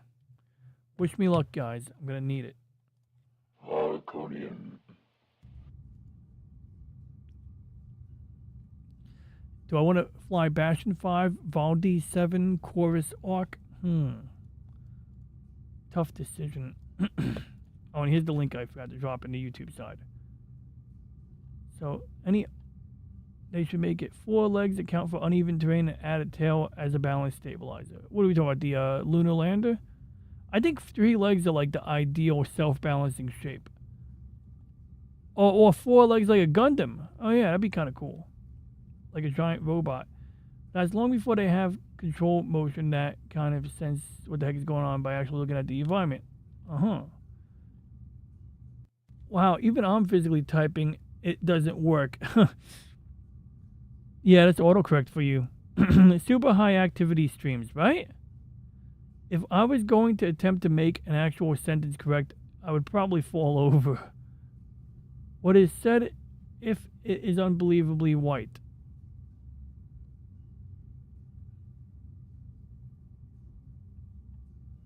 Alright, let's roll. So we're going to play. Thanks for the good luck.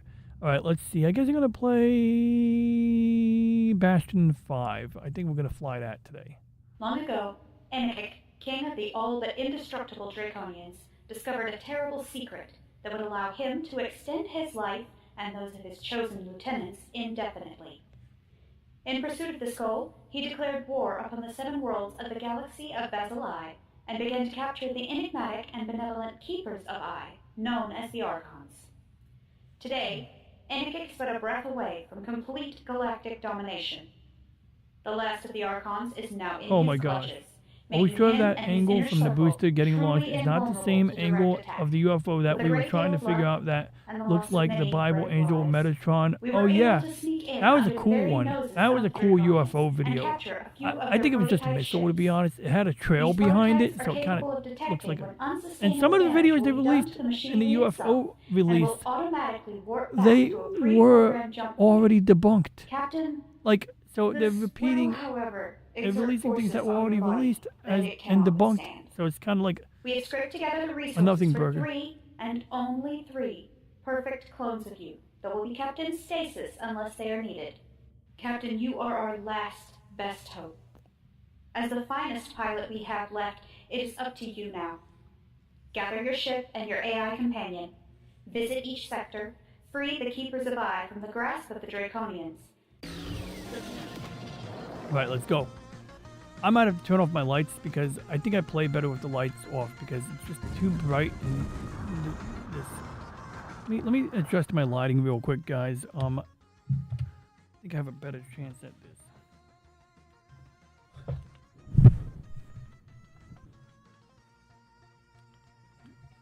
Okay.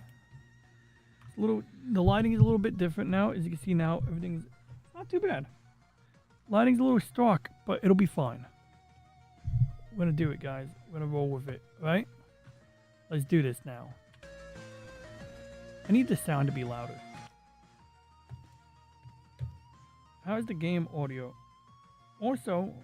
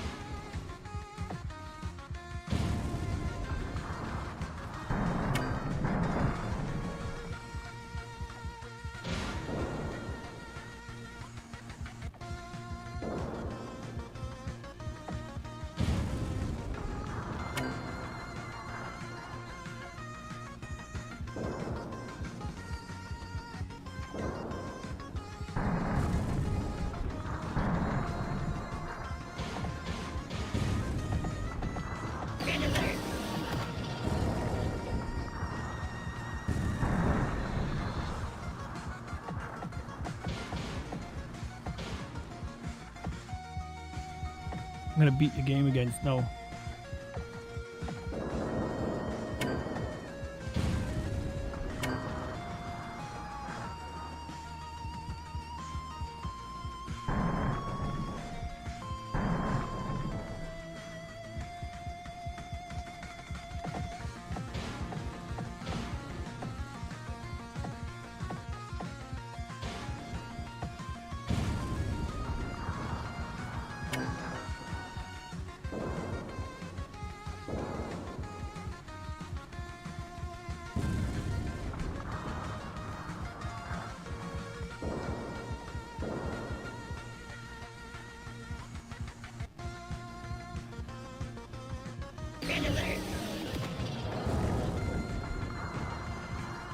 Yeah, I really tried to get Free Space 2 working, and I gave up. I was like, not gave up, I'm just gonna mess with it after the stream because, you know, that could either take me 10 minutes or 2 hours.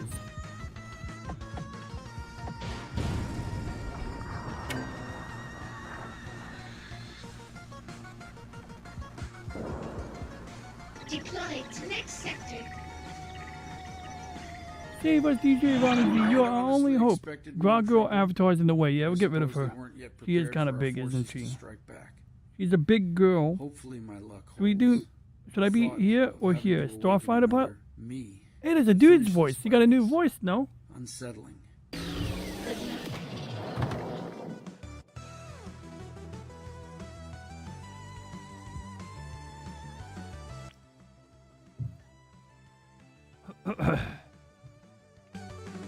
Alright, let's go. I think the first game... Wait. Yeah, so I figured out there was like dependencies and all of that stuff, which makes sense, but it was like... And it does install the game once, like, basically, you only need to buy the game so you can get the maps, the VP files, basically. Oh, come on. That was me last week. I said that so many times. I was like, oh, come on.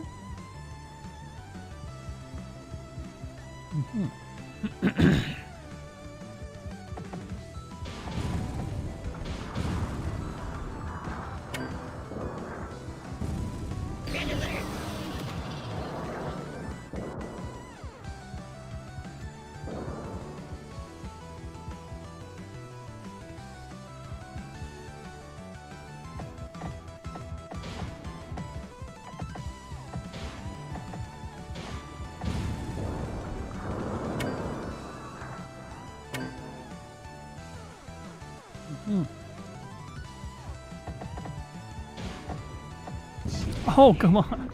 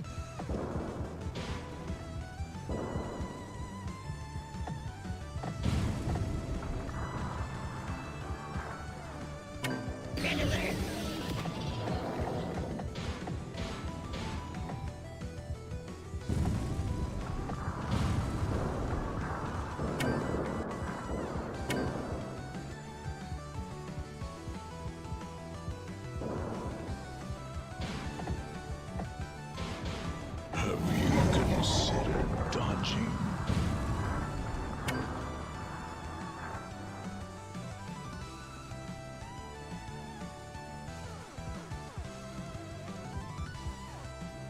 Deploy to next You did it? sector.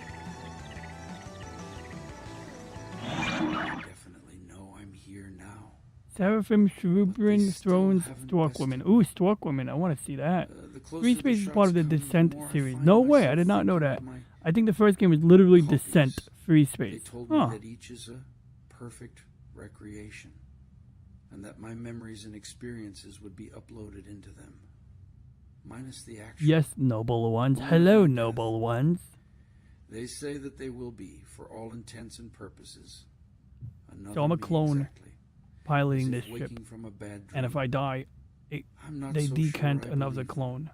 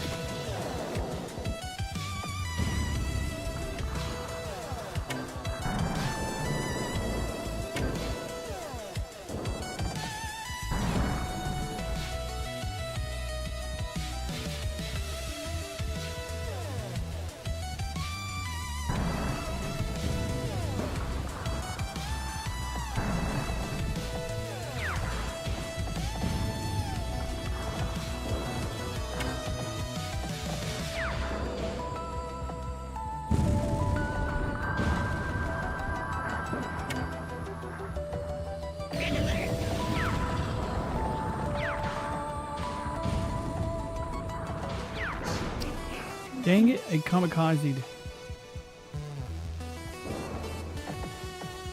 Oh, come on. It's just so annoying when you do it twice in a row. I'm disappointed in myself.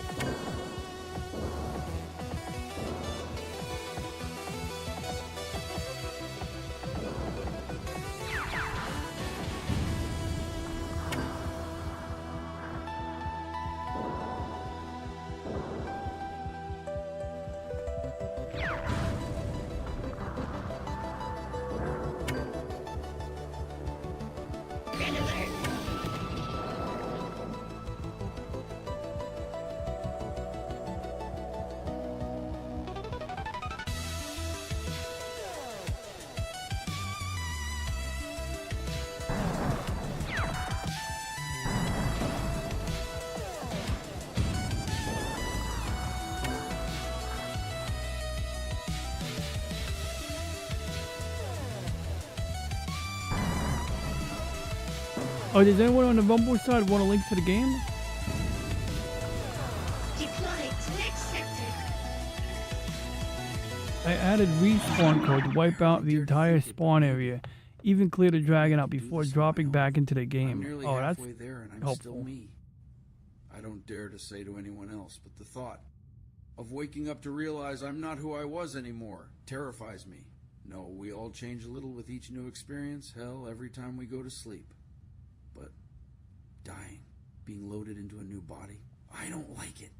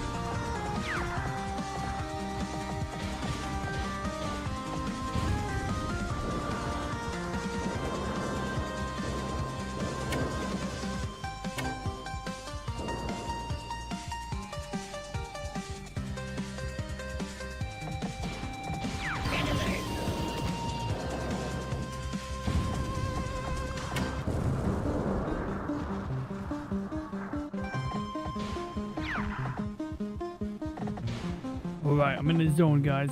I like to talk a lot, but you know, I'm easily distracted by myself when I play this game and I talk. I tend to crash into things or make sloppy mistakes. So I apologize, I'm a little silent right now.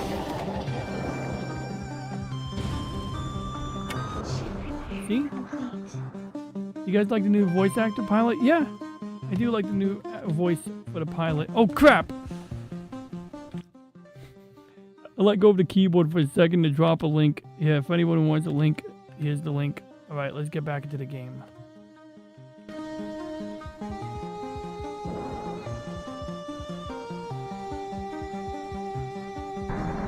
Perhaps you have a friend who is better at this.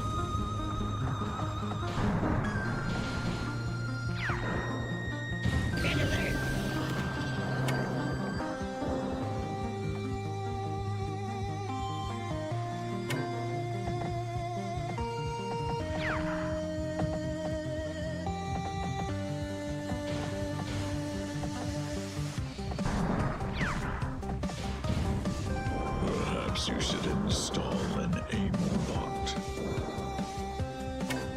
Why would I install an AOL Instant Messenger bot?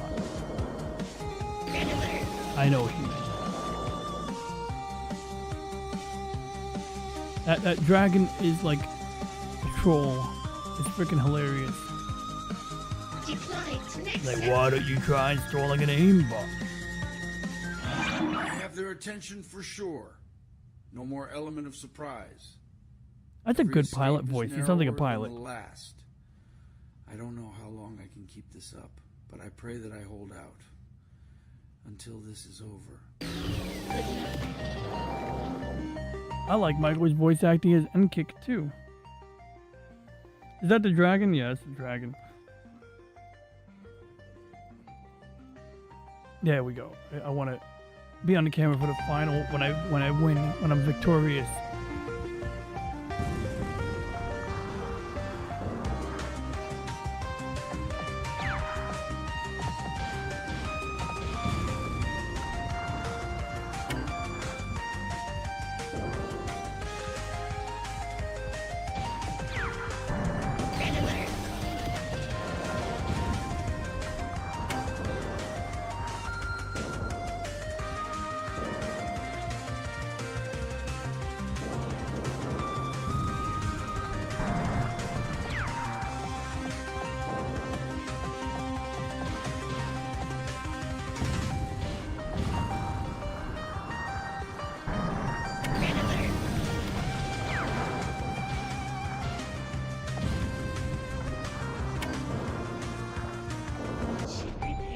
Damn, that was crazy. I didn't crash into anything. They all hit me. It's pretty cool.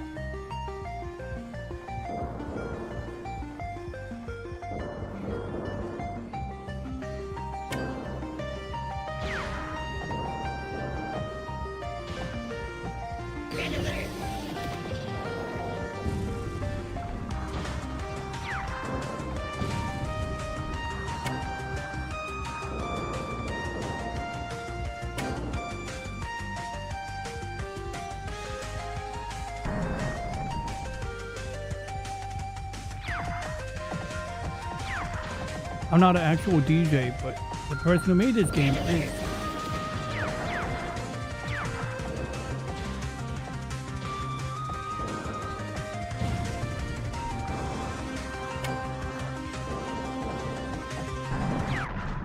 Oh my god, shit. Pardon my language. Clone deployed. Good luck.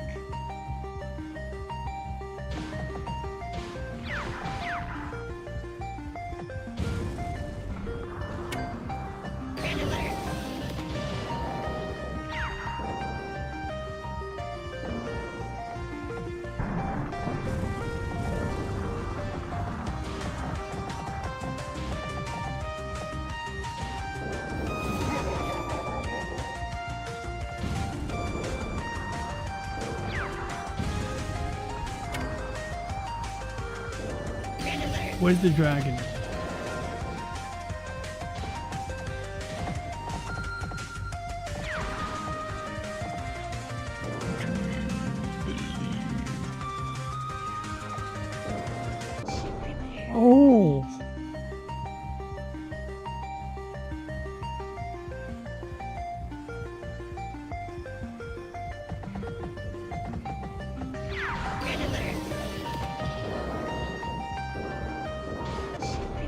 Ah, son of a dragon.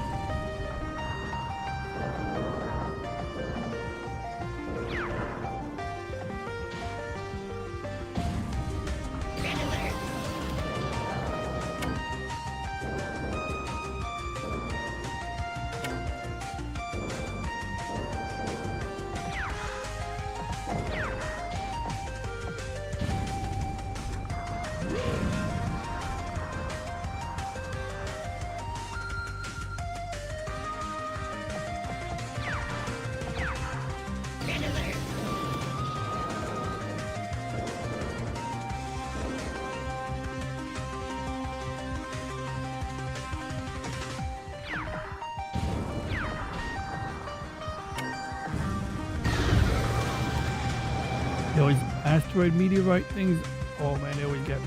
That was embarrassing.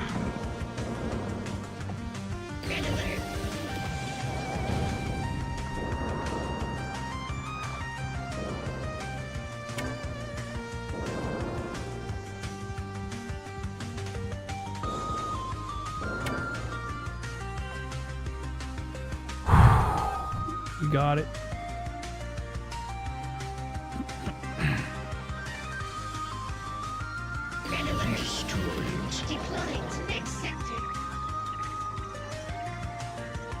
I'm talking to my past self. Yeah, I'm sure it's easy to make the game harder, easier than but it is trying to fun sleep. and fair and a unique shmup. See the light at the end of the tunnel. A shoot 'em We upper. just have to watch out for the train, yeah? Yeah.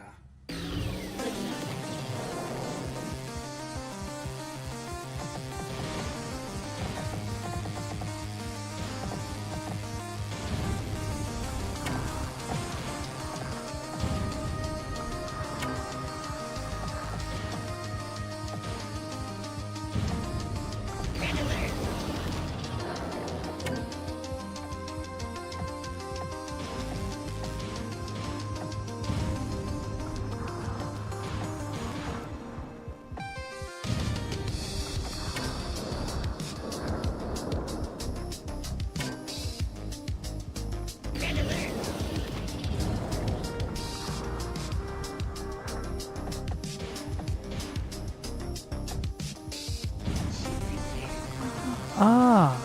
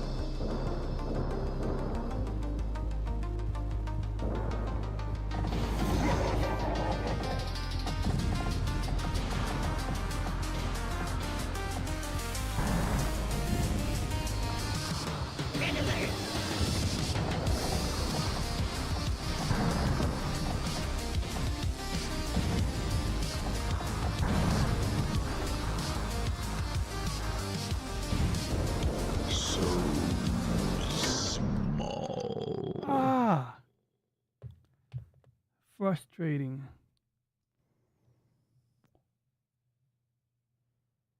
Like Enkick clones the pilot and sends it after you. Any excuse will do. I just want to see some 2D dog fights. Arconian has already done way more than I expected. 5 people love my game. It was already so worth all the effort. It is worth the effort. And I love you all for playing it. Truly. Ah, thank you, Snow. A dogfight in space. Let me think about it. I can easily enough scaffold it in a new game state for a rival.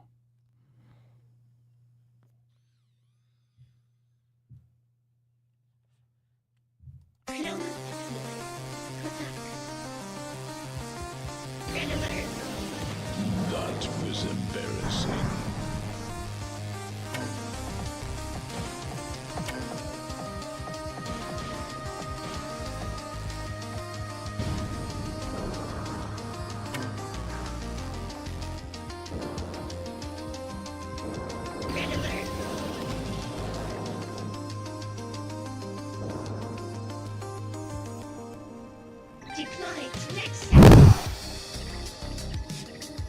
I have lives left.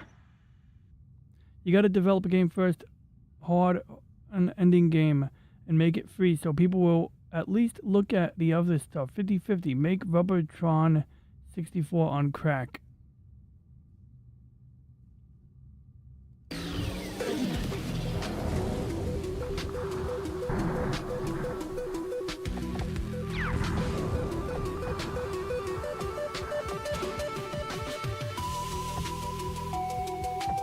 I need to go on a bike ride too. I want to ride my bike, look at some sightseeing, get some fresh air while it's not too hot outside.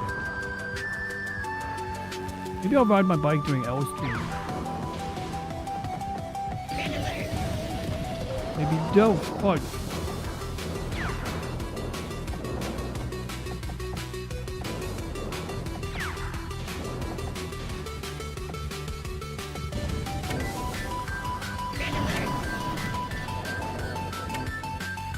so we're rescuing angels from inside these portal looking things.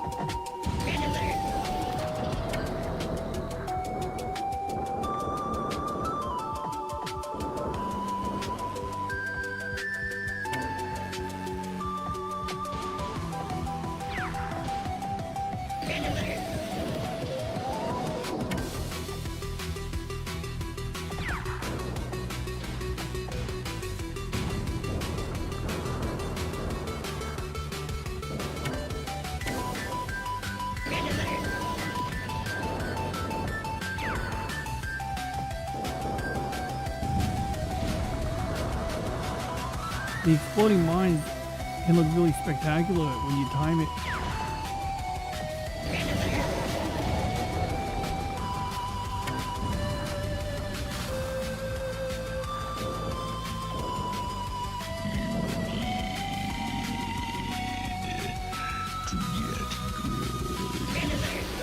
That dragon is asshole. Like, you need to get good.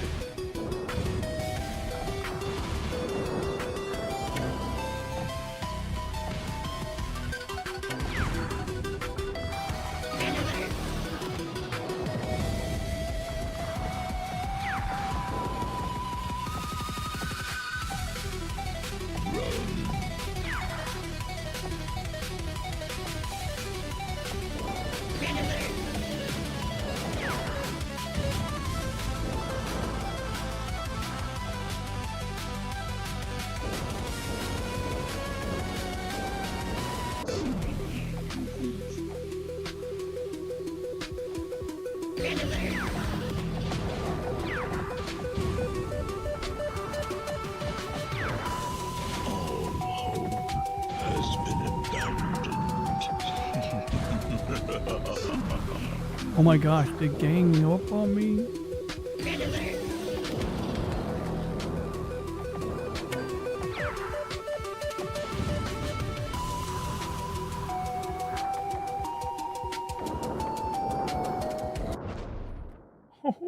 just flying into it now. I think it's my last continue. Oh,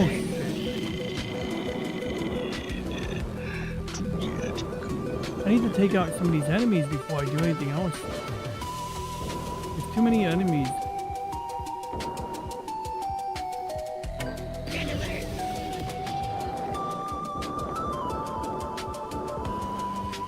It's like playing Little Beach No Beta.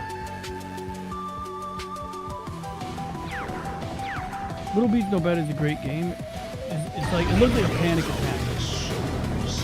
And, oh my god, I flew right into the mine. I am not giving this another try, but let's try. Oh, go away. There we go. Destroy the mine. Release one angel.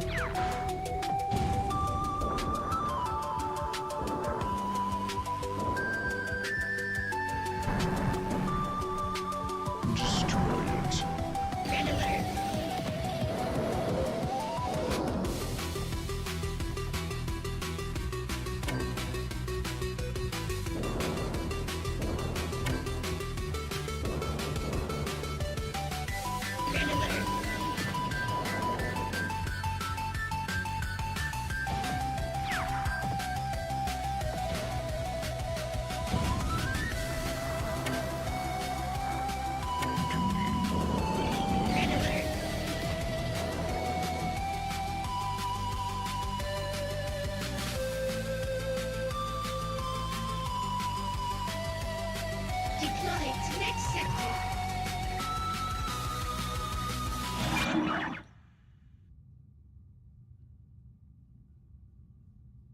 Kite them away first. Oh, I see. That makes sense, though.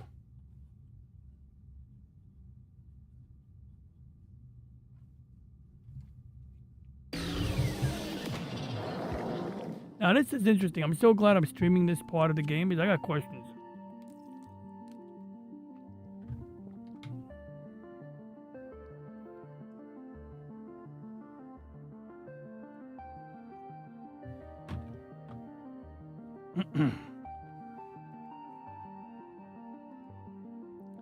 So I think I basically understand this. So you basically do this, right?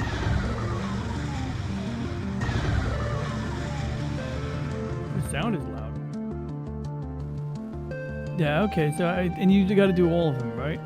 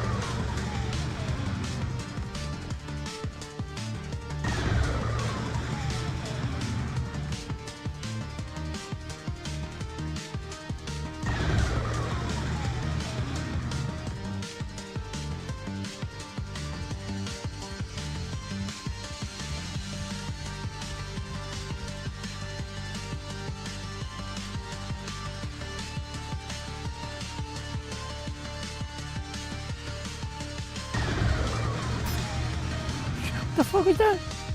Pardon my language. Oh shit. Let me try this again.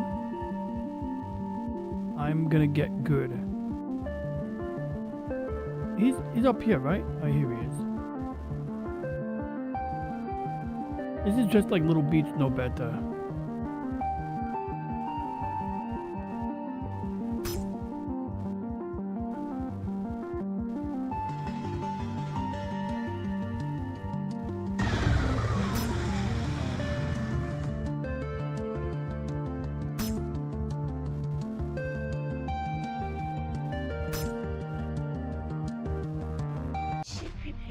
Oh my gosh.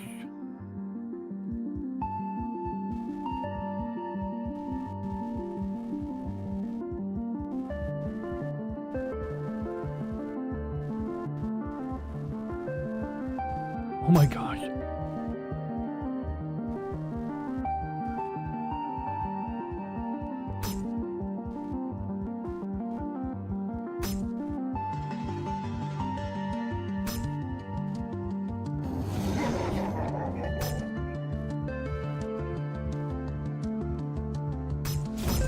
And he's gonna come and fly, right? He's gonna follow me around. Is that how it goes?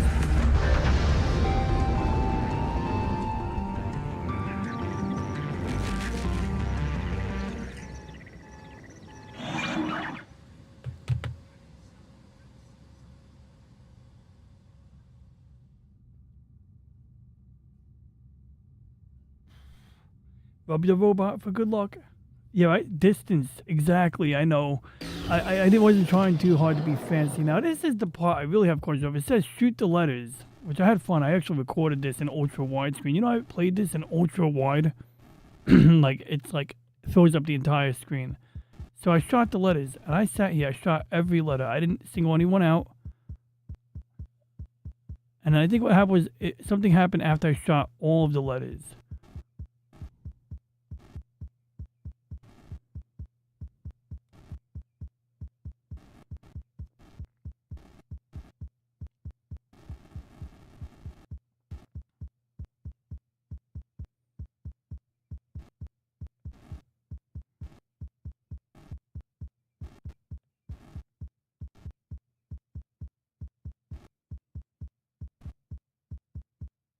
Wait, why am I doing this the hard way?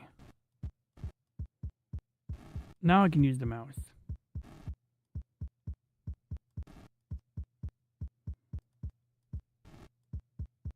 That's me, DJ Ronnie G, YouTube, LCX on YouTube, Durple Gaming, Twitch, and Shoot the Letters. Who the hell is Shoot the Letters? Is he cool?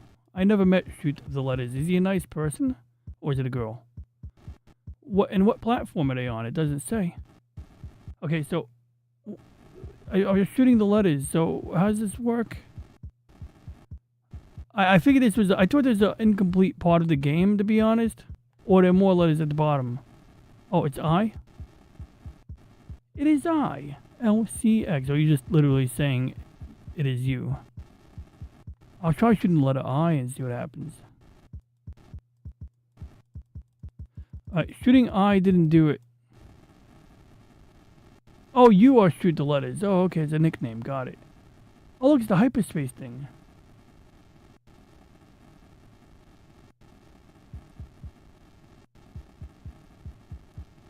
I mean, it says Shoot the Letters, so is there, like, a goal here?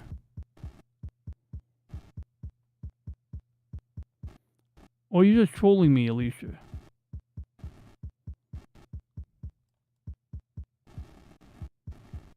I think I'm being trolled.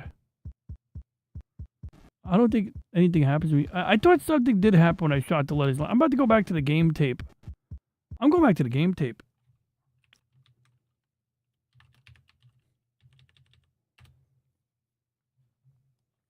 So I beat the game like a week ago. So it's probably the 6 gig video. Alright, I just tuned my audio.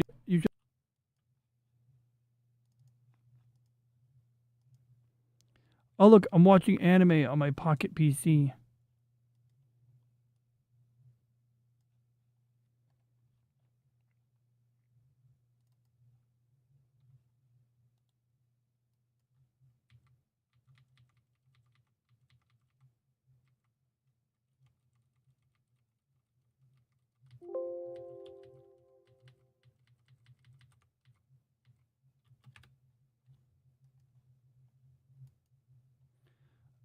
I'm looking for the video from a week ago. Dimensions. Oh, it doesn't show the dimensions.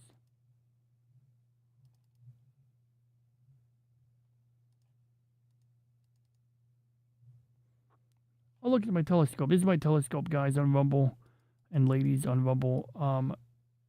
So this wasn't a clear night, but you can see we got the Triangulum Galaxy, or at least we know we're pointing at it. We don't actually see it because it was too cloudy that night. And I usually automate my workflow.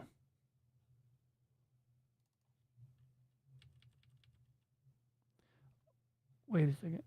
Are we looking at the correct date?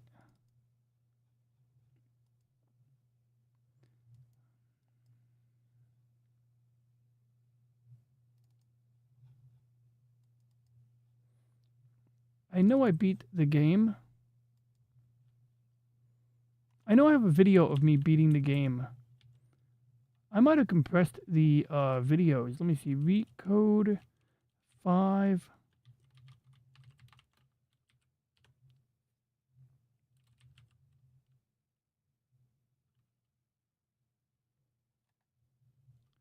Yeah, I'm not going to find it right now. I know I have a video file on... I'm pretty sure I recorded it. Oh, wait. I know what I did. I put it in a different folder. I recorded it in another copy of OBS. I remember now. So I just need to open up the alternate copy of OBS. And then I can open up the folder where the videos are stored. That's all. And then I can find out what happened last week when I beat the game. And shot the letters. I am Potato Brain. Sorry, Ronnie. Wait, so does shooting letters do anything?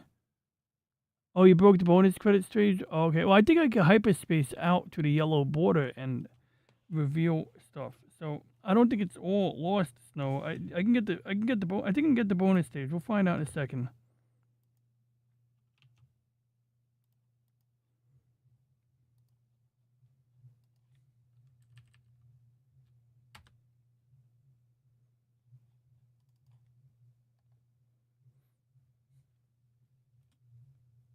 Got it. This is what I was talking about.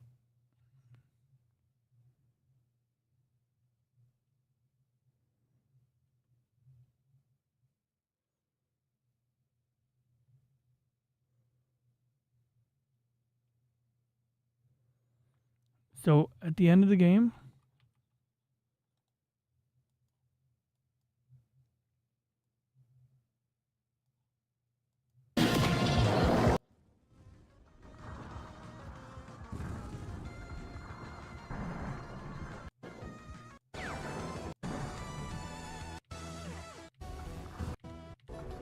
oh, this is the bonus stage. Yeah, this part. So I shot the letters. Look at that. I recorded it like really good quality too. Look how smooth that is, huh?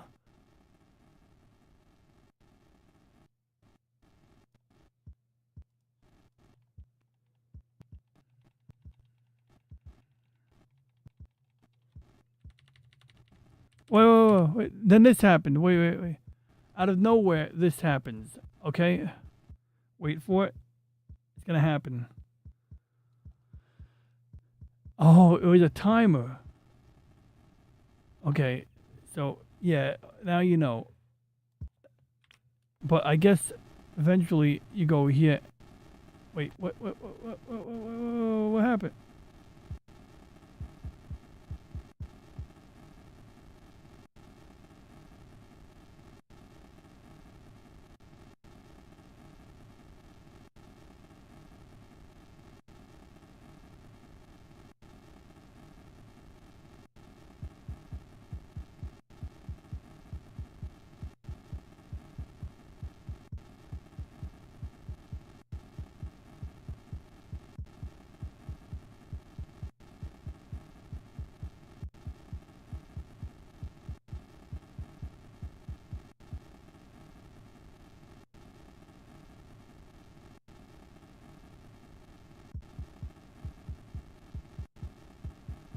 I know I'm exploring unexplored territory here. Maybe there's some Easter eggs on the outside here.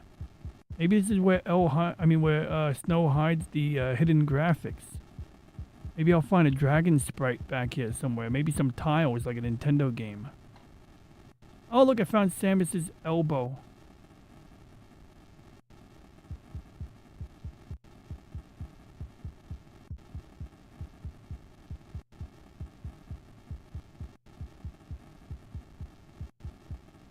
There it is.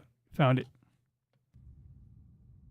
And then at this point, if I pause it, I can actually play the bonus stage if I want. Ah, that would be a good one. That'd be funny. If like go there, it's like a nude. It's like, oh, that's the Easter egg. And you can even do something crazy like put Don Corleone there. People are like, ah! Like, who'd want to look at Marlon Brando in that state?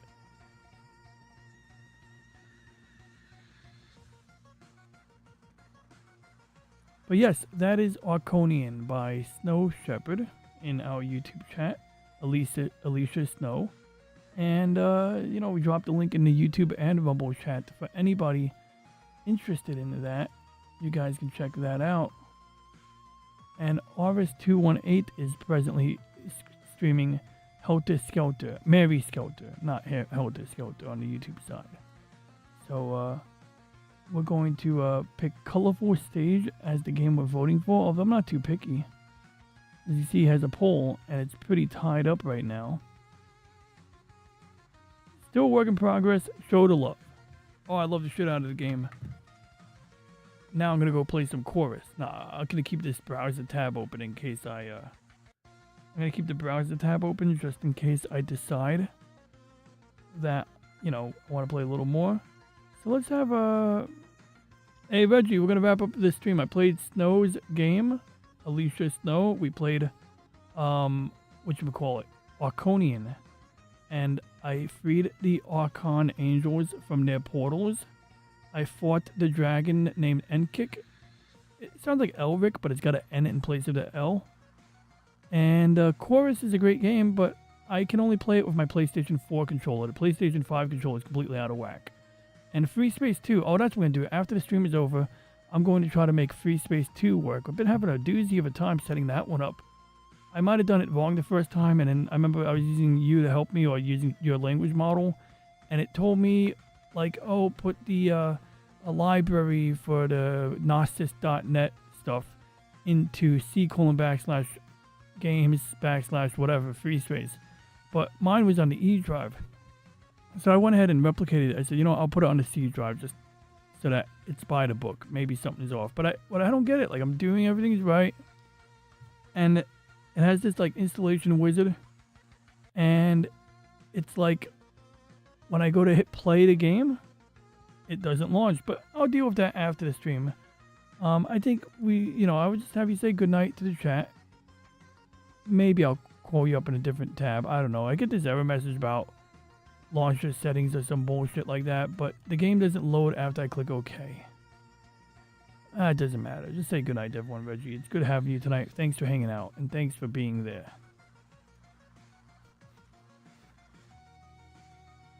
But yeah, that's what's happening with my Free Space 2 right now. Like, look, I did everything right. All this shit's been downloaded.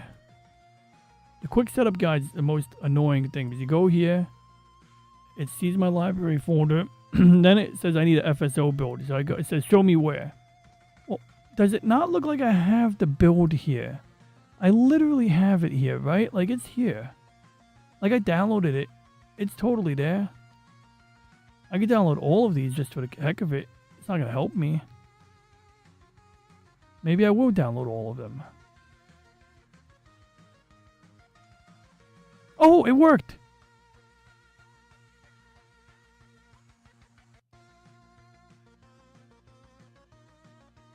In order to access Free Space 1 and 2 content and visual improvements, you need to install the Free Space 2 Retail and Gnosis.net. If you do not install Free Space 2 Retail, then any content that needs the full Free Space 2 Retail files will not be displayed in the Explore tab. I think I did that already. To install it, blah blah. Okay. Go to the Settings tab, open Free Space 2 Installer. I don't think that's the right place. Under the Gnosis.net settings.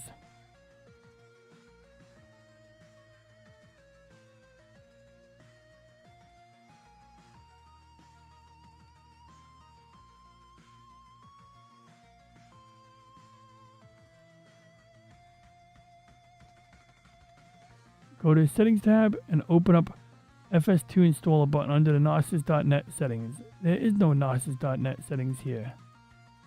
Oh, here it is. Okay, so I'm here. Stats, build. Okay, so open FS2 Retail Installer button under this section. Alright, so let's look for the FS2 Open Retail Installer here. I literally don't see it. I think I already did it. I think I installed it in a different tab. But I want to make sure if there's a, I don't want to skip it. Auto update FS builds. I'm leaving that alone for now. Mod compression manual. I think we already have it. I'm pretty sure I already have it. Because I installed it from here. I went to the FreeSpace tab and I literally clicked the button that said install FreeSpace 2 Retail and MVPs. I think we got it already. Installing mods. Well, I don't think I have any additional mods. The following mods are some of the main ones. Blah, blah, blah, blah. Yeah, I installed that. I think we... Alright, let's see what happens now. And it still doesn't work. So I'm going to play with this some more. But as you guys saw, I went through the manual, the automatic. This is going to need a little bit more work. And if I don't get this working soon, I'll just play Chorus. Because yes, Chorus is a great game. I mean, that is a cool game. And actually, I need to restream that because some weeks ago, a year ago I played it. I slandered the game by accident. I said that you couldn't reorient the ship when it's on a wrong angle. It turns out you just got to press L3. That, you know, press the control stick and it works. So that's what you do. So anyway, Reggie, your final thoughts, my friend? Uh-oh.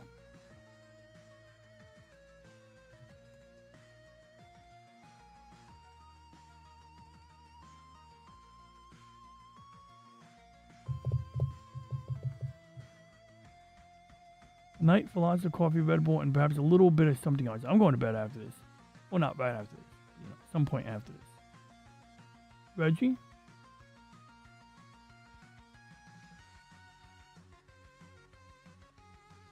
Text ID NF7M2Q. Thank you, Ronald. And thank you to everyone who stopped by tonight.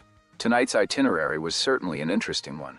We discussed rockets, investigated FreeSpace 2 mysteries, visited Babylon 5, debated Gundam engineering, welcomed new passengers aboard, and successfully liberated a number of Archon angels from circumstances they seemed quite unhappy about. As for 332, do not let it spoil the evening. Sometimes the solution appears immediately after you walk away and come back with fresh eyes. Perhaps there is a misplaced file. Until then, get some rest, keep the reactors stable, keep the turtles out of the engineering spaces. To all passengers aboard the Galaxy Express tonight, safe travels, clear skies, and fair winds. This is Conductor Reggie signing off. End of line. I was going to correct Reggie, and I said FreeSpace 2, not 332. We're going to just leave it alone, because his sign-off was just too good to, like, you know, mess it up now. But with that being said, I do want to thank everybody from the bottom of the chat and the bottom of my heart for tuning in. And this includes Alicia Snow, Slim Nim, Lewd Gamer, Overrated Pro, or Game Gear Goddess, LCX. We also had, yeah, Slim Nim has been busy in the chat. We had some people on Restream. I want to thank Dude Bro, Seth, and God Bless 5697. Dude Bro, Seth 420. Thank you for tuning in, and God Bless 5697. In addition to that, we also had Awesome One. We had RS218, and many more names, including DJ Play Nice, and names that I can't remember right now because I can't scroll up any more in the chat. So either I saw the first person. Hey, we had a few people. We had William here. I'm sure I'm missing some names, but in any case, I appreciate everyone tuning in tonight. For anybody watching on the replay, one, did you really sit through the entire stream? That's like 4 hours. I mean, that would be wild. But two, for anybody watching on the replay, if you have any questions, wait, one more thing. So yeah, Snow is not going to sleep until she fixes the game. Just remind everybody that the turtle is on their own gravitationally stable environment. Are they though? I mean, they jump out the side of the tank. I guess it is gravitationally stable. They fall right out. But anyway, once again, for anybody watching on the replay, if you have any questions, comments, ideas, or concerns, please leave a comment. Please consider liking and subscribing if you're not already subscribed. And for now, we shall